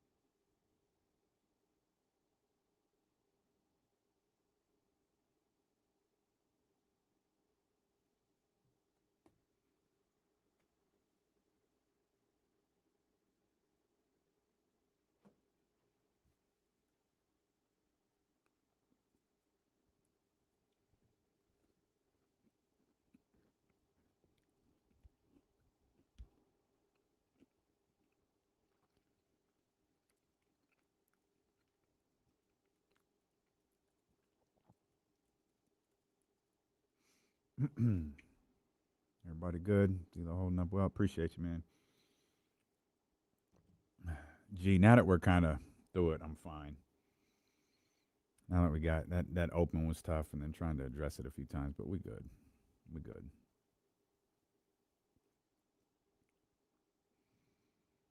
Really just kind of want to get through the next couple of days, and then, we're going to hit the ground running on Monday. I mean, tomorrow will be solid. Friday will be great, but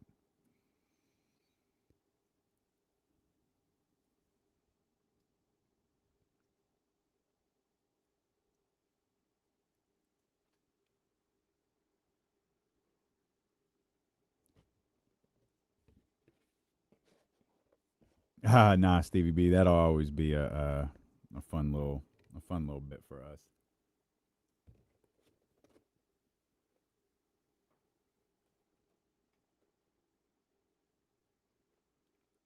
Oh, nah, I ain't doing that well. No way, baby.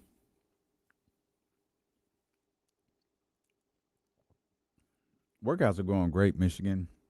I'm actually really happy with my progress. If I stopped eating like an asshole over here and eating cookies and sipping bourbon in the middle of the day when I got my green juice in the refrigerator, I'd be a lot better off. Yeah, the drops are still on the board. Drops are still on the board.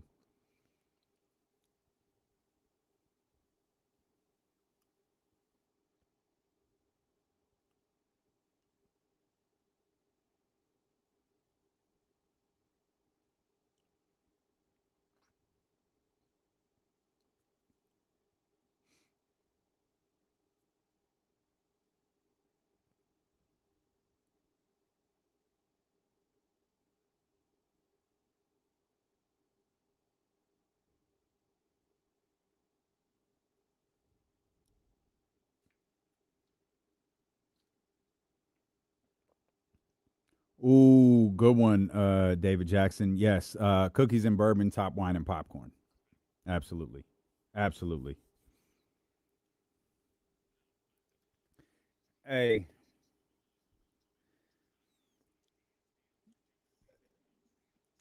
Listen, some things just kind of happened today. I just want to be clear. This is Kyle Matson's rejoiner music.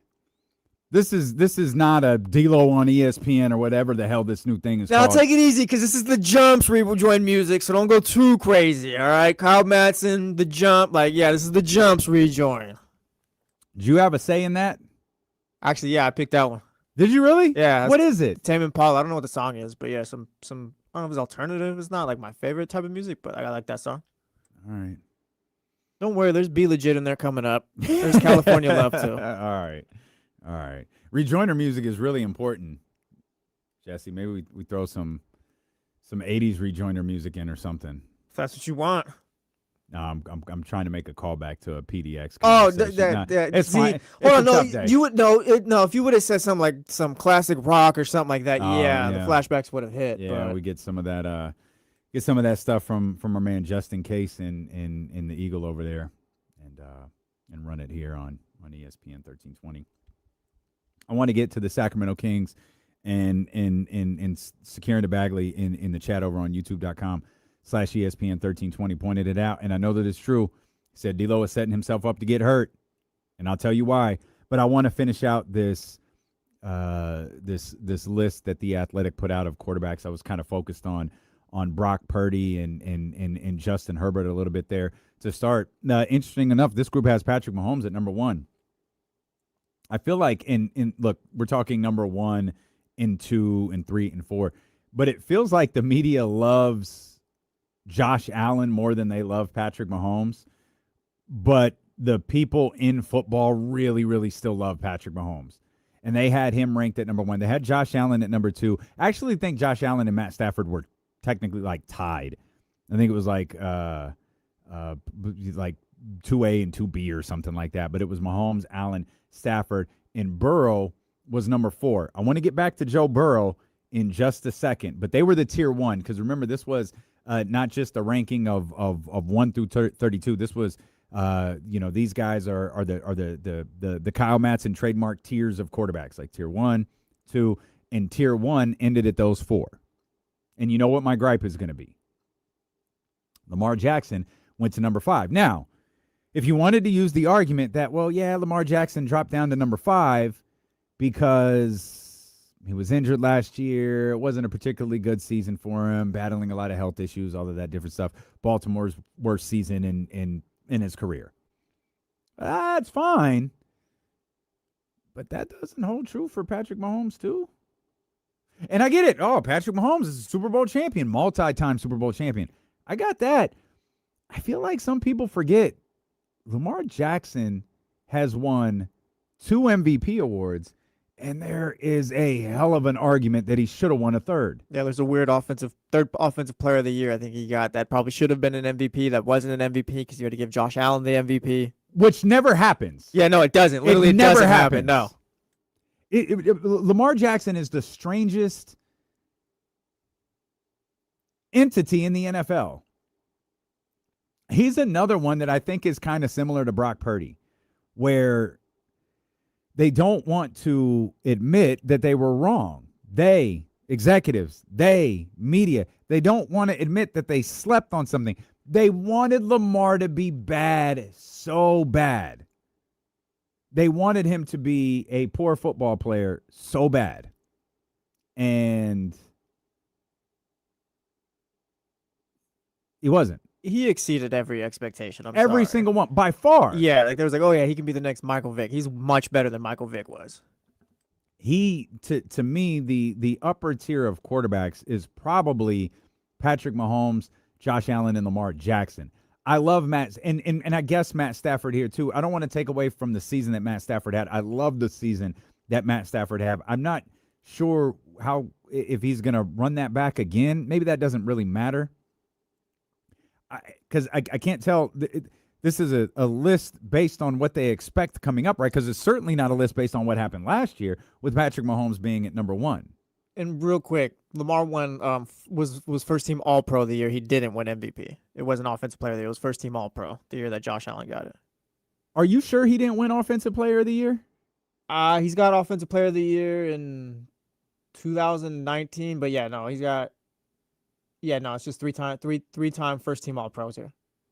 The two So maybe MVPs, 4-time Pro Bowler, maybe yeah. that's what it was. He was the first team All-Pro. They said he's the best quarterback in the NFL. Yes, the best quarterback in the NFL, And he did not win the MVP. but not the MVP. And he lost it to a quarterback. Yes. And when you look at the numbers are insane. The Lamar Jackson, it's not that Josh Allen's numbers are bad, but it's the Lamar Jackson numbers versus the Josh Allen numbers that they're absolutely insane. And I know a lot of people are looking for Josh Allen and the Buffalo Bills like, hey, y'all need to go out there and win something. I'm looking at Joe Burrow. Joe Burrow is fourth on this list. Tier 1 quarterback, Patrick Mahomes, Josh Allen, Matthew Stafford, and Joe Burrow. I'm going to need to see the Cincinnati Bengals make some noise. If defense is the issue with the Cincinnati Bengals, I'm going to need to see them be better. If offensive weapons are the issue for the Cincinnati Bengals, I'm going to need to see them corrected. Because I don't want to continue to hear about Joe Burrow being this, being that, and his team just perpetually be losing.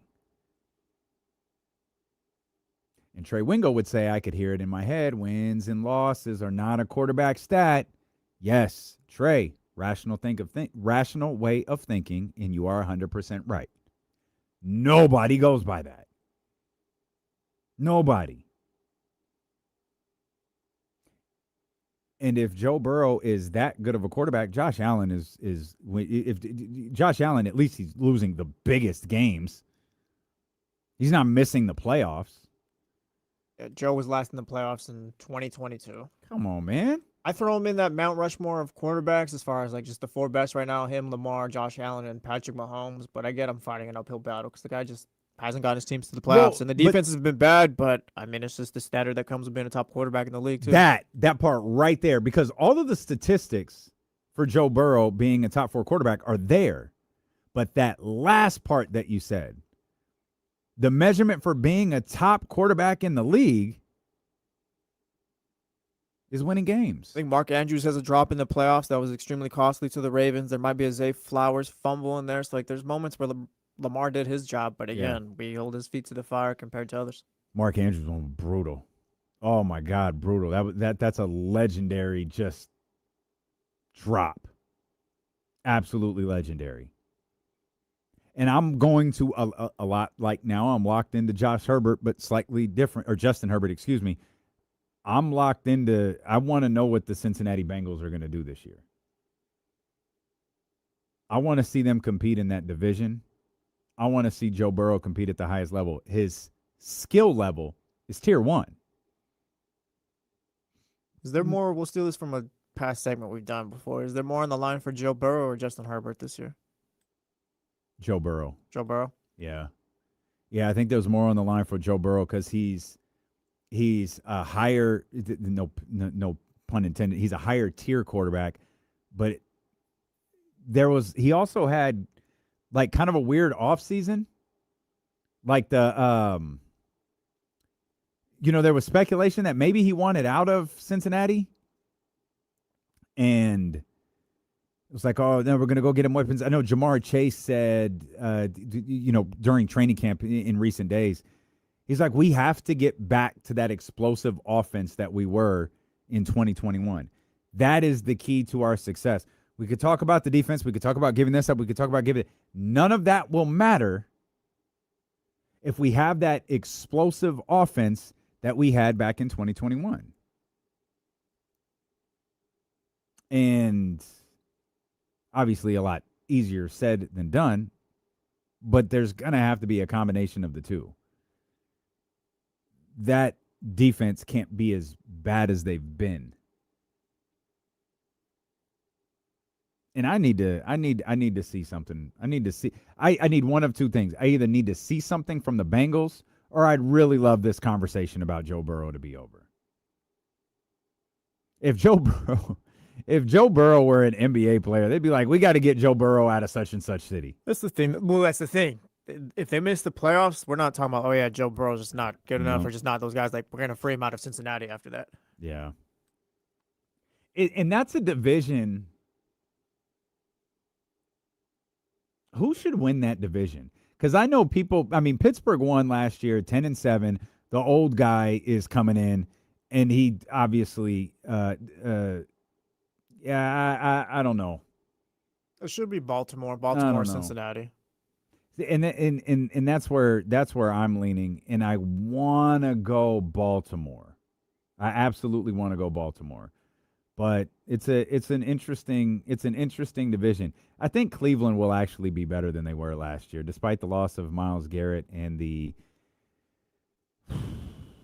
current uniqueness. Who's of playing their quarterback position? And are we sure either of them are good right now? You know who I think is playing quarterback? I think it's Deshaun Watson. I think it's going to be him too. I think it's going to be Deshaun Watson.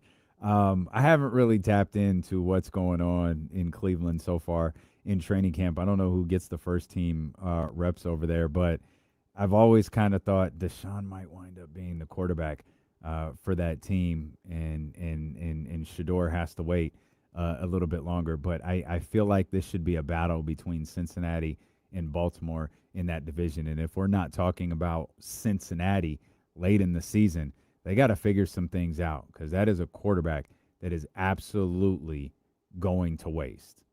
Absolutely going to waste. Because, again, I do not doubt Joe Burrow's talent. His ability to throw the football for 400 or 500 yards a game is insane. I got that. It just amounts to nothing, and that's my frustration. He seems to be judged differently than even someone like Lamar Jackson is judged. He's judged differently than the other quarterbacks in his tier. I normally don't get, and we have football tomorrow. The Hall of Fame game is tomorrow. But it's always the same thing. It's like, football, baby, football is back. And then it's not. I mean, it is. It's just no one cares. It's like, all right, I don't want to watch this. This is trash. But football does return. And so as we get closer and closer and closer to the start of the NFL season, we get closer and closer and closer to that Wednesday night start between the Seattle Seahawks and the New England Patriots, and then off to Australia for the San Francisco 49ers and the Los Angeles Rams. It's really fun to watch some of these stories develop. But quarterbacks are always the central focus of the National Football League, and they drive these conversations. It's Fernando Mendoza. I mean, if the Raiders are on, Good Morning Football every morning, the Raiders are a constant topic of conversation in the NFL world, because not just because they had the number one overall pick, but because that number one overall pick was a quarterback. The quarterbacks drive the league. The Fernando Mendoza conversation drives the conversation around the around the Las Vegas Raiders. And that's why the Kirk Cousins thing. Oh, Kirk Cousins, name the starter. Well, of course he is. It wasn't a big deal. Everybody kind of knew that. Especially if you've been paying attention. And, of course, we've been locked into what, Kubiak. We've been locked into Brady's thinking. We've been locked into all of that stuff since the Raiders finished with the worst record in the league. And it was clear they're going quarterback. And that's the driving topic. It's why quarterbacks get so much criticism. It's why Joe Burrow and Justin Herbert, it's why they get so much criticism. The Los Angeles Chargers fall short. Justin Herbert. The Cincinnati Bengals fall short. Justin Herbert. Or Joe Burrow. So-and-so fall short. Just immediately go to their quarterback. Oh, but there could be a team on the rise. What's the first thing that you're looking at? You're looking at the quarterback. And that's why Fernando Mendoza will continue to be a topic of conversation for the next 5 weeks. 4 or 5 weeks. Because he's ultimately not going to be He's not going to be the starter. He's almost certainly, barring an injury or some sort of phenomenal play, he's not going to be the starting quarterback week 1. I think we all know that. And that's fine because I think Kirk Cousins is going to be fantastic in that role. Quarterbacks are the driving forces in the conversation. And when you're the Dallas Cowboys, man, it is different. It's different when you're the Dallas Cowboys. You're the quarterback of that team. And you're good. But you're paid like you're phenomenal. I can't tell if the quarterback of the Dallas Cowboys is an enviable position or not. It's one of the most high pressure positions in all of sports. The Dallas Cowboys, America's team. Quarterback of that team. And Dak was terrific last year. But Dallas is one of those. Dak is going to catch heat. He's going to catch praise. But Dallas is one of those unique teams where it's like, yeah, we're going to venture outside of the quarterback because we're desperately trying to find a reason to make this team a Super Bowl contender. So we've got to talk about their defense, which is much improved. We've got to talk about their run game. We've got to talk about their wide receiver threats, which is much improved. We got to talk about all of that because the Cowboys are a driving force in the NFL conversation. If LeBron James is the face, and I tried to make this argument, if LeBron James is the face of professional sports in America, the Dallas Cowboys star might be a close second.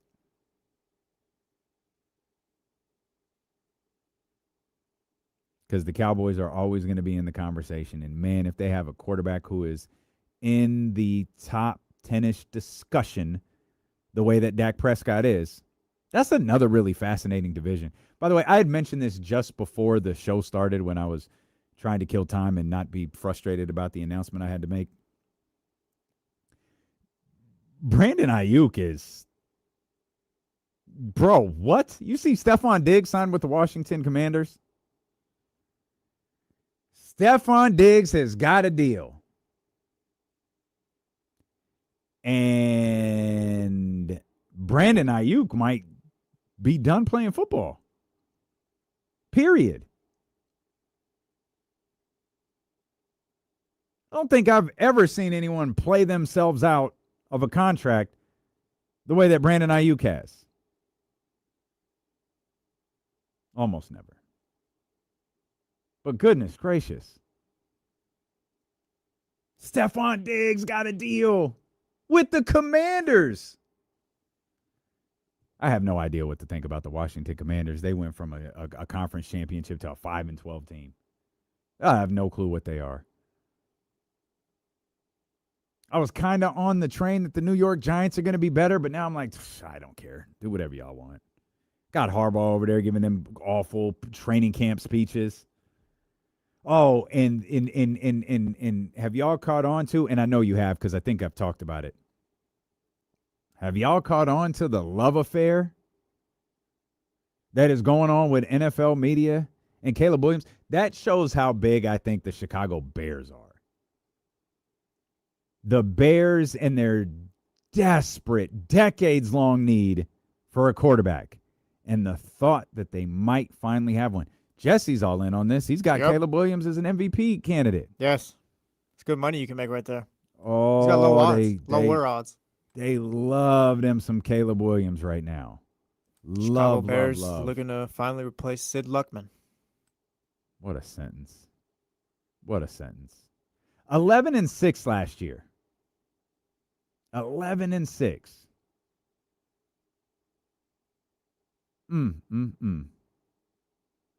I don't know what to do with them. I'm gonna be honest. I'm just kind of watching. Just kind of watching. I'll be late. I always say I'll be late to some parties.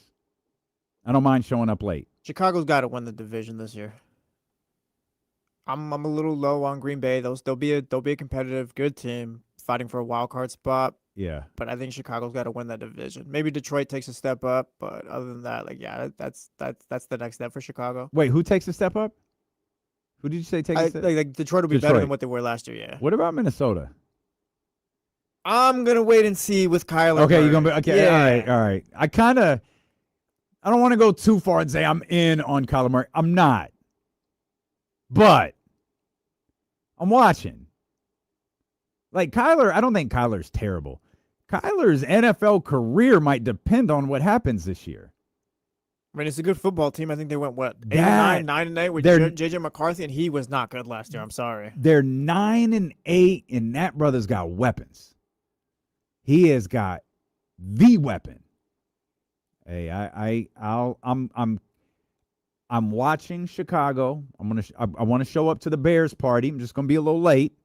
I'll never go to a Packer party again. Not after what they did to me last year. Yeah, I tried that thing for the last couple of seasons. It just never really. That party anything. sucks.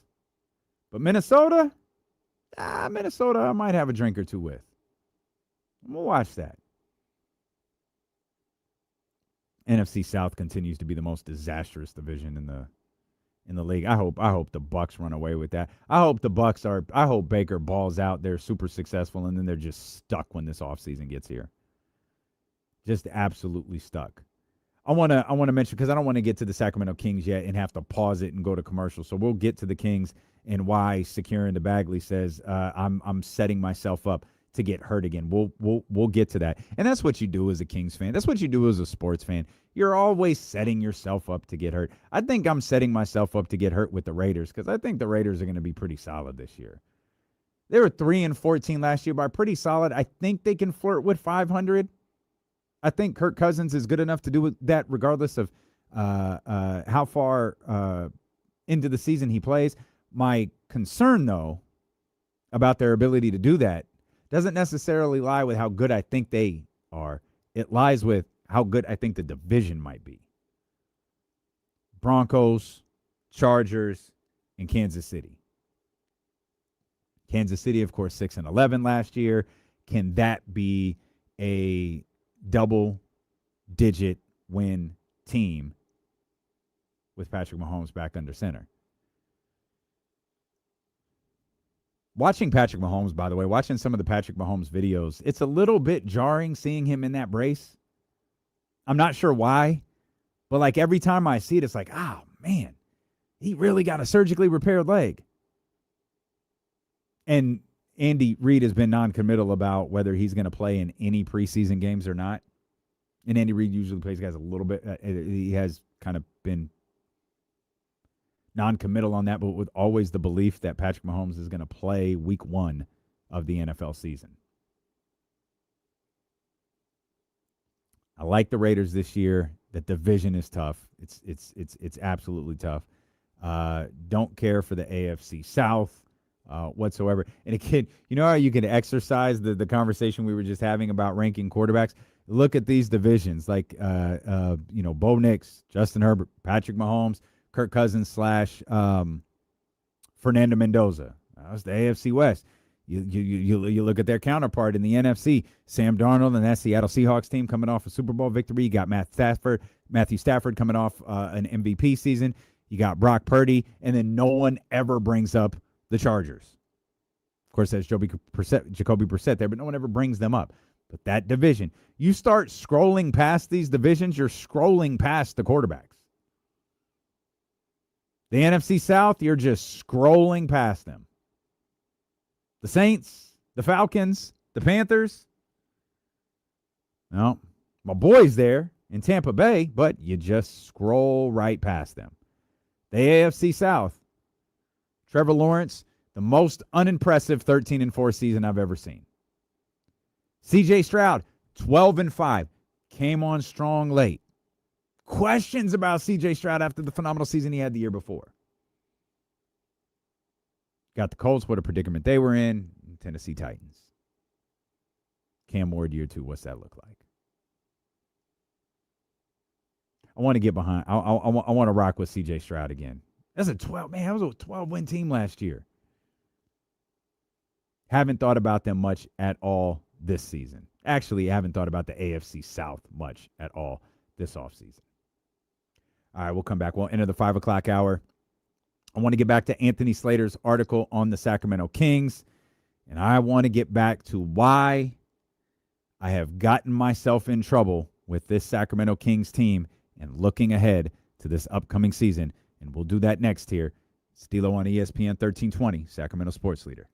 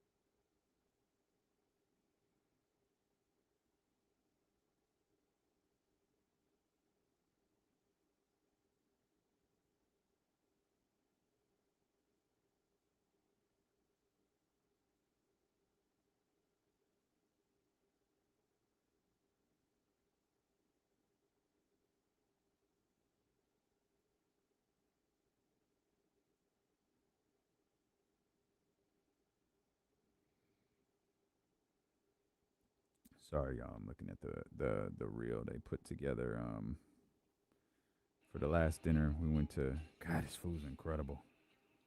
My man, Chef Q. It's really cool. Do y'all have a like a restaurant, like a place you guys go to, like where you go, like that's mine, or maybe it's yours and your significant others. You go, man, that's ours.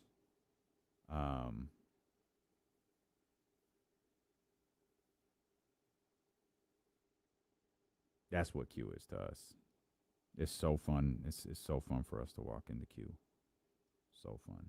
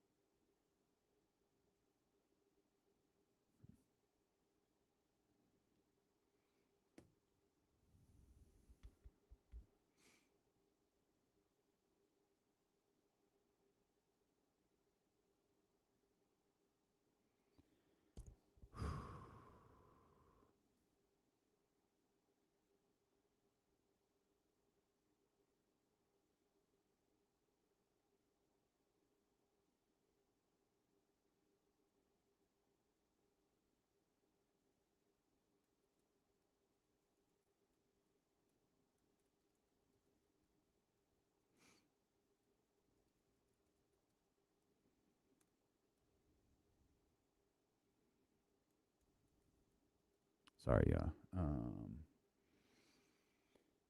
Just trying to make a dent in some of these texts.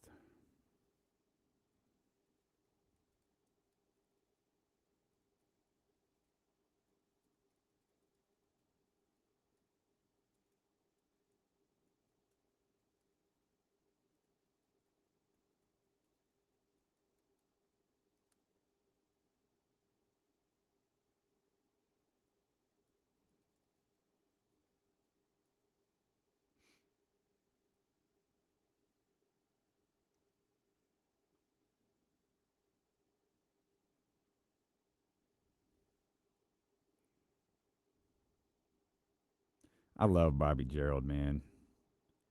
He has such great thoughts on He's been around so much basketball for so long. I always pay attention when he says something. I just realized I haven't filled up this water or nothing today. Shit. Oh, John, I remember. I'm sorry, brother. That definitely was your spot. Definitely was. I'm sorry, man. Yeah, it did. Lorenzo's Mexican off Sunrise. There you go. It's a great experience to have. This is the first one I've ever had, man. It's the best one I've had. Oh, love that, Michigan. Love that. There you go, Norm. There you go, baby. There you go. Fences. What's fences, Scout? What's that?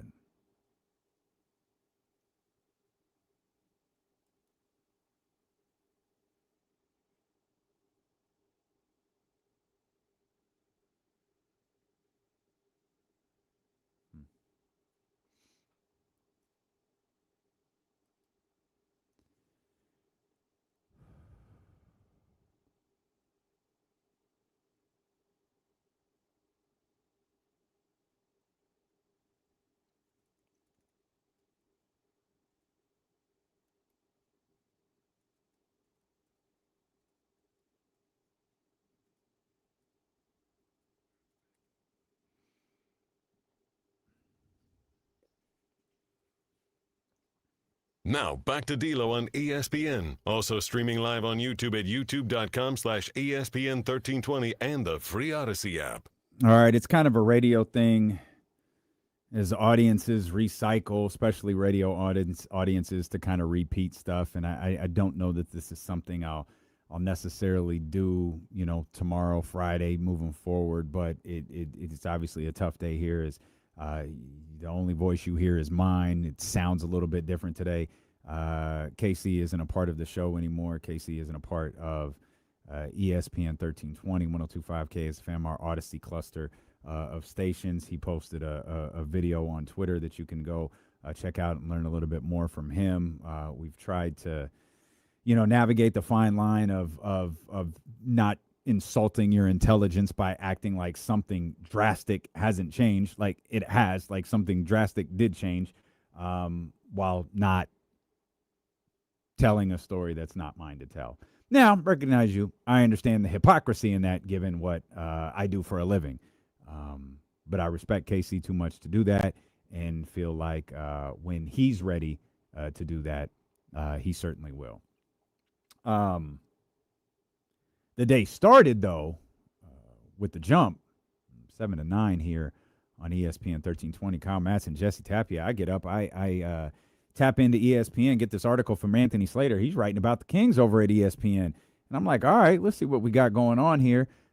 Jesse and Kyle being great at what they do. They had Anthony Slater on at 8:30 this morning to talk about some of the things that he wrote about. And, obviously one of the topics of conversation in recent days has been the backup point guard spot, Victor Oladipo, Russell Westbrook. Jesse asked Anthony Slater about Russell Westbrook and why this might work here in Sacramento. Yeah, so the current power seat of this organization is Scott Perry.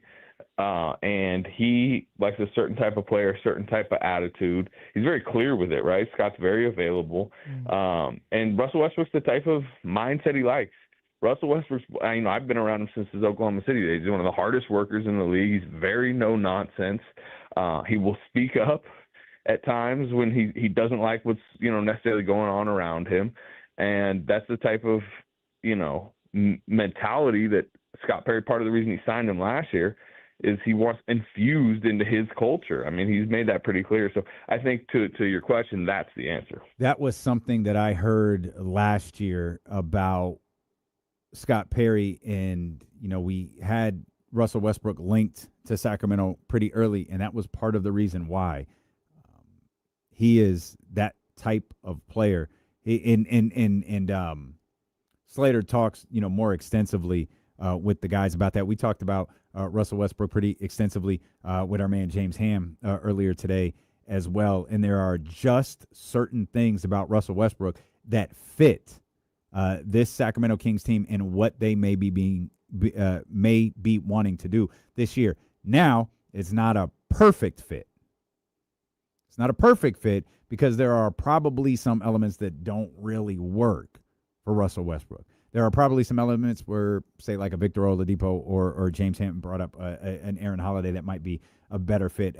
Gabe Vincent, I think, has been a topic of discussion within the front office as well. So it's not perfect, but you see reasons why it might work. And Anthony Slater doesn't even reference right there the fact that Russ played here last year. He's already worked with Maxime Renault. He's already worked with Dylan Carwell. He's already worked with Nick Clifford. When I say work with, I mean played with. He's already been on the floor with those guys. He's established a bit of a rapport with some of them, and he was obviously able to do that in pretty quick fashion, as there was times where him and DeMar DeRozan were the only vets playing because Domantas Sabonis was out. Zach LaVine wound up being out. Keegan Murray, though I'm not quite sure he qualifies as a vet yet. He too out, and so you would have those young guys out there playing with Russell Westbrook. Now that's not the be all end all to this conversation because all of the young players that I just named, none of them were point guards. Now you've got a player in that point guard position.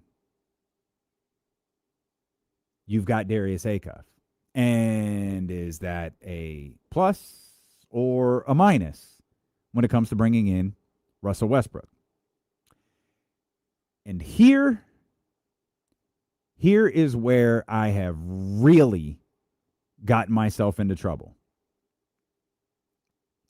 Because Anthony Slater wrote about Domantas Sabonis in that he has expressed a willingness to recommit and buy into this basketball team in this upcoming season. Man, oh man, those were words to my ears. Here's Anthony Slater talking to The Jump this morning about Domantas Sabonis. Sure. I would say if he plays well and they, at least surprise, I don't think anybody's expecting a top 6 finish or anything like that. But if he has like a durable, productive season and he fits well, which, we're going to get an Acuff, but I think if he is like a really good offensive fit with Acuff, that's become like priority number 1 for this franchise, right? Like the development of Darius Acuff. And I know obviously, if you could have gotten value via trade, maybe it would have been the time to move off Sabonis, but I don't think it's a horrible, first few months of Acuff's career to play with the type of hub offensively and talent that Sabonis is, as you're trying to develop a rookie point guard. Now, as you know, I have felt that way for a while. Really, since we really kind of zeroed in on, I think Darius Acuff is going to be the guy. And it was always like, I kind of think the pairing with Domantas Sabonis would really work. Like, I think it would work. The pick and roll opportunities, the different things that could potentially open up for Keegan Murray. But it always settled on one thing and one thing only. It's whether Domantas Sabonis could be bought into this team or not. And Domas gave that postseason media availability where he was talking about, I'm going to get back to being that player you expect. I'm going to get back to being that All-NBA player. I'm going to be that All-NBA player again. I'm going to be back to that All-Star player. And he referenced his accolades. And I said in the moment, I was like, I don't think he was talking to Kings fans. I think he was talking to the league. I think he was talking to other general managers. I think he was talking to other basketball teams. And he has obviously been a frequent topic of trade conversations, both in February and not quite so much this offseason, but there have been, murmurs here and there, but it was mostly with all of the same teams that the Sacramento Kings talked to at the trade deadline. And there's rumblings of like Charlotte and Toronto. I don't think Washington ever really materialized the second time because they never really considered moving on from Anthony Davis. And moving on is a wild way to put it, considering he's never played a game for them. But at least, let's say interest, curiousness is there surrounding Domantas Sabonis. But a bought-in Domantas Sabonis, a player who's willing to, and I think the question you always ask in moments like that is, what exactly does bought-in mean? And I think in this particular situation, It's an understanding that this team might not be very good. I could be playing with a lot of young players. We could be experimenting a bit with Maxine Reynaud at the 4, Keegan Murray at the 3. We could kind of be dipping our toes in waters we've never really been in. We're going to try some things out. We're going to attempt to establish an identity all the while that we're trying these out. That's being bought in. It's being down to put forth the best. It's being down to be your best in whatever situation Doug Christie in this front office put together for you. And it might not always be the best scenario, but there's going to be some figuring it out through the course of this season. If Domas is actually bought into that, I don't think there'll be a ton of things that you have to figure out as it pertains to Domantas Sabonis, because I think you have proof of concept. You have proof of concept of what could work with Domantas Sabonis and Darius Acuff, because you had De'Aaron Fox playing the Darius Acuff role. Now, I don't want to minimize what De'Aaron did here in his, sixth or seventh season. This is Darius's first. So to think that he could just step into the role that De'Aaron had and play alongside Domantas Sabonis in the same exact way because it's Domantas Sabonis, I don't think that's realistic. But thinking that he could be good in that role and thinking those two could establish a chemistry together, I think that is extremely realistic. Not only do I think that's extremely realistic, I think it's likely. And that's where Securin says D'Lo is setting himself up to get hurt again. You could take part in the conversation over on youtube.com/ESPN1320, twitch.tv/ESPN1320. And if you're scrolling on your timelines on Twitter, your comments pop up on the screen in front of me. And Securin, the Bagley, is over on youtube.com/ESPN1320. And he says D'Lo is setting himself up to get hurt again. Lotus, with the traumatic day that it's been over here on the show, Lotus taps in also on YouTube and says, God damn, D'Lo, we don't have to give in to depression yet. Don't turn to Sabonis. I think I'm doing it. I think I'm doing it. I want to see it work. And I feel like it's good for Darius Acuff. If this season is about putting forth the best, if this season is about putting together the best scenario with Darius Acuff, then I think Domantas Sabonis is the perfect player for that. I think he's perfect. And I know I was the first one to hit him with the steel chair. Like, I got that. I get frustrated with him from time to time. I get frustrated with the reports he's changed agents. James talks about that earlier. He changed agencies. He went from Wasserman to CAA Sports. That is a big deal. Like, agents drive this league. Obviously, Wasserman is a massive organization. It's not like he went from a mom pop spot to CAA. But approaches are different. Relationships are different. That's always a big deal. The relationships that your agency has with front offices is very important to the conversation. And I think I'm going to do it. I think I'm all in on Domas this year. I think I'm all in on Domas and this pairing with Darius Acuff and this working. And I've always leaned towards Domas more than Zach LaVine. Zach, Zach to me, I feel like is completely indifferent to the success or failure of Sacramento. I think the idea that Zach LaVine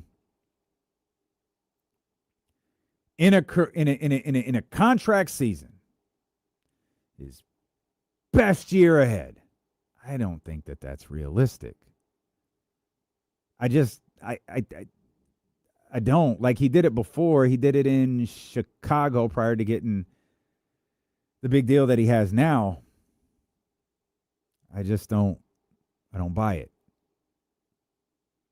And Saquon Bagley, I keep referencing Saquon Bagley. It's like he's the co-host for today. He said Kings were pretty bad record-wise when Domas played last year, 3-16 in 19 games. Yes. Got you. But Darius wasn't there. And how many of those games did Keegan miss? Because I think the answer is all of them. I think Keegan missed all of those games. My guess would be Zach LaVine played in a lot of them. And then you had the cluster of, DeMar DeRozan and everything else that was that team. But I'm looking at Domas with Darius and what that might open up for Keegan Murray. And if it does open something up, could it give him anything that resembled what he did his rookie season? Of course, I don't know the answer to that, but I'm trying to put everybody in what I think might be the best scenario. If the Sacramento Kings are in a bad situation, how can we get everybody in the best scenario possible? I think Domas can help create the best scenario possible. I think Zach LaVine is indifferent to this whole conversation. Here's Anthony Slater talking about Zach LaVine. Well, that's it. Like, I think everything is week by week, month by month as this King season goes on. But, let's look at the situation Zach LaVine had a couple years ago where he had been injured for, he probably had two kind of injury-riddled seasons in Chicago. He was viewed that summer as, kind of an untradeable contract. Mm-hmm. And then he came out. Remember how good he was for 2 months? He was 45% from three. I don't think he made the All-Star team, but there was at least some All-Star buzz. And because of how well he played, his value at least upticked to a degree that a team like the Kings that wasn't a desperate situation. Remember, they were trying to compete, even with the Fox trade. They did make the play in that year. I mean, we can call it an ill-advised trade, but it was still a willing team that went out and traded for LaVine, partly because he was playing so well that season. So you can kind of change your value. And does the franchise necessarily know, this is the pure plan for Zach LaVine minutes-wise and trade deadline-wise and future-wise? No. But I think the better he plays, the more value he'll have both on the trade market and, more importantly, if I'm Zach LaVine, next summer in unrestricted free agency. I think, his what type of, let's say he was on the market this year. I mean, we've seen how dry it can be for his type of player in a world where there's just such little cap space out there. He's got to have a good year just to be more than probably a mid-level guy next year. That's our man Anthony Slater right there. He was on with The Jump, Kyle Madson and Jesse Tapia this morning from 7 to 9. Of course, you could catch that in podcast form wherever you get your podcast from, or you could watch it here on youtube.com/ESPN1320 at your leisure. Listening to that back, a couple of things stood out. That's the third time I've heard that particular answer from Anthony Slater. And now I might just be a very harsh critic of Zach LaVine, because Anthony Slater, very connected to the league, has been around this game a long time, has covered this game at a very in-depth level for a long time. I don't know that Zach LaVine can get his value up. I don't know that Zach LaVine playing well here in Sacramento on this Kings team would matter to his upcoming free agency.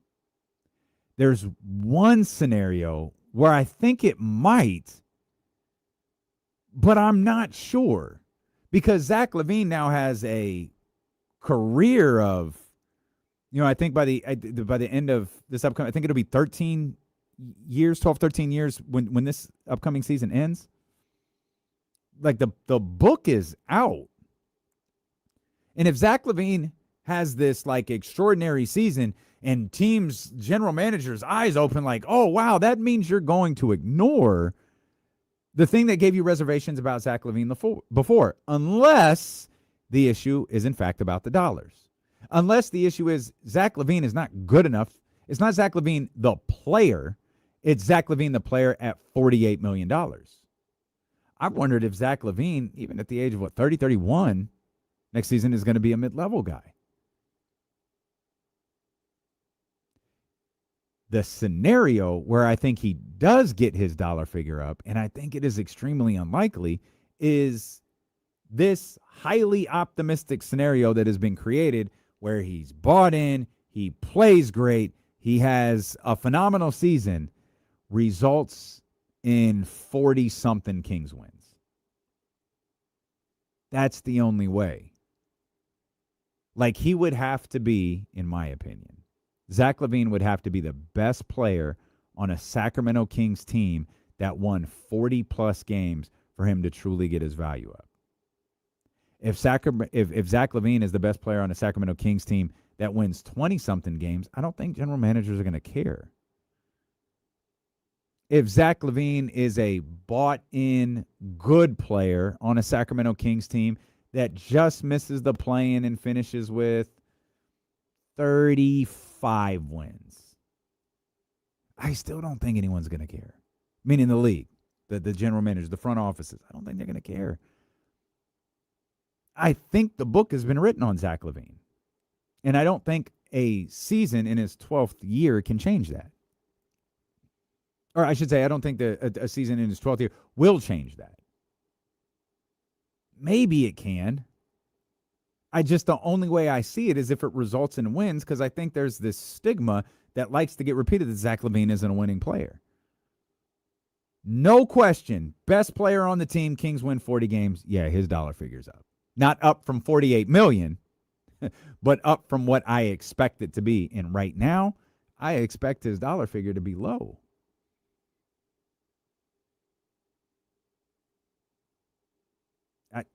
I don't know how low. Like Slater right there, Anthony Slater, question like, hey, man, if he doesn't have a break, are we talking a mid-level guy? Whew, mid-level guy. That's the peak of where I had him at next year. To me, mid-level next year for Zach LaVine was best case scenario. We're going to learn a lot about the way the league views Zach LaVine next offseason. Because there is something and we didn't get into it today. We could dive into it tomorrow. There is something I noticed when researching a topic idea for the Golden State Warriors. And Nick Friedel had a great article on Steph Curry. It wasn't really new information in the article. He just kind of broke it down differently, and that just kind of led me down a rabbit hole where I realized, the Warriors are going to have cap space next year, and so are a lot of teams. And we'll get to that, but as it pertains to Zach LaVine, we might learn what the league has thought about him all of these years. Because if the issue is the money, you have the opportunity to bring the dollar figure down. You have that opportunity as a general manager. But down to what? Mid-level? Okay. High, that's as I said, that's higher than what I think people think of that's higher than what I think front offices think of Zach LaVine right now. But when you look around at these teams that need scores, if Zach LaVine was an unrestricted free agent this year, do you think Detroit would have made a play for him? Because in the state that Detroit is in, I would think Detroit needs to be a little bit more desperate. I'm so down on Detroit's offseason, I didn't even bring them up when we were talking about the Eastern Conference earlier. That was like a 60-win team. Didn't mention them at all. But would they have done it? They've played footsie a bit, it appears, with DeMar DeRozan, but now it's starting to feel like half the teams in the Eastern Conference have done that. And I don't know if DeMar DeRozan is waiting, just like I don't know if Russell Westbrook is waiting. Maybe these guys don't want to do full training camps. Maybe these guys are still thinking things through. Maybe these guys don't have solid offers. I'm not really sure. But we're going to learn a lot with Zach LaVine, and I'm just stuck on the idea today on August 5th, this could change. I'm stuck on the idea that Zach LaVine's performance next season is indifferent to the success of the Sacramento Kings. But Domantas Sabonis's is not. We'll come back. We had a note. We didn't get to him. We'll touch on it real quick. I started to wonder if CBS was looking for an out to get rid of Tony Romo, and now I'm almost certain that that's what they're doing. Plus, question, are the Dodgers still bad for baseball? That's coming up next here on Sacramento Sports Leader, ESPN 1320. That's in my ear. I'll be right back. I'm going to get some water, guys. Coach Molly, entertain the audience. I'll be right back.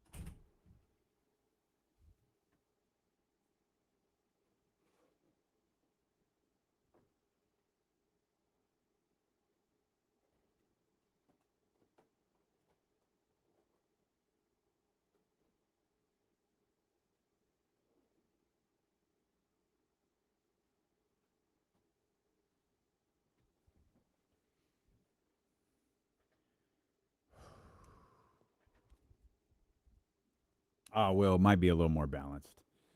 Might be a little more balanced.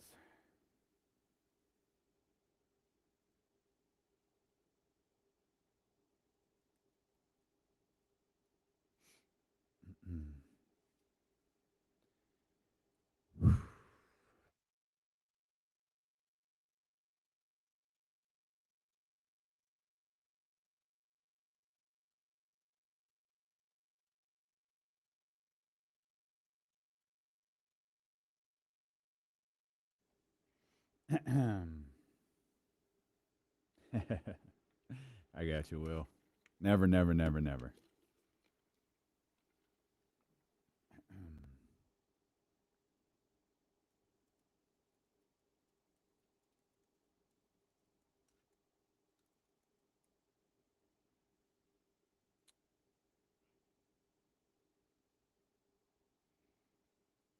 Now, back to D'Lo on ESPN. Also streaming live on YouTube at youtube.com/ESPN1320 and the free Odyssey app. Man, Stevie B over here in the chat on youtube.com/ESPN1320 asked D'Lo how much of that Four Roses is left. I just took a few sips, man. I didn't truly crack this open, but I'll take a little sip here. Cheers to the chatty house and the crew on their way home. Little midweek. Ooh. Small batch select. Shout out to my man, Chef Q. He's hosting one of his amazing dinners. This one is it's a bourbon dinner, and it's with John Lee Hooker. That's a black-owned bourbon company. As a matter of fact, the chefs, the dessert makers, the drinks, all black-owned companies, man. So I'm excited to be a part of that. He does these dinners every fourth Monday of the month. This one's coming up on August 24th. If you're looking for an amazing night out, I know it's weird because it's like a Monday, but if you're looking for an amazing night out, this is a good one. I encourage you guys to check those out from time to time. We had followed of course, my love of Tony Romo has been a frequent punchline on this show, particularly at the hands of my producer. And he had a pretty bad weekend a couple of weekends ago when he got... Not me, Tony Romo. Yes, no, Jesse had a great weekend. He's fallen asleep in movies, or at least getting pretty close to falling asleep. You've hit that age, which I'm proud of. We've been together 30, am I right, guys? Hits you like a truck. Jesse's got to the age where he's falling asleep at the movie theater, even during the year's best movies. But he got arrested. He got the DUI. A couple of days later, CBS puts him on leave. And I thought that was interesting because at the time, it was the end of July. I was like, all right, like, that's an interesting approach to take. I'm not really sure. I guess we're not that far away from the Hall of Fame game, which means, the Hall of Fame game, it's tomorrow, which means preseason starts the following Thursday, which I think is the 13th. I did some research, and CBS doesn't have a preseason game until the 28th. So what is Tony Romo on leave from? Right now, he's on leave from not working. And it's like, okay, maybe this is just a way to keep him out of the preseason and he makes his return during the regular season. Okay? You could do that. And I've said the best way to approach that, because the video of Tony came out, it was not flattering whatsoever. And the best thing I think Tony can do is make fun of it and move on. I mean, you move on, you learn your lesson, you do all this stuff, but hey, Jim, happy to be back on camera or whatever, and you just kind of a little nod and you do your job. Then you realize Tony got a ton of criticism last year during the NFL season. Like, he was roughed up for some of his performances, and obviously I'm a Tony Romo fan, so I enjoy him as a broadcaster. I understand being picked apart at his position. I didn't think he was as bad as they were making it out to be, but this might be a Zach LaVine situation where he wasn't good enough to justify the stunning amount of money that he makes. And he is still owed a lot of money by CBS. And because the DUI is out there, because it is public, because it is embarrassing, you can fire with cause. Fire with cause wipes out his salary.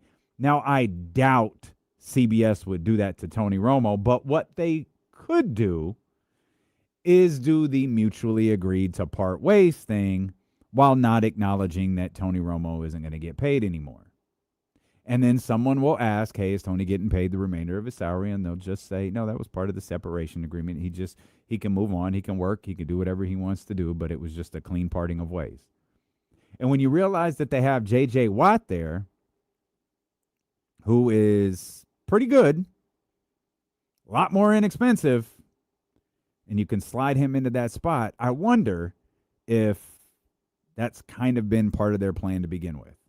Now, I'd caution them against that for a variety of different reasons. One, I still believe Tony Romo's very good. Two, Kirk Herbstreit's deal expires after this season, and Al Michaels is year to year. I'm pretty confident this is the last year of Al Michaels doing play-by-play for the NFL. And if they have a better choice, I think Prime will happily go away from Kirk Herbstreit in that seat. If Tony Romo is available, I have to imagine that's his job. Landing the right play-by-play guy is important, but if CBS were to part ways with Tony Romo, I'm confident he'd land that Amazon job next season. The other reason I wouldn't part with Tony Romo if I was CBS is networks are constantly chasing their tail after an established guy leaves. Tony Romo is very good. Monday Night Football did not recover from the loss of John Gruden until they got Joe and Troy. It felt like Monday Night Football was spinning its wheels for years trying to find the right combination of guys. I mean, was it Monday Night Football that threw Jason Witten in there? Like, get this situation with Tony rectified. But I'd stop short of shutting this whole thing down. Especially with Jim Nantz. Jim and Tony together are fantastic. Question. As it's been a couple of days, genuinely curious if the Dodgers are still ruining baseball. They lost last night in Tarek Scuba's debut, and it's their 5th straight loss. And they got their ass kicked. Also, quick question. Does Mookie Betts suck now? Did I miss the trajectory where Mookie Betts just isn't a good baseball player anymore? Did he go to L.A., get paid, and now he's cooked? No, he was the best player in baseball for a bit with L.A. Just the last couple seasons have not been great for Mookie. Because they're not great right now. And this was a team yesterday that couldn't hit. Not a bad pitching performance either. 6 strikeouts. 1 earned run. I can't remember how many. But they could not score. The Dodgers could not get runs in. And 5 straight losses. They don't have the best record in baseball. They've been the focal point of conversation for over a week now. They're the centerpiece of this, we believe to be, impending lockout. And I'll ask the question, if the Dodgers failed at winning the World Series, would that affect this impending lockout? If the Dodgers were eliminated before hosting a trophy, does that pump the brakes on this whole, there's no way we're getting baseball probably for an entire season? Now, I think the answer is no. I think the Dodgers' success or failure has nothing to do with whether a lockout is coming. I think the act of what the Dodgers are doing is what's going to ensure that there's a lockout coming. The results of it don't matter. The execution of it does. And it's funny that this, I'll be very, very anxious to watch this unfold, because it's interesting to me that this is the tipping point, because I'm old enough to remember the Yankees in the late 90s. The Yankees are ruining baseball. How many collective bargaining agreements have you had since then? The Yankees get everybody. They get them. They get them. They get him. They get this. They get that. And they were winning championships, but nothing changed. So why now? Why the Dodgers? The Dodgers are essentially just the new Yankees. Is this deferred payment thing new? Obviously, the Bobby Bonilla thing is legendary. It's a day everybody celebrates. I don't get a penny from Bobby Bonilla Day, but it pops up on my timeline every year. So what exactly does the fact that the Dodgers are losing mean? Probably nothing. And it kind of feels like a lot like the Yankees in the late 90s into the early 2000s. It feels like the Dodgers are kind of the driving force behind baseball. They're what the Yankees were. They're the Dallas Cowboys. They're LeBron James. They're what drives interest. Shohei Ohtani drives interest. And I'm talking about with casual fans. I'm not talking about with like the, there's diehard regional fans in the Northeast for Boston. Of course, Boston is very much, the Red Sox are very much a national franchise. Same exact thing with the New York Yankees. Northeast, but national franchise. Then you got those, regional squads, which crazy support. The team that the Dodgers lost to, the Chicago Cubs last night, the support for the Chicago Cubs in the Midwest. Throw St. Louis into that. The Dodgers grab the casuals. And so when you load a team up with stars and aces and hitters and all of that stuff, it brings more attention to them. And it's funny, in the midst of all of these losses, I don't feel like anybody's celebrating that. And that was, to me, the surefire sign that this is having no impact on the impending lockout or a potential lockout.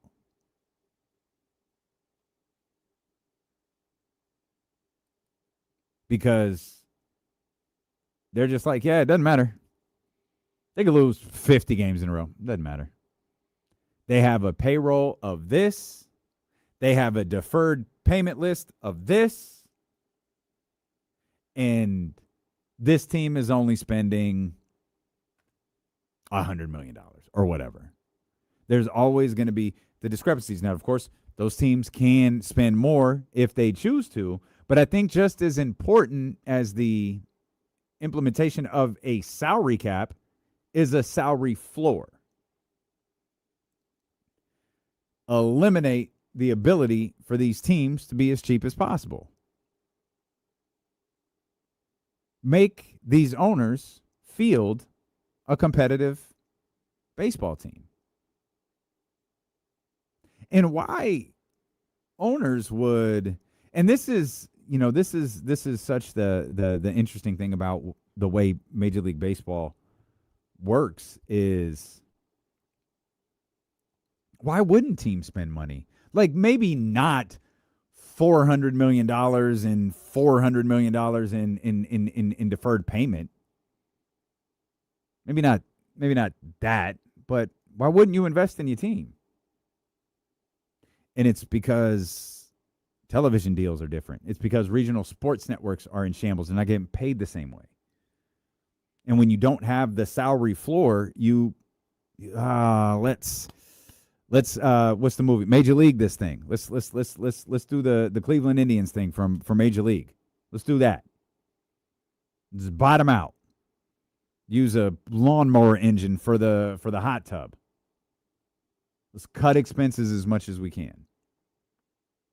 And it feels like there should be a standard for what an owner has to put into a team. But the payout is different for each of these clubs. And the regional sports networks are a big reason. It's one of the reasons Adam Silver, I think, should be speaking for a lot of commissioners. Obviously not Roger Goodell, because the makeup of the NFL TV package is completely unique to them. But when Adam Silver talks about the archaic nature of regional sports networks and how NBA games are distributed to local markets, it's like we're handcuffed. There has to be a better way for the league and our teams to approach this. That absolutely should be the case for Major League Baseball as well. And watching the Dodgers kind of struggle in this, and there's so much baseball left. Like, they could struggle for another 2 weeks and then hit a run. It won't matter. Like, the Dodgers having the best record in baseball, that's not going to matter. None of that stuff is going to matter for the offseason conversation. None of that stuff is going to matter for what happens next. It's been put in motion. And I keep thinking, like, is there a scenario where the owners don't do it? Is there a scenario where the lockout doesn't happen? Is there a scenario where everyone comes to the table and works this out. And I keep thinking like you've got money to be made. Baseball is legitimately cooking right now. Probably to in the best way that it has in maybe decades. Interest up, ratings up, all of that stuff. Would they really interrupt their first true progression in a long time? And the answer is definitively yes, because it's Major League Baseball. And I always draw back to the same thing. Always draw back to 2020 and how baseball and Major League Baseball was supposed to be the first sport back. It wasn't football, who was in the offseason. It wasn't the NBA, who just hit the hard stop button and were trying to figure things out. It was baseball, and they couldn't get it done. They had a runway to get it done and still didn't. Go back and pull up these articles. This is a negotiation between the Major League Baseball Players Association and the owners. You can find these articles today. 120-game season coming for Major League Baseball. And then it gets sliced to 100, then to 80, and then all of a sudden the conversation becomes, if we can't get a 60-game season in, no season is happening. And it was not this wasn't a CBA negotiation in terms of an entirely new collective bargaining agreement. This was an amendment in which you had to create a way that you could play baseball in a way that is not covered by a collective bargaining agreement, in a way that is exclusive to a global pandemic. It's no different than what the NBA had to do. Only one sports league didn't have to do it, but the NBA did, and Major League Baseball did. And Major League Baseball just kept fumbling over and over and over again. So the idea, with potentially billions of dollars at stake this coming offseason, the idea that, guys, we've got so much momentum with our young stars in this game. We can't let this get to a lockout. Let's get to the table. Let's work tirelessly to get this worked out. No chance that's happening. Because concessions were made in 2020 that still piss people off. And some of those owners are still bitter about it. And they're going to take it out on this crop of players and this players union. And whatever the Dodgers do or don't do, not going to matter. They're just going to be the face of this lockout. And imagine that. If you're the 3-time defending World Series champion and you're the face of the Major League Baseball lockout, that's fine. I'm not okay with it. That's fine. Imagine not being the World Series champion. Imagine acquiring another ace at the trade deadline. Imagine having the trade deadline that you did. Imagine the sports world being in an uproar for everything that the Dodgers did, and still, they're the face of the lockout. They just didn't win the World Series. So-and-so did. And you better hope that it's a team with a $300 million payroll. I don't even know who has the second highest payroll in Major League Baseball. No clue. I assume it would be a team like the Mets. Maybe. I was going to say, is it your Red Sox? No, we're long past those days, I believe. Oh, man. Well, y'all are cooking right now. Y'all had a crazy win streak while I was gone. Yeah, they won like 15 in a row, I think. Something like that, yeah. 23-4 in the last 27. Man. Imagine that. The Red Sox would have See, it wouldn't work if it was the Red Sox, though, because the Red Sox, they're still the Red Sox. It would have to be something silly. There goes Dodgers, Mets, Yankees, Phillies, Blue Jays, and then the Red Sox rounding out the top 6. I guess the Blue Jays could work in this conversation. Those are all kind of. There's 5 teams spending above $300 million in terms of salaries. Are the Dodgers the only one above 4? Yeah, they're 430. The next closest is the Mets at 361. Oh wow. Wow. A little different. Yeah, a little bit.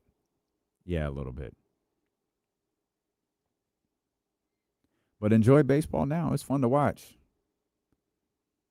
I don't think any different because I know better. It's August 5th. Like I've seen this so much. I know better. I'll wait to see what the Dodgers do later before I start to go, ha, this didn't work.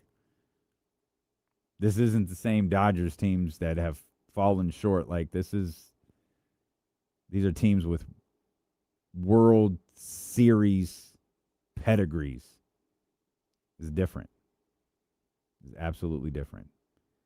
And it doesn't matter whether they win or not because that lockout is coming and the Dodgers will be the face of it. And how much the owners push because a salary cap is one thing. Salary floor is another. What happens with like these deferred payment conversations? Again, these are all things ahead. Of course, our favorite Dodger manager ever is also our favorite Giants manager ever, and that's our man, Dusty Baker. And there is no better day than today. If you can't open a bottle of Four Roses bourbon because it's not readily available for you, go grab a bottle of wine. Probably a much better selection for a Wednesday night anyways, and there's multiple places that you can grab them. The Nugget in Roseville, Rockland, Granite Bay, and in South Sac. They carry Baker Family Wines, as does select Rayleigh's and Bel Air locations. Of course, you could stop by the tasting room in West Sacramento to grab any bottle that you're looking for. They always have everything and maybe a couple exclusive bottles there at the tasting room as well. Learn more about Baker Family Wines over at bakerfamilywines.com. And always remember from our man, Dusty Baker. Hello, this is Dusty Baker. Welcome to the family.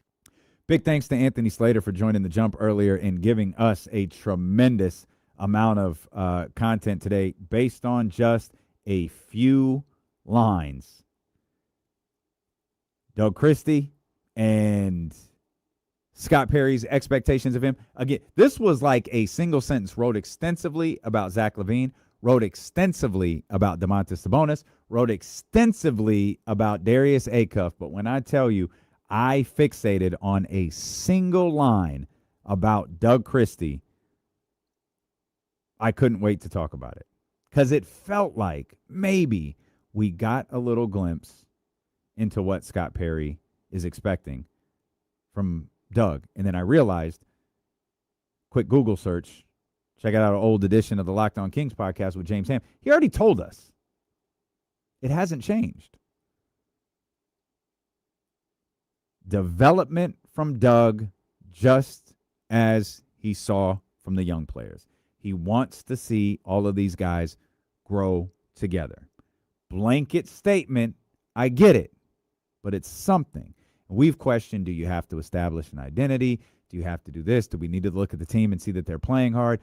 Are we watching timeout management, challenge management? Like, what exactly are we watching? Because Scott will be quick to point out, Doug is a young coach. He's a first-year coach. He's going to make mistakes. I want to see that growth. And this show is going to continue to grow, and it's going to continue to grow because of you. We appreciate you so much for being with us. Make sure you are tapped in tomorrow morning, beginning at 7 a.m. Kyle Madson and Jesse Tapia, The Jump, here on Sacramento Sports Leader, ESPN 1320.